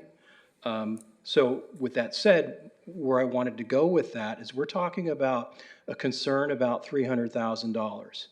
We're looking at that not only in terms of a cost of actual funding, but we're also looking at liability. We're looking at what if one discharge that was to injure somebody from this community, we would pay out several fold for that, much less have to deal with the unfortunate circumstance of a death. So that's a large driver of this, and this is why we're trying to do this as expeditiously as we possibly can. So I just wanted to point that context out there. And across the nation, large agencies such as San Antonio PD, I believe Tampa PD, they have gone away from this platform altogether. Los Angeles Sheriff's Department uses the same pistol that we are selecting. Ventura County Sheriffs, they are going to the Smith & Wesson also. But I will tell you now, they have told me straight out that it will not be unforeseeable that in the immediate future, they will prohibit the 6 Sauer P320 on their academy grounds or on their firearms range. The presiding judge of Ventura County Courts has also hinted at the fact that he doesn't want those guns on premises in the courts. But knowing that all the agencies in the county here are moving away from it, at this point, most of us at this point, that has kept the judge from imposing that ban. So those things are the overarching things I think it's very important to express to the council this evening. Thank you. And before we get to... I appreciate that, and I just think I want to reiterate that having the video, 6 minutes, really explains a lot for anybody who did have the time to talk to me about this issue. Thank you. Thank you, Councilwoman. And before we go to you, Councilwoman Perez, is it okay? We have the city manager just add one more point to that, it sounds like. I just want to, first of all, thank the chief for providing that extra context. The bottom line here is this is a risk management decision for the council. This is not just about what model of gun. I mean, the conversation is very interesting, but this is in essence a risk management decision. And as you can hear from the chief, it's being made throughout the country. Thank you. Thank you. So we'll go to Councilwoman Perez, your last question here, and then we'll go to our speakers. Yeah, my follow-up question is if this device will be banned from the city of Oxnard's police force training, and two, if I can request that should there be a recall or any awareness around removing this item, that these guns be discarded. Yes, we've already taken steps to implement a policy change. When we do so, switching our issued firearm, we will make this weapon system banned and no longer authorized as a duty weapon or an optional duty weapon for our officers. Great, and just to clarify, discarded and destroyed. That'd be my request. Thank you. Okay, we're going to go to our public speakers. We have 4 speakers that I can see here, and I see we have some virtual speakers as well. We're going to start with the first card I have here. I apologize if I mispronounce the name. Is it Corey Moorhall? I was asked if I could read her. No? You're welcome to, did you sign up for a comment as well? I don't see a name here. You're welcome to come and make whatever statement you'd like within 3 minutes. And then if you'd like, you can do a speaker card to mark that you did so. You can go up and do your comment first. Thank you. I do have more context on this item now that there was the presentation. I did watch the video, but honestly, I feel like this gave me more context. I do see that there's like the risk involved of the firearm still being, on the streets and use, but I still, honestly, if I'm being honest, Oxnard Police Department doesn't necessarily need new toys. Like, these are still going to create new cases, right? Like, new firearms being issued is not necessarily what's going to get rid of the risks. We need, like, accurate policing and things like that. And I am glad that there's been no, like, misfires here in the community. But if we're being frank, the police department has not done a very good job of protecting our community, especially recently, being very complacent with the immigration enforcement and just, standing idly by as community members are being attacked with no guarantee that the people that are being taken and kidnapped from the streets are quote unquote illegal. I think there's been a lapse in what is called the law and order and the protecting and the serving of our community. So I just find it a little bit, it just doesn't sit in a good place considering the position we're in our community right now and just all of the voices that we've been sharing since January, asking for support, money from the general fund, money from anywhere to support our communities. And suddenly this is like a really easy potential win, I guess. Like, I'm not, like, I understand, right? And I do see the necessity of mitigating these risks and taking these precautions, but it's just like not in a good time. I think there's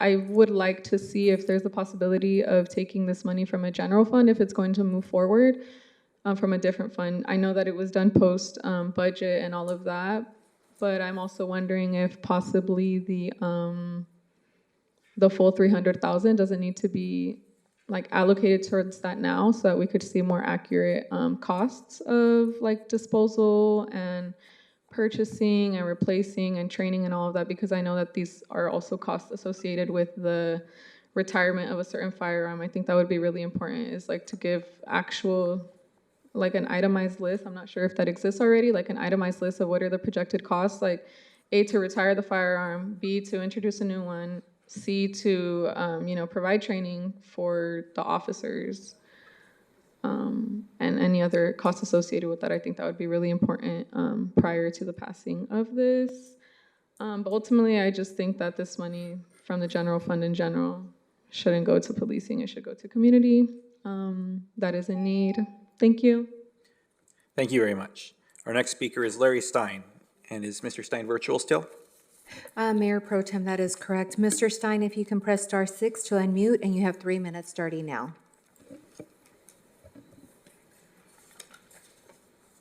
Thank you much, Council, members of the public. I understand the risk involved here, because the last thing you want to do, as alluded to earlier, reduce a liability, prevent injury. That's a wonderful thing. The one thing I recommend is that as we issue new guns to our police officers, so we get in return a test score on how well the officer did on a previous practice range. So as the gun is turned in and replaced, the officer has to return the target that he used in a recent period of time. So someone who's not shot a gun in quite some time should not be getting a gun in the first place. So this gives officers an incentive to make sure they participate in practice of shooting a firearm.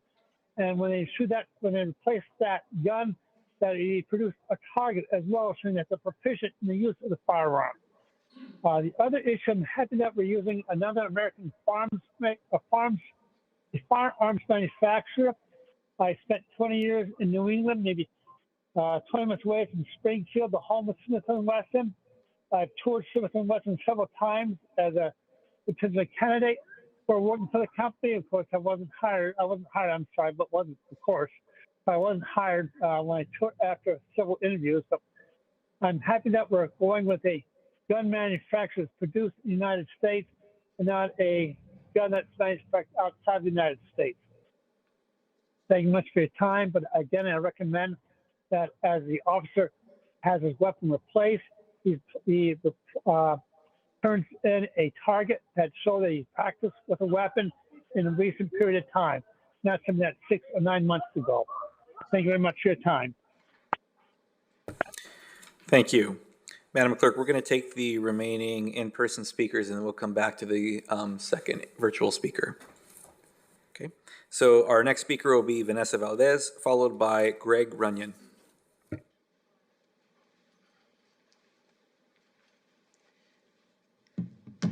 Good evening, Honorable Pro Tem Mayor and members of the City Council. My name is Vanessa Valdez. I'm a lawyer and a resident of Oxnard. I'm here tonight to express my strong opposition to the proposed allocation of $300,000 for additional firearm purchases by the Oxnard PD. At your March 4th meeting, this council discussed the serious staffing shortages in police and fire. Councilmember Perello raised concerns about excessive overtime and its toll on officers' well-being and the risk of mistakes. Mayor MacArthur added, we're strapped financially and also short-staffed. That's why I ask, has a full overtime assessment been done? Are we addressing root causes of the staffing crisis or continuing to spend on equipment while our personnel are stretched thin? This past month alone, I have had 5 clients retain me because the police are short-staffed and not able to investigate the crimes in their cases. In December, the city approved a $2.3 million 5-year contract with Brink Drones for a drone first responder program.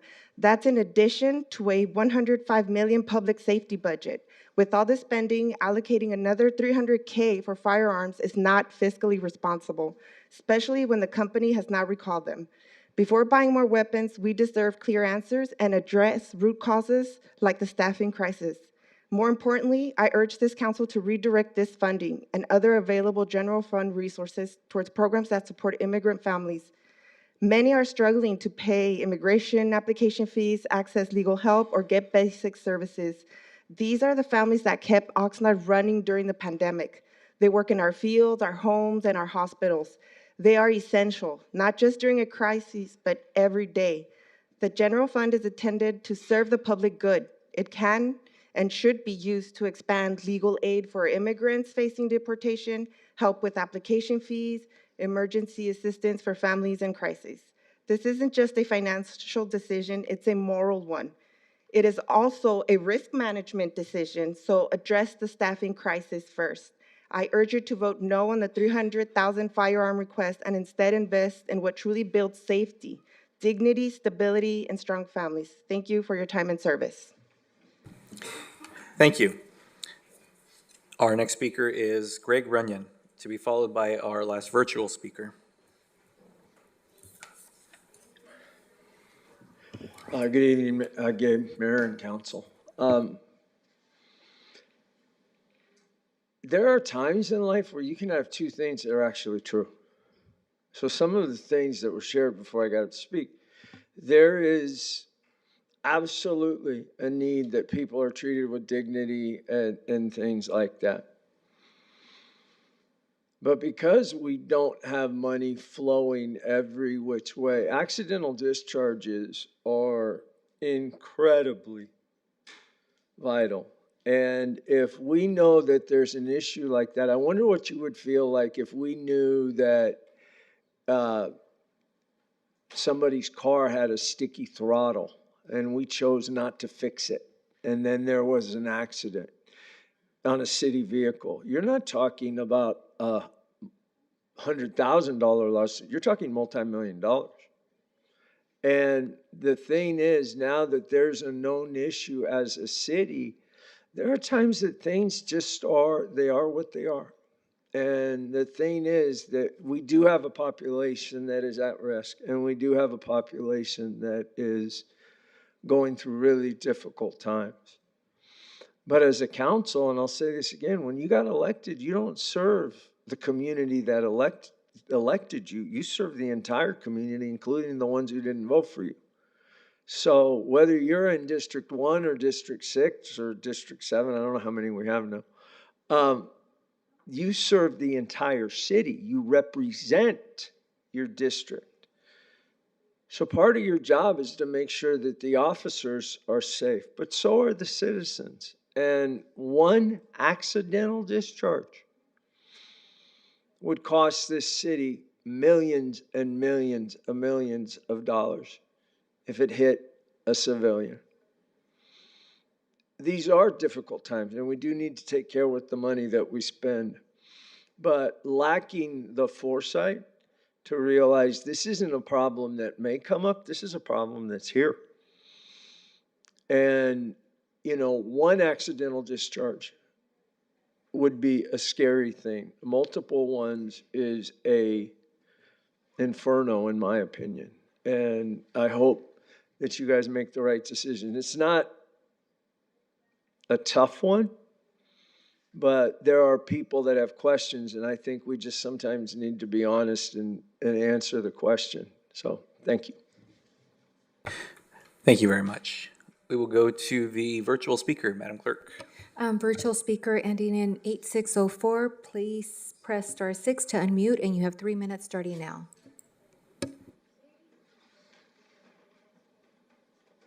Hi, my name is Sarah Wachewski, and I'm a resident of Oxnard. I understand the need for the new guns, but I would like to understand better the timeline of when this issue was discovered. The most recent budget was passed in June. I'm struggling to understand how we had no inkling then, if this was such a huge issue, how we had no inkling that this would be coming up. And I would also like to know why there was no emergency funds allocated to the enormous police department budget for unforeseen issues. Thank you. Thank you very much. And I would invite our assistant chief, if I think that's a fair question about why the immediacy of this when it seems to have been a trend that has been growing. Well, I would say that this trend very sharply accelerated this summer. And that's where I would say this issue caught fire. That's where it started to appear in police and professional circles about this particular issue. And it grew very quickly. And so that is why in past years you'd heard about the occasional incident where this had happened. But then as time had passed, with that number increasing, I believe it was in either late July or early August where there was a U.S. Air Force airman was actually killed by a P-320. However, that circumstance is still under investigation. There was actually an arrest made with that, which is completely separate. But that was a catalyst for this.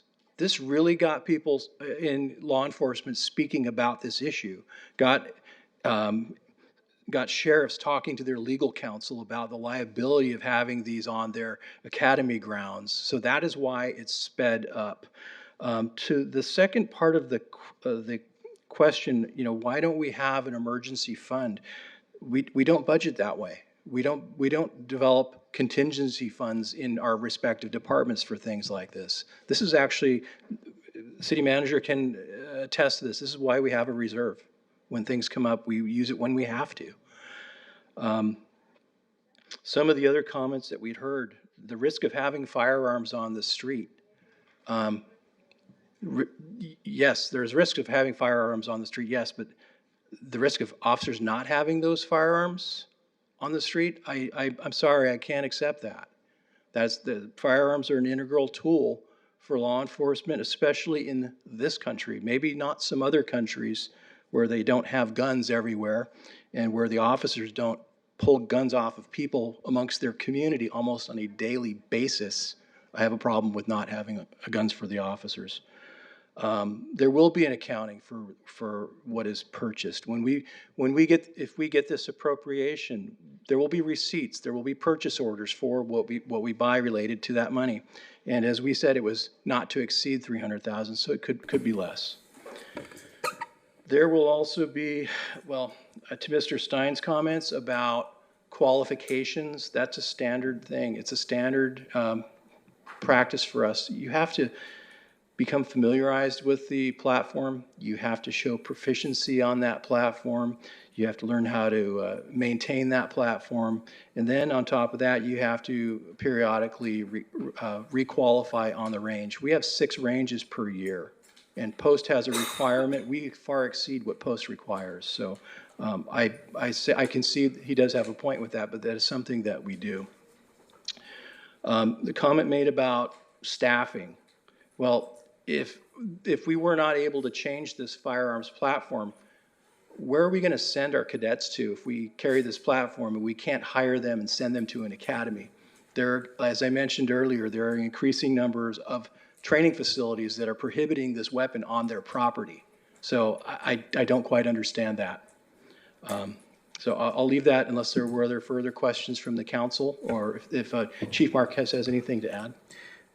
Thank you, Chief. We're going to move into comments, and so I'm just going to start over here and then go down to the other side. So Councilwoman Perez. Thank you, Mayor Pro Tem. First, I want to acknowledge the comments that were made tonight regarding our need to address the concerns regarding our community that's facing crisis regarding ICE in our community, and wanted to appreciate our city attorney for giving a brief update on when that's going to be coming back.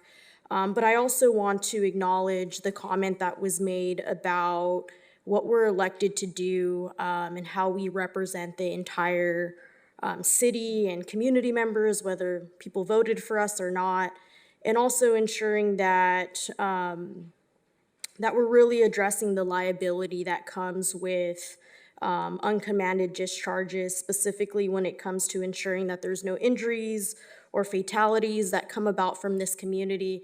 And I'm just curious, this is just a question that I have, if it would be possible, I don't know what the right answer is, if this could potentially come out of the reserves instead of the general fund. Mr. City Manager. So the answer is yes. Where are we taking this out right now? Yeah, well, General fund can reserve?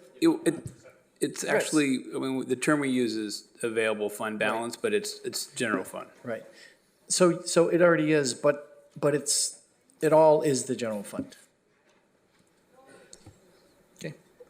Thank you, Councilmember Perillo. Actually, I was hoping we could get everything done in 8 minutes, but I don't think we're going to. So if I can get a motion to go past 10. So moved. Second. We have a motion by Councilmember Perillo, a second by Councilmember Starr. Can we take the vote, Madam Clerk? Councilwoman Basua? Councilmember Perillo? Yes. Councilwoman Bettis? Yes. Councilwoman Rodriguez? Yes. Councilmember Starr? Yes. Mayor Pro Tem Teran? Yes. And that motion carries 6-0. Thank you. Thank you. Thank you for that pause on that, Councilmember. Go ahead. Tonight, under my councilman's comments, I gave information that was shared to me by Corporal Hamas with respect to some neighborhood councils and some stuff that was going on. One of them was arrests for guns. In the month of September was 11. In the last 6 months was 70. But he paused this. A person gets arrested for a gun doesn't mean it's only one gun. Could be half a dozen. Every councilman here gets information when people are picked up with multiple guns. And I need to address this. It would be tragic if a civilian was killed. But what about a cop? What about a cop getting his leg so that he can't use it? We just had somebody give a story, somebody's brother. They're still recovering. Come on. Now, I did bring it up to Assistant Chief Rocky. When you said 80, I was going, holy, in the city, and it's nationwide, but it's still a risk. So we lose one cop here, we lose one cop there, we lose them in the county. Where do we replace them? We don't replace them automatically. We're not hiring the bottom of the barrel to be a police officer. The police officers that we're hiring, contrary to what some people are saying, are protecting legal and illegal residents. People are not happy with that. Some walk out of the meetings when that's come up, but that's the way it is. And I support this. As far as, why did we wait till the last minute? I have enough respect for the people that work for the city of Oxnard and know that the leadership of Oxnard would not put up with a liar. I trust that the police department is telling us when it came to a head that we're doing this. I support this. Thank you, Councilmember. Councilwoman Basua. Thank you. I want to thank the police department for being proactive and bringing this item to us. To me, $300,000 is worth more than, it's a little amount for the lives that you can possibly save officers and any bystanders if these guns were to go off. So when the time comes, I'd like to approve this item. And just thank you. Thank you for being proactive, and the safety of officers and the entire community is first for me. Thank you very much. Councilor Starr. First of all, thank you so much for being proactive. I do want to say, for the critics that are out there, I have never had an encounter with our police officers that wasn't anything less than professional. We have a very professional police force, and I'm very comfortable with the way that they're engaging the public. I do have a question about the accounting, I guess. If, let's say for argument's sake, these guns, that the old 6 hours can be recovered, maybe there's some sort of voluntary program where they can upgrade the gun and it's actually safe. And maybe we would end up selling it to like a licensed firearms dealer, let's say. I would assume that the money that was recovered from that would just go right back into the general fund? Yes, sir. If the guns are deemed safe and we're able to recoup any of the funding that was used, it would just go back to the general fund. Right, and if they are deemed safe, I would not be advocating for the destruction of these weapons. I'd rather have the money recovered into the general fund. Plus, philosophically, I guess, if you wouldn't want a situation where you're destroying a bunch of guns because all you're doing is you're giving the gun manufacturers an opportunity to sell new guns. So you're actually putting more money in their pockets if you destroy the guns. You don't take any guns off the street. You just, car manufacturers would love it if every used car got destroyed, because then they'd have all these new cars to sell.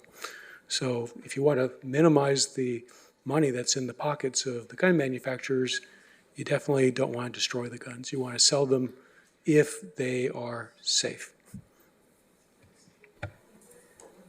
Thank you, Councilmember. I don't have additional comments. Thank you. Thank you. Oh, okay, go ahead. Since there's a motion on the floor, I did want to just add in a friendly amendment. There's a motion on the floor, right? Okay. Okay, my apologies on that. Was that an actual motion, Councilwoman? I will make an official motion to move the recommended action. Okay, so we have a motion. I'll second it.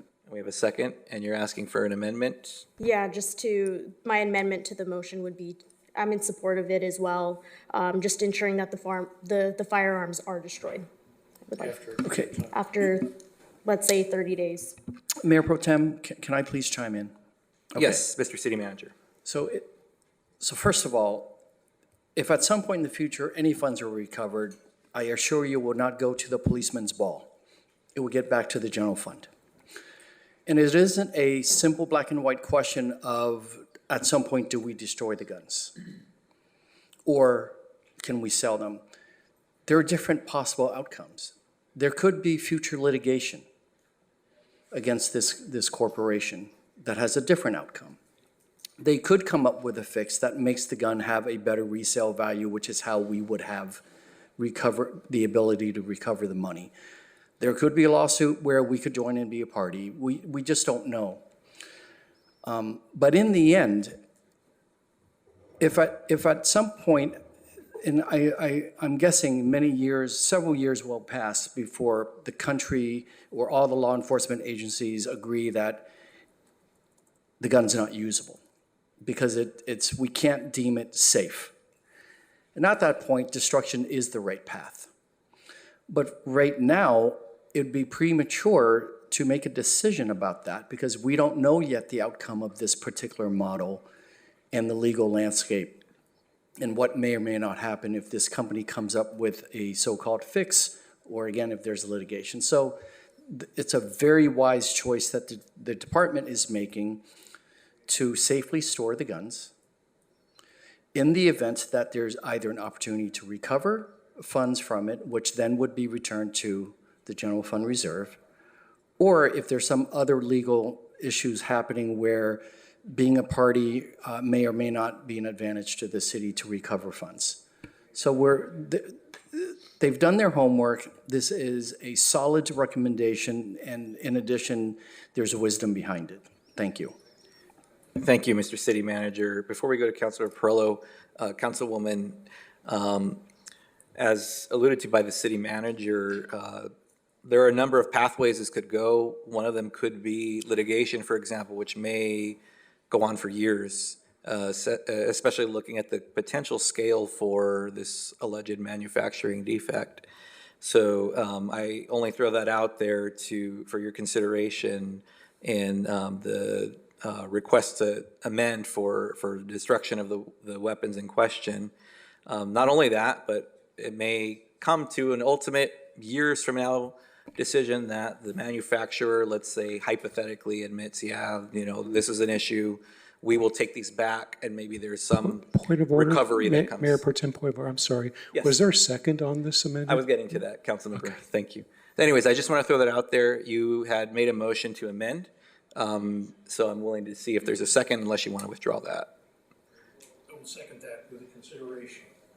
Will you consider it for 3 years, 5 years, something like that? You will? Okay. I'll second that.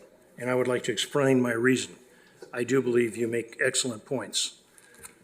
No casting dispersions on this police department. But I do recall the current city treasurer, before he was elected current city treasurer, made complaints about X numbers of M16s that we had. I do recall he was the guy that wanted to buy all the extra pistols. He wanted to sell them.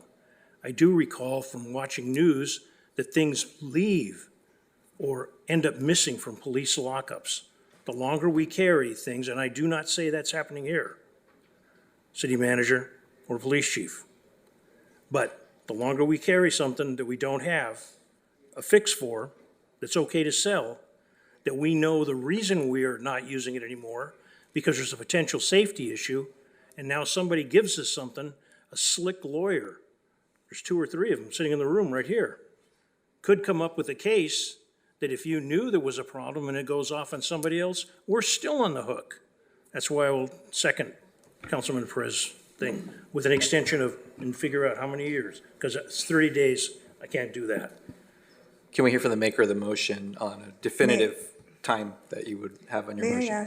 May I ask a question? Just 1 second. Can we get that clarified, Councilwoman? Mike. Let's do within 5 years. I definitely second that. Okay, so we have a motion to amend and a second to that. We have discussion, so Councilwoman, you have something? Yeah, I just have a question for staff now that Councilmember Perez brought this amendment to the motion. Do we not have a surplus policy on how we dispose of items and after how long? Yes, but this is a special case because what we have right now is once we put these guns away, in my mind, we consider them potentially defective. Mm-hmm. And we're just waiting to see, again, if the company actually provides a fix in the near future. So if that happens, it means there's a way for the guns to become safe, where it's certain. And if that's the case, then they have a much higher resale value. So we wouldn't sell a gun that we now deem that we don't know is safe. But if the company has a fix and stands behind it and it's safe, then we have a chance to recover our costs. So that's the whole reason. And again, we don't know about any other potential litigation. So it's like the chief said earlier, or the assistant chief, it's a very unique situation for us. Thank you, Mr. City Manager. I have a question. Yes, Councilor. Were you finished, Councilwoman? Yes, thank you. Councilmember Starr. I have a question. I'm trying to understand the effect of the amendment. So your amendment is that after 5 years that these be destroyed. What if there's a recall in the meantime and the gun manufacturer's willing to give us money back for the I mean, right now you've kind of cemented us towards an outcome that no matter what, we're going to destroy these guns in 5 years when or did I misunderstand the motion? If there's a recall, we should be destroying the guns. That's just my opinion. If the manufacturer is saying that there's an issue with this gun, with the guns that we're utilizing, then they should be destroyed. That's the. I think there's a misunderstanding. So so here's my understanding. The proposed amendment is we store the guns, and in 5 years, if there's been no other resolution, we will destroy the guns. And I think, Councilmember Starr, what you're saying when you refer to recall, I think you mean if there's a fix or something. A fix, or if they Right. say, send the guns back, we'll give you money. Right, absolutely. So my interpretation would be within the 5 years, if there's any positive resolution, we would likely participate, and the chief wants to make a comment. Could I make some suggestions? Is they are part of the inventory. Now, a couple things is that to destroy them would actually cost money. Probably more money than as if we sold them back in the current status that they're in now. Oh, man. So we would be back to council asking for funding to destroy the weapons. As we mentioned, these items are potentially evidence in a civil action. So destroying those is, I think it's, you are losing the potential to actually recoup those funds. Might I suggest to the council something more along like a report back to council in, say, 3 years of the status of the items that are in the inventory and move forward with the original motion? We can gladly come back to you and say, here's where we're at, here's what we know. Does the council wish to proceed further from there? I think that gives you a way out. The council's not painting itself into a corner. Thank you, Chief. You have one more item, Councilmember? Yeah, I like the chief's suggestion, and I guess I would be making a motion to amend the amendment so that the police department comes back in 3 years if they still have the guns and they haven't disposed of them somehow. Okay, do we have a second for the motion to amend this first amendment? Seeing and hearing done? I will second that. Okay, we're going to second that. Okay.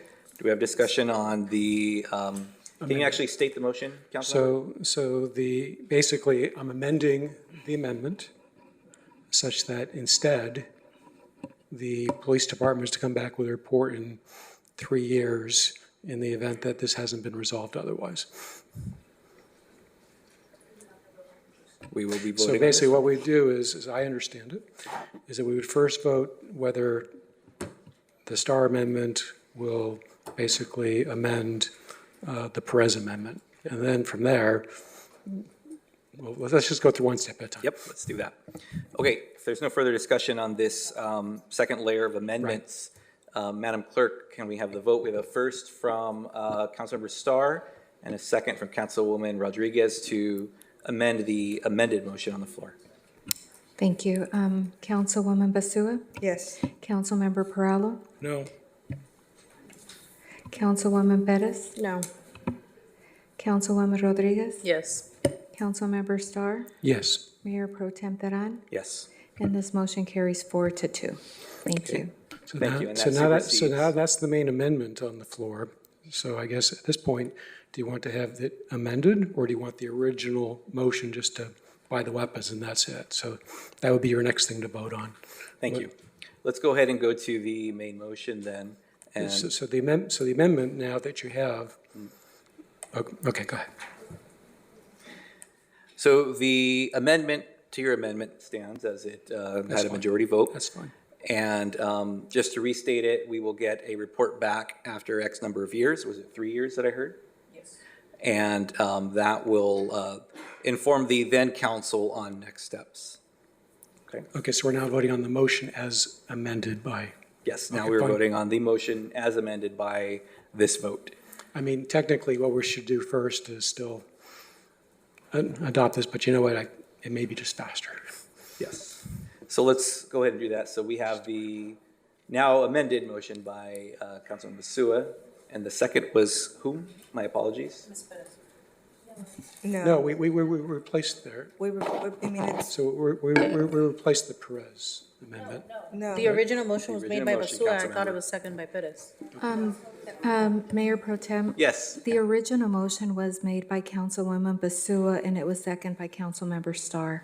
Oh. Right. It's all right, it's past 10, Councilmember. Okay. So is it, so procedurally speaking, what would you like to do next? procedurally speaking, we're going to go to the vote. I was actually about to make comments, if I can go back to that. And just, Mr. City Attorney, just so I'm clear on where we are as well, we have approved an amendment to the original motion, and now we are ready to vote on the main motion as now amended. Is that correct? Yes, the Basua motion as amended by the Starr amendment. Thank you, for the record.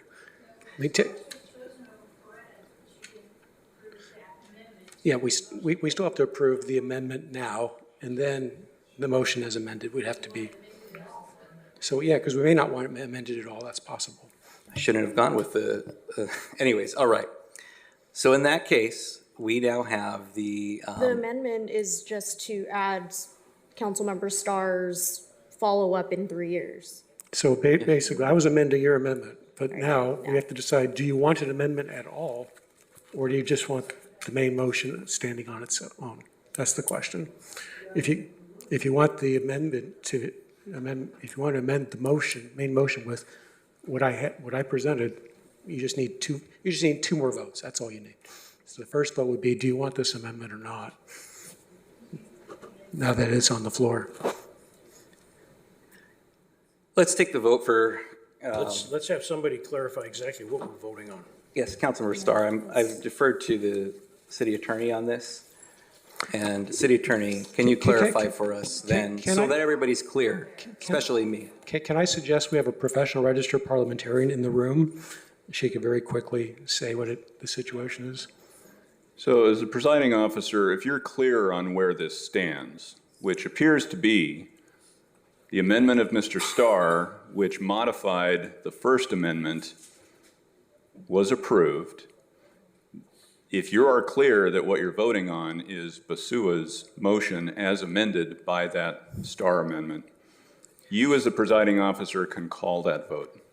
And if somebody wishes to make a ruckus about that, they can do that. Thank you, Mr. City Attorney.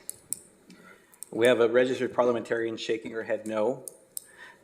What I'm going to do then with this is if we have approved the Starr amendment to the Perez amendment, we are done with that. It's done. It's superseded. We're going to Councilwoman Basua's motion as amended by our most recent vote. We're taking the position there's no objection to having the motion as amended be the next item. Thank you, Councilmember Starr. That way we're going to move forward with the motion here. We have a first, we have a second on the original motion, now amended. I'm going to go back. Can we have reading of the motion as amended? Councilmember Starr. I'm just asking for a reading of the motion as amended now. Councilmember Starr. If the city clerk will just say what she sees. The parliamentarian, can he speak when I'm speaking if I have the floor? I mean, how's that work? So. I'm making a parliamentary inquiry. I can ask for. All right, I'm losing the meeting here, so let me bring it back, Councilmember. Thank you. Coming back to comments, and then we'll do the vote. I was about to state that I appreciate the comments from the public, appreciate comments from folks who took the time to be here and speak to it, and to my colleagues and the work that's gone into this. Just real quickly, these are not additional firearms. I heard the adjective additional stated. We won't have officers who have the Sig Sauer and the Smith & Wesson on both two holsters. This is taking existing firearms out of service, and these are replacement firearms. Regarding immigration contributions, that's a little off the agenda, but I will state that we spoke earlier about updates that we will get on that in the future. And I believe the math on this will come out far more than we have for this item. But as was stated by my colleagues, regardless of my own personal beliefs around firearms or my own ideology, even the potential risk that a member of the public or an officer or anyone can be negatively affected, injured, or killed by an uncommanded discharge. We know about it now, and we have seen what happened over the summer, as the chief mentioned. It would be irresponsible for us to keep these firearms in service at this point. So regardless of my own personal beliefs, there are certainly developed nations that have little presence of firearms and have done so successfully. That's not where I live. and that's not where I live in 2025. So I have to set aside my beliefs on this and do what is going to keep our community safe as it pertains to the potential for risk here. With that, Madam Clerk, can we call for the vote on the main motion that's now amended? Madam Clerk, before we call for the vote, if you can read the motion with the amendment. Thank you. City Attorney, do you want to read the motion, just so that it's clear for the record?